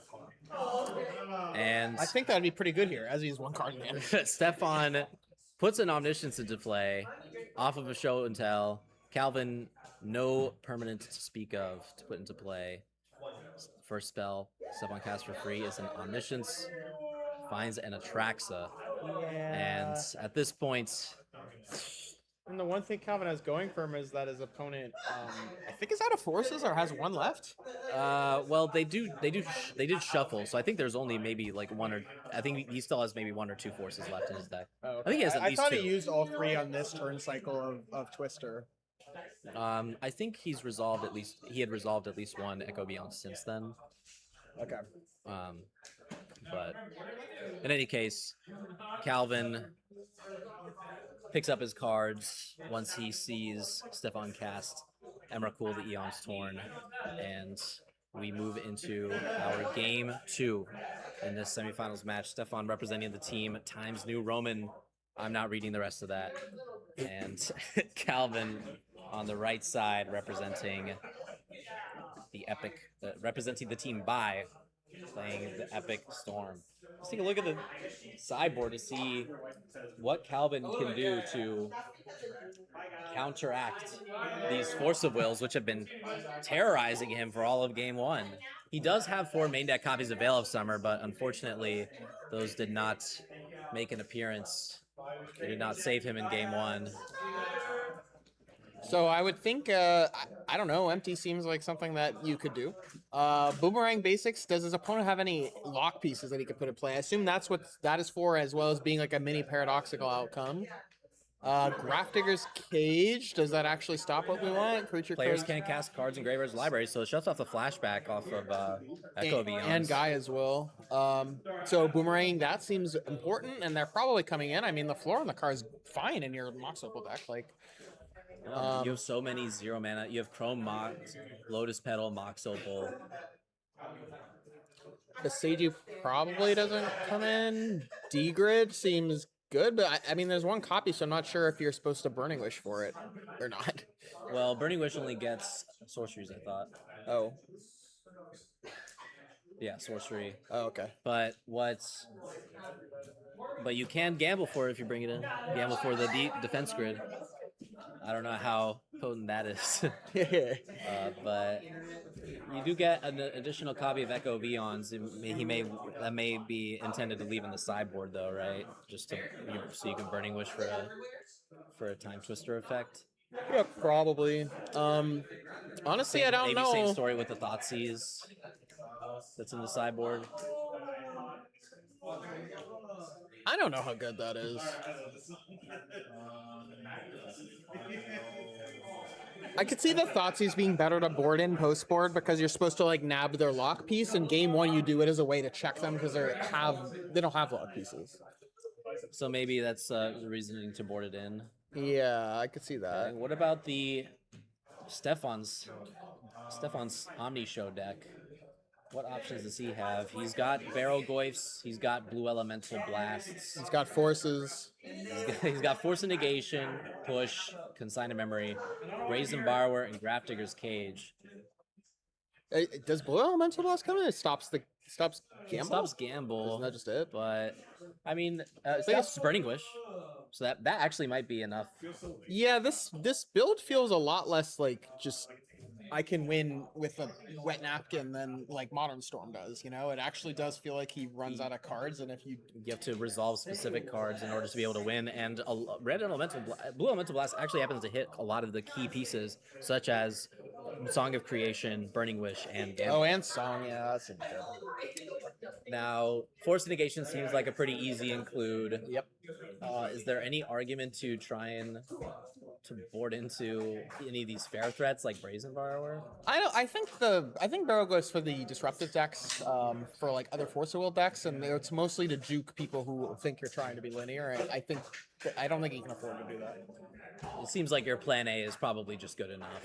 And it's not going to get interacted with very well. Right. So it seems like you can just board in a couple more interactive pieces. Board in the forces for sure, force of negation for sure. Board in the blue elemental blast maybe, and call it a day. Calvin with a couple options to give himself some resiliency going into this post board game, but really he just really does not want to see the card Force of Will. Or if he does, he wants to see the card Veil of Summer on his side. He's going to get started in game 2 of the semifinals, leading off with a Scalding Tarn and a Think. He's going to hit the tank here. He is on the play this game. Your opponent thinking on turn 1 is a sign that they have nothing and are about to pass, so it's good news for Steph. I'm sure Calvin doesn't have any game actions he could take on turn 1 that are relevant.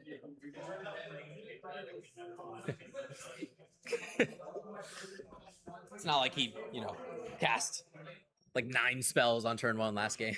Yeah, where did it get him? It got him a Mox Opal. It got him a different. He could have just stopped when he was up a Mox Opal. Exactly. Okay. Whole different ballgame. Decides to cast a Chrome Mox imprinting something on. I think that might be an Echo of Eons. And starts with a Dark Ritual and a Beseech the Mirror. Uh-oh. We're gonna see a Force of Will. Stefan has it yet again. Goodbye, Beseech the Mirror. One card in hand. It is Naked Brainstorm. So I'm assuming Calvin only does this because Stefan's deck is capable of winning so quickly, which kind of puts him in a bind. I have to assume this match is pretty poor. Calvin went and just says draw go. Stefan plays a second land drop. I guess it looks like Stefan's not capable of show and tell on turn 1, but they do have 4 Ancient Tunes, so he could go for 2. So maybe Calvin did have 1 turn to try to get away with something. Okay. Cast something for. Oh, that's a turn 2. That's a show and tell. Okay. Calvin responds with a Brainstorm, but this game very well could be over. Does Calvin? I don't know. I don't think Calvin plays any way to interact with this for 0 mana or for any mana. I think this might just be happening. It's just the thoughts. Yeah. Not very good on your opponent's turn. Not very good when you're tapped out on your opponent's turn and there is a game-winning spell on this deck. He might just be force checking him. Might just be baiting the Force of Will from Calvin. Yeah.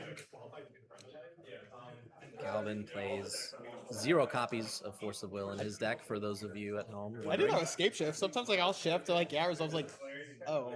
I'm like, I don't know what I'm supposed to do. It's like I was hoping that got countered. That's just an example of some Amuletite heuristics that would serve us well when evaluating the Epic Storm. Okay. Escape shift Calvin. not very good here, as he is on 1 land. Escape shift would not be very good. Calvin's thinking on what card to put into play off this show and tell. I mean, his only live draw has got to be top 1 of Echo and LED, and then peel it for turn and then cast it, right? And he's also probably just dead this turn, so. Yeah. So does Stefan doesn't have a deterministic? Oh, he has an Emrakul, so that's deterministic in the sense that it does 23. Yeah. Or something. I determined that Emrakul will win the game.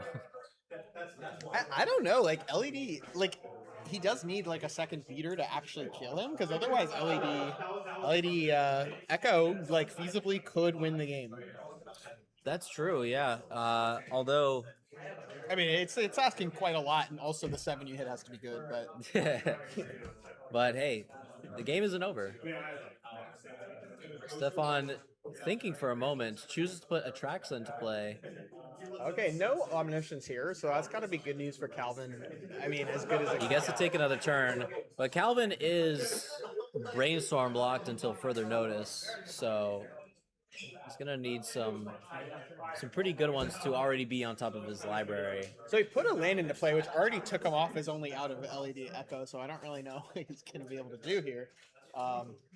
Well, that's because the Echo's on top of his library. Yeah, but he needs an LED to cast it.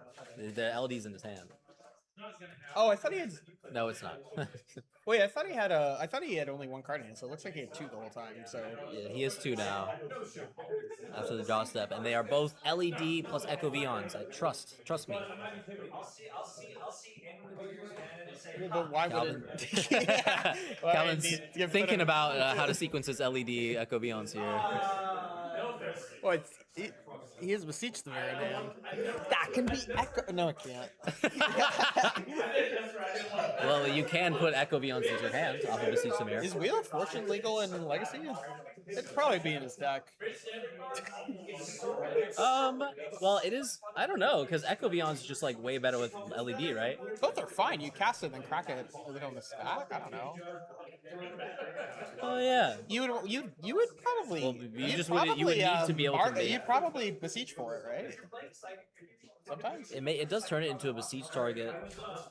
We should probably know whether Wheel of Fortune is legal in this format before talking about it. Chat. Well, it's on his deck. If we interview him, we can ask why he didn't play Wheel of Fortune. And the answer like might a- be that it is not legal. Looks like Oh, gamble echo across 2 turns, technically an out if you do discard it. so you got to empty your hand to guarantee. You know. Okay, that's a show and tell. There's a Grafter's Cage in play too. Okay. Echo no longer an out. Echo goes Omniscience, Emrakul, and Calvin extends the hand. I don't know if Going you got a win down. from there. I think that was a little hasty. Going down 0-2. It's not hasty, but it will be able to attack on the following turn. Oh. Calvin goes down 0-2 on the Epic Storm to Stefan V on Omnishow. Pretty convincing victory. Force of Will, an effective interactive tool, it turns out, to disrupt the deck came that in. I think that might be empties it. their hand. This Force of Will card seems like it might be taking off in Legacy. Seems like Should it be banned? It seems like the format has worked around Force of Will. I can't imagine why you would say that. I think they should ban it. I think the format would be a lot healthier. Because, see, he's a combo deck backing it up with Force of Will. That seems unfair. Oh. Can't believe that they would play Force of Will in the Legacy deck. This is not fair. I think to get rid of the combo meta, you should ban Force so they can stop protecting their combo with the Force. Alex, can you change the stream to a different person? They've finished. We're gonna see if we can get the perspective switched over from Legacy to one of our other features. We are, as a reminder, currently in the semifinals. Times New Roman. Again, I'm not reading the rest of this team name again. Against the team by Calvin R has just fallen to Stefan V in the Legacy seat. So, Times New Roman.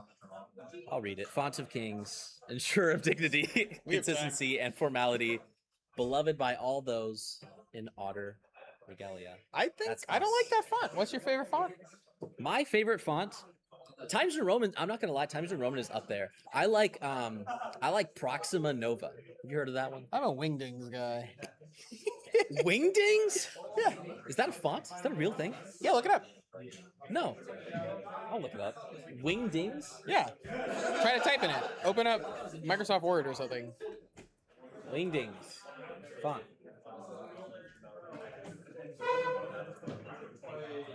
Series of symbols? They're symbols. Yeah, look at it. Wingdings is a series of dingbat fonts that render letters as a variety of symbols. That's Wingdings. This is Wingding. This is the font. Yeah, so like the letter M is like a clock. Take a look, man. It's so that you can typeset like symbols in like a PDF or something. What the heck? Look at the symbols that are on the. This is Wingdings. Have you heard of Wingdings? Yes, I've submitted papers on that. Wow. It was an exam. I failed. As a joke. I sent them to all. Here's my report. Yeah, that's a miss font. That's beautiful stuff, man. Comic Sans, I think it's interesting how bad it is. you like Comic Sans? No, I just think it's interesting. It's done a lot. It's done It's done a lot for Comic like Sans is one of it- the most, I feel like one of the most utilized fonts, you know? yeah. And I think that's maybe what's part of what's earned it its bad reputation, aside from just being a terrible font. Comic Sans makes sense when you're like in an elementary school classroom or in the bedroom. Comic Sans has its place in both those places and nowhere else. Simultaneously? No. I hope not.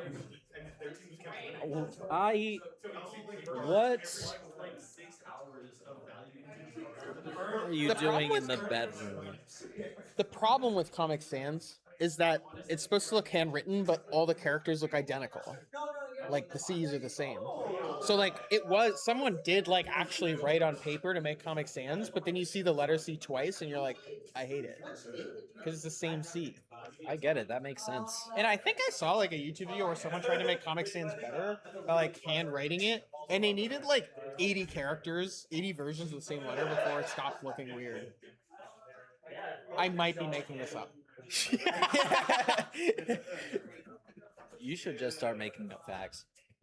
Listen, we are winding down our day. We've had a long day of competition. We could play Pai Gow. 5 rounds. Do you have any packs on you? Does anyone have packs for Pai Gow? Right, we are about to get into our finals here. We will be covering Legacy. It will be Times New Roman, Font of Kings, Ensurer of Dignity, Consistency, Informality, Beloved by all those in Auto Regalia versus Amulet Titans. That's the finals. It will be Value Vintage. It will not be Legacy. It will be Value Vintage. Value Vintage. We will be featuring Morgan K, representing the Times New Roman team, playing against Victor C, representing the team Amulet Titans. Victor was on Nadu before. I don't think we've seen Morgan playing yet. I don't believe that we've seen Morgan on feature, but we'll go ahead and pull up both of their decks. Morgan is on Rhinos, the talk of the town, the deck that people have been talking about for Value Vintage. And how do you reckon this deck pairs into Nadu? It looks like a ton of initiative cards, cascade effects, such as Violent Outburst and Shardless Agents, and of course, Crashing Footfalls. Whereas Victor is working with Nadu. Nadu is a creature-based combo deck that looks to combine Nadu Winged Wisdom, the 3-mana 3/4 flyer, with Nomads on Core to repeatedly target his creatures and generate value, an insurmountable amount of value, until he inevitably succeeds and crushes his opponents. So the initiative creatures here seem a little dicey into a deck with a 3/4 with flying. I don't know. I don't have a perspective on who's favorite here. It looks like Rhinos is pretty much completely uninteractive. Their only interaction spell is Fire Ice, which is not going to cut it probably. But, I mean, they are a deck that can put on a pretty fast clock. They can cascade into Crashing Footfalls as early as turn 1 or play an initiative creature on turn 1. Nadu has good tools to win, especially I would suspect against the initiative side. Like they take the initiative for a few turns, they find their plows.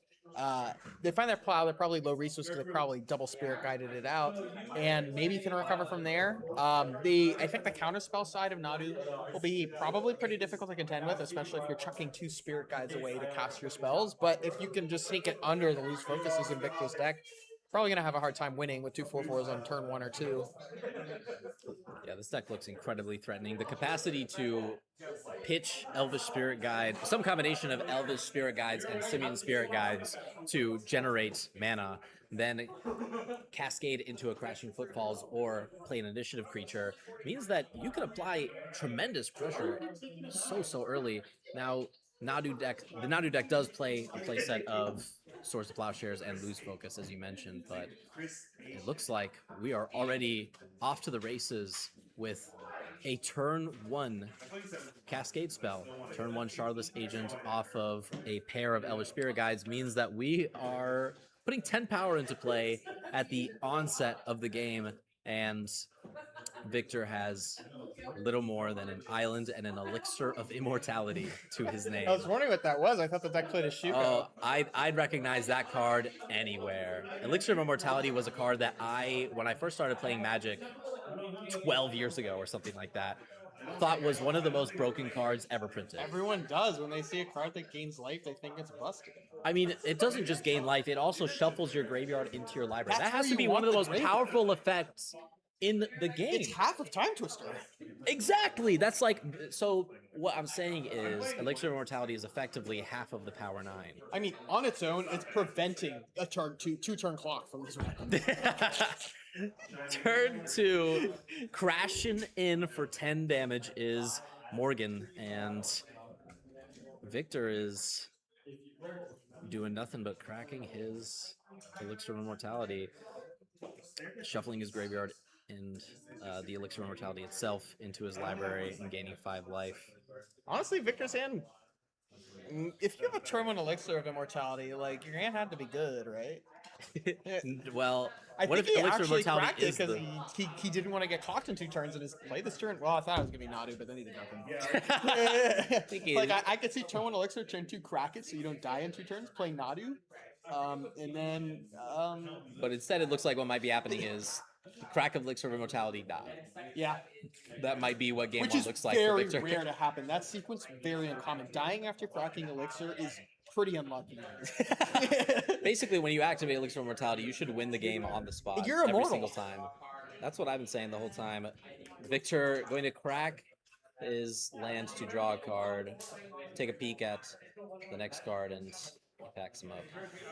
Game 1 falling very in short order to Cascade Rhinos. I mean, the deck did exactly what it said it was going to do, right? It pitched a pair of Elder Spirit guys and put 10 power into play on turn 1, and then won. That was very simple. It seems like a pretty simple formula to win a tournament, right? That's, I guess, you don't find yourself in the finals of a tournament by doing anything less. We should take a look at their sideboards. Let's do that. So, Temur Rhinos, we're working with a couple hot ones. We've got 2 copies of Boil to destroy all islands, a Bone Crusher Giant, a Damping Sphere, 2 copies of Energy Flux, which looks like an artifact hate piece, copy of High Noon, 4 Mystical Disputes. So High Noon. Well, wait, no. A Rest in Peace. High Noon out of their Rhinos deck. Stormkeld Vanguard, and 1 copy of Twin Maw Stormbrood. So it looks like maybe High Noon. Maybe he's supposed to be a mirror breaker. You board it in and cascade into it when you pair against a mirror. That's fair. You also just could be on the initiative creature plan. Let's take a look at Victor's sideboard. Victor's deck list up here. Victor, again, is playing Nadu. Deputy of Detention seems pretty good here. Deputy Detention seems absolutely phenomenal, being able to blank a Crashing Footfalls. And Echoing Truth block. too. Echoing Truth, Deputy Detention, Commandeer, Test of Talents. Is that the one that Surgical is a sorcery? Yeah, it counts as an instant or sorcery, and then Surgical is the remaining copies out of the... And Wrath of the Skies also clears away the Rhinos. So it looks like Victor's albeit- probably pretty favored post board, to be honest. But the initiative creatures might present a problem, but he might be favored there because he has flyers. Yeah, I mean, if you put a 3/4 flyer into play against the initiative, chances are you'll be pretty good at seizing it from your opponents consistently. But you do have to get to that point. The initiative mechanic does seem like a pretty powerful pivot when your opponents are playing hate pieces and preventing you from putting 4/4 Rhinos into play or keeping them. I don't even know if you could think of it as a pivot. It seems like this deck's just more like a stompy deck, and as it turns out, the acceleration of format isn't actually a card that costs a mana less than 3, so you might as well just make the thing you're accelerating to Crashing Footfalls. It looks like mostly an initiative deck. That's true, yeah. It's what seems like equally, it's not even just plan A, plan B, it is equally an initiative deck. Yeah, it looks like they built an initiative deck and realized they could put footballs in it instead of the other way around. Yeah, you might be right there. We got fire shoes here. Oh, Wow. All right. Fire shoes.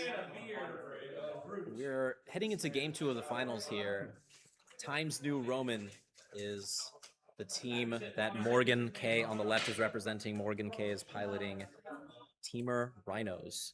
And Morgan's opponent, Victor, is piloting Nadu mid-range. Going into game 2, Victor on the play, down a game. And on the play, his counter magic's going to look a lot better, and so is Spell Pierce.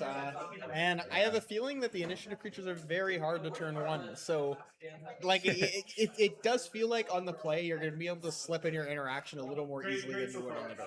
Yeah, having a land plus 3 spirit guides and an initiative creature seems like maybe a bit of a tough ask, but I mean, I'm sure it's been done. At a minimum, Victor is on the play, so he seems to be likelier to avoid a turn 1, avoid a crashing footfalls if it's not, as long as it's not cast on turn 1, unless, you know, he might have the spell pierce.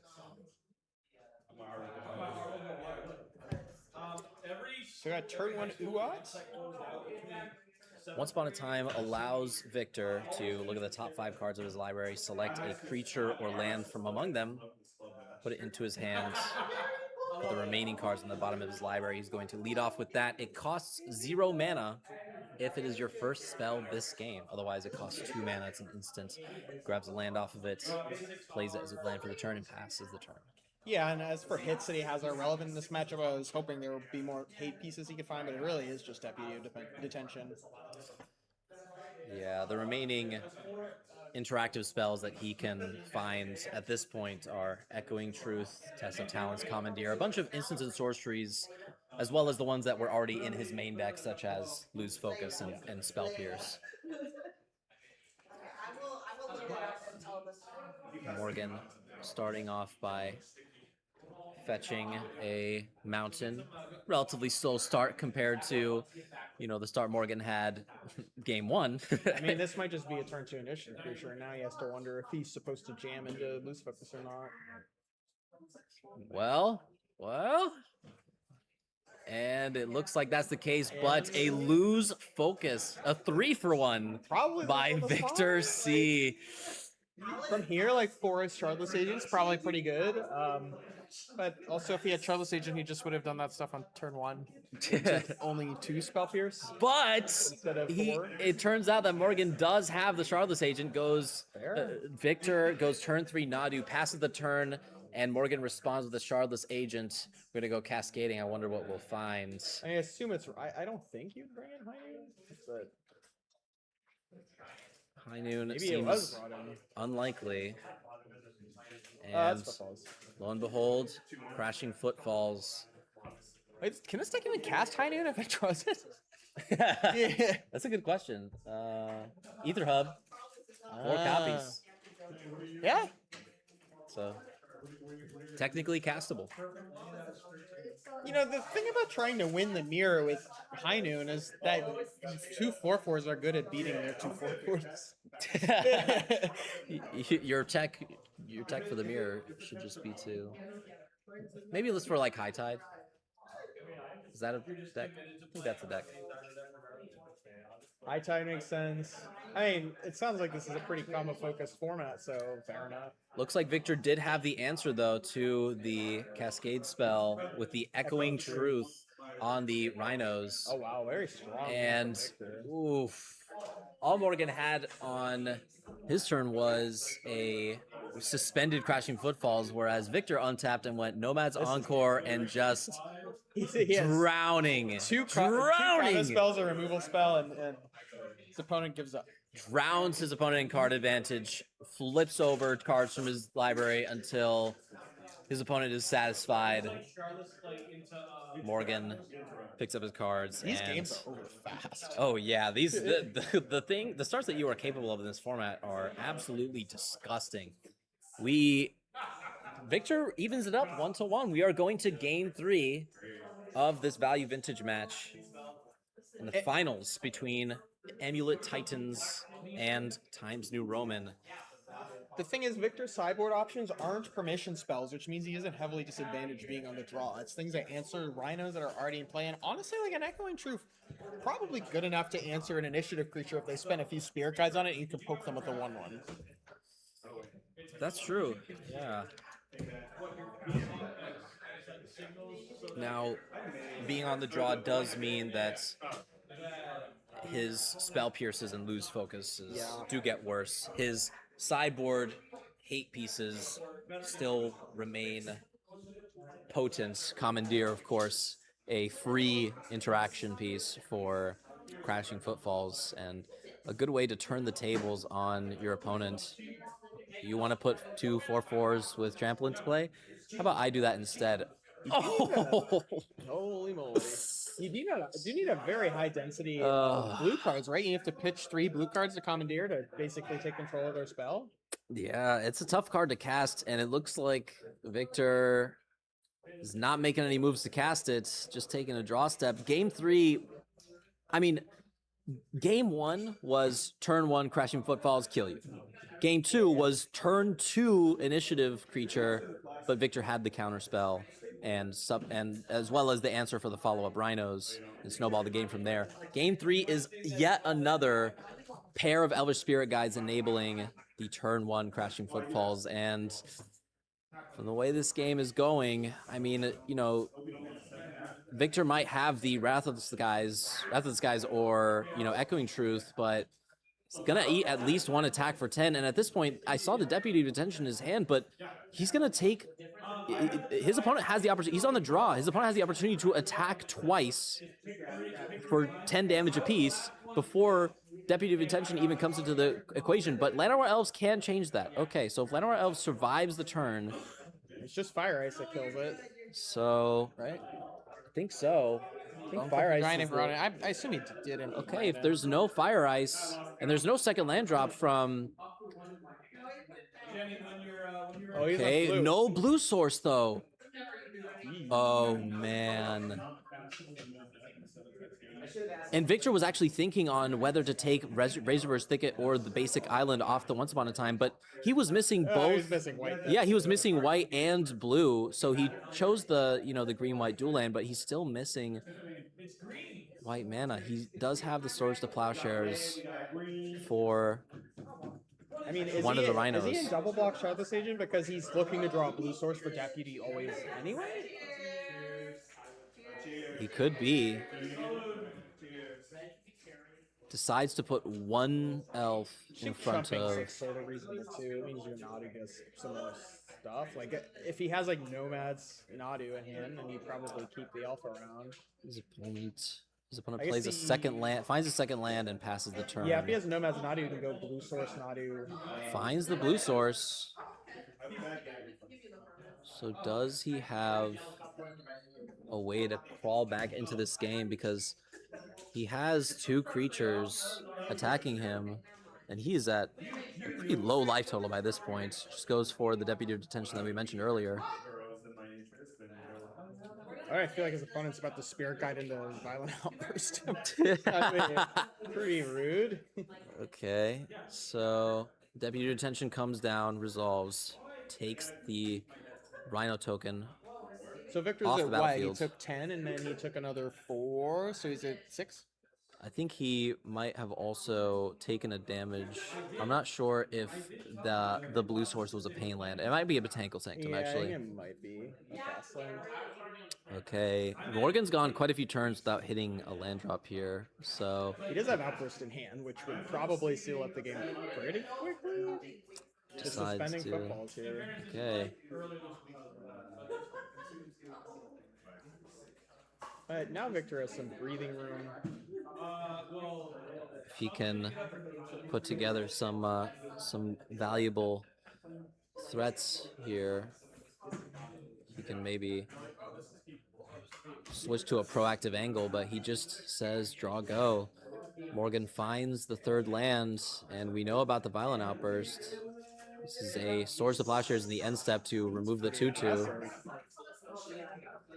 Why do you think he did that? I mean, maybe a little bit nervous about the Deputy of Detention being removed, and just doesn't want to be caught having to chump Shardless Agent. I just like imagine an initiative creature eventually hits the table at some point, or this. Like, Could be signaling that he has, you know, redundant and, you know, enough copies of removal that he just wants to get creatures off the board so that he doesn't have to spend mana. Well, to it do is in the interesting future. because like he doesn't have anything proactive to do, so it's not like his mana's too taxed right now, right? That is one reason to hold on to it. If you think you're gonna tap out over the course of the next few turns, then I guess it's fine. His but white sources are pretty taxed though, right? that's true. Yeah, he's only got one white source in play. Yeah, that's true. So his opponent in the end step casts a Violent Outburst to put 2 4/4s into play. Things looking bad again. Did it resolve? No. It looks like it got. Oh, it got Spell Pierced. Which Okay. is fair, yeah. I kind of figured. I mean, if Victor's not doing anything, then his hand has to be all lands, which it's not because he was screwed on colors for a bit and or interaction. Honestly, the footfalls coming off suspend is kind of scary if this goes long enough because Pierce is not stopping that. Pierce is not stopping it. Lose Focus needs some help here. Well, you can replicate Lose Focus. I guess that would work. Yeah, but you got to find more blue sources there, right? That's true. You only have one blue source and one white source in play. All of your lands are green. But that's yet another Cascade spell, finding the final copy of Crashing Footfalls. Is that the last one other than the one suspended? Yeah, that's the third Crashing Footfalls that Morgan has cast this game. This is a frustrating deck. Morgan has been just going pressure. This is 10 power into play for 3 mana. And Victor's got to find something. Is there maybe an Echoing Truths? Wrath of the Skies won't cut it unless you find a... Wow! Victor has had the out. I mean, it every makes sense. single He's not doing time. anything. Like his hand has something in it. He's been having the answers, and I almost wonder if he should have been going for end step outburst the turn before his other one cuts off suspend because he's choked on blue mana, right? Like Echoing Truths, I believe, is sorcery, and Victor's at 4 or 6. So it means he can't go counter into counter, and a lot of his answers to tokens on board are sorcery speed.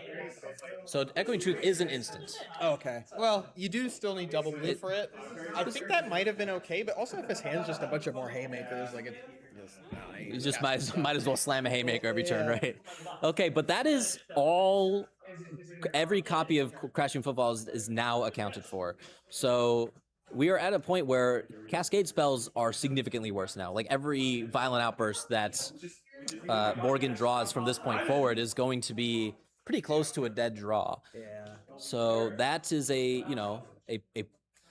point of reprieve for Victor. Should Also probably good in this matchup. yeah. Okay, Morgan tapping 3 mana for a Lelia. The Blade Reforged. It looks Lelia. like his hand is all haymakers. It is a 3 mana 2/2 with haste that reads whenever you attack with Lelia, you exile a top card of your library and you can play that card this turn. And every time that a card goes into exile from your library, you put a +1/+1 counter on Lelia.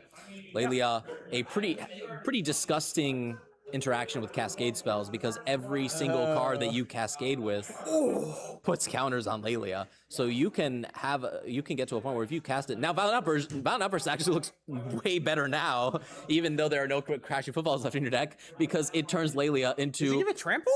It does not. I think it just gives a power. They gave it trample. That's hilarious. No, Violent Outburst just gives your creatures a power. But a Violent Outburst will put a number of +1/+1 counters on Lelia equal to the number of cards in your library. That is hilarious. Because there are no hits left in your deck, assuming there's not a High Noon in your deck. With that, which at this point, we have to assume there's no High Noon. But Crashing Falls is going to come off of Suspend. Does Lelia get a counter off that? I believe that Lelia triggers when you put a card into exile from your library. Okay. Oh, and or your graveyard. Okay, so if you exile cards from your graveyard, Lelia also gets counters. But Morgan is going to put 8 trampling power into play and ask a question of Victor. Does Victor have yet another answer? Maybe finds the Wrath of the Skies, maybe has another copy of Echoing Truths. There are a few options here, even despite the Crashing Footfalls resolving, but okay, finds an Elvish Spirit Guide and can cast it. But unlikely for that to happen.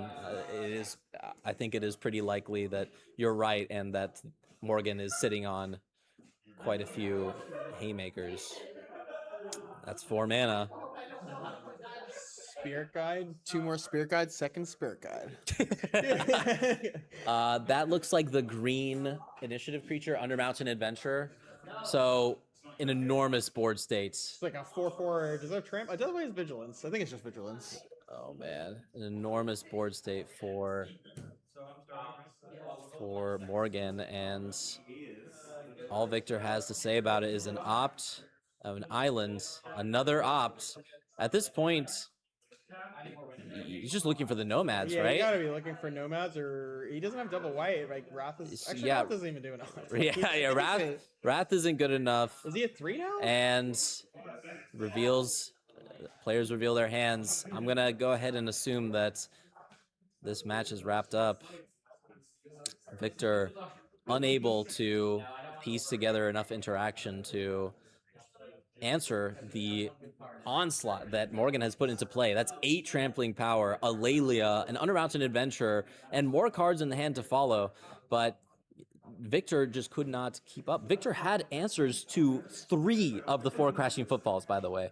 Victor had an Echoing Truths, a Spell Pierce, and I think maybe a Loose Focus. I'm not sure how he answered the first one, but he's had answers over and over and over. But the pressure that Morgan has been able to assemble consistently over the course of this game 3 was just insurmountable. Victor could not get it done. So it looks like Victor is going to fall to Morgan 2-1 in the finals of this match.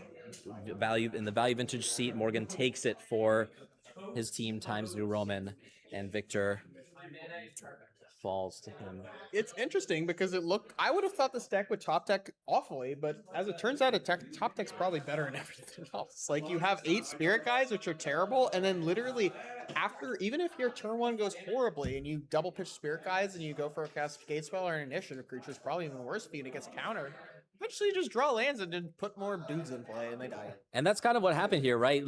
Victor was able to answer the first 3 crashing footfalls, which was very good for him, but he could not draw into a plan that develops his game plan proactively, which gave Morgan effectively infinite time to find more and more and more threats. And it seemed like he had threats to deploy, he just didn't have the mana to do it because he kept a 1-lander that off the back of the strength of casting a turn 1 crashing footfalls, right? Yeah. So it was a high risk play, and Victor did have the answer for it, but he did not have the pressure or the proactive game plan to back it up, and that's why that match ended the way that it did.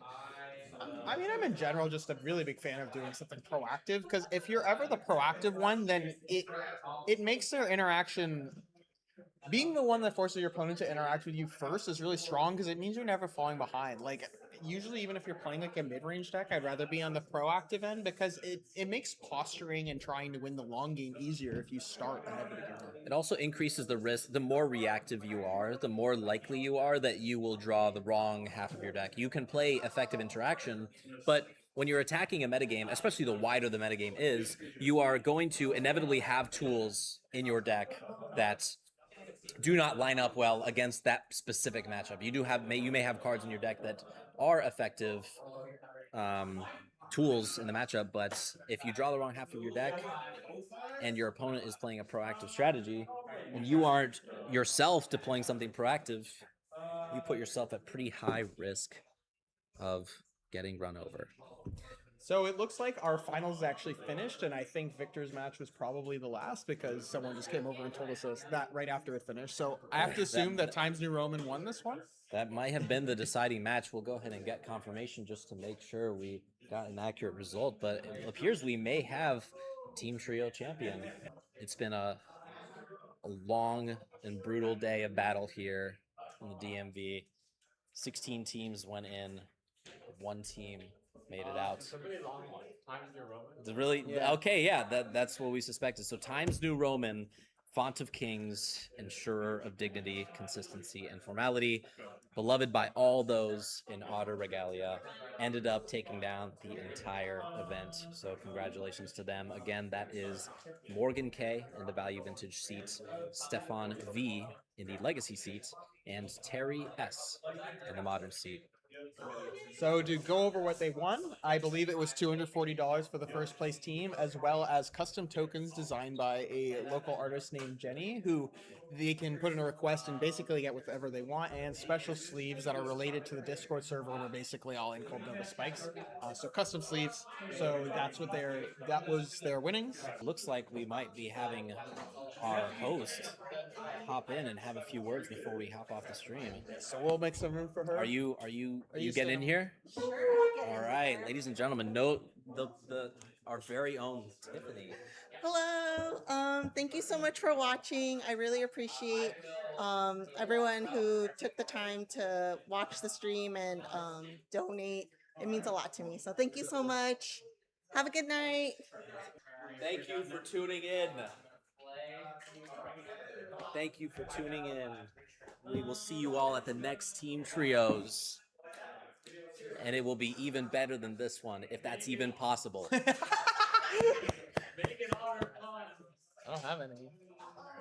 What are you doing here? Turn off the stream.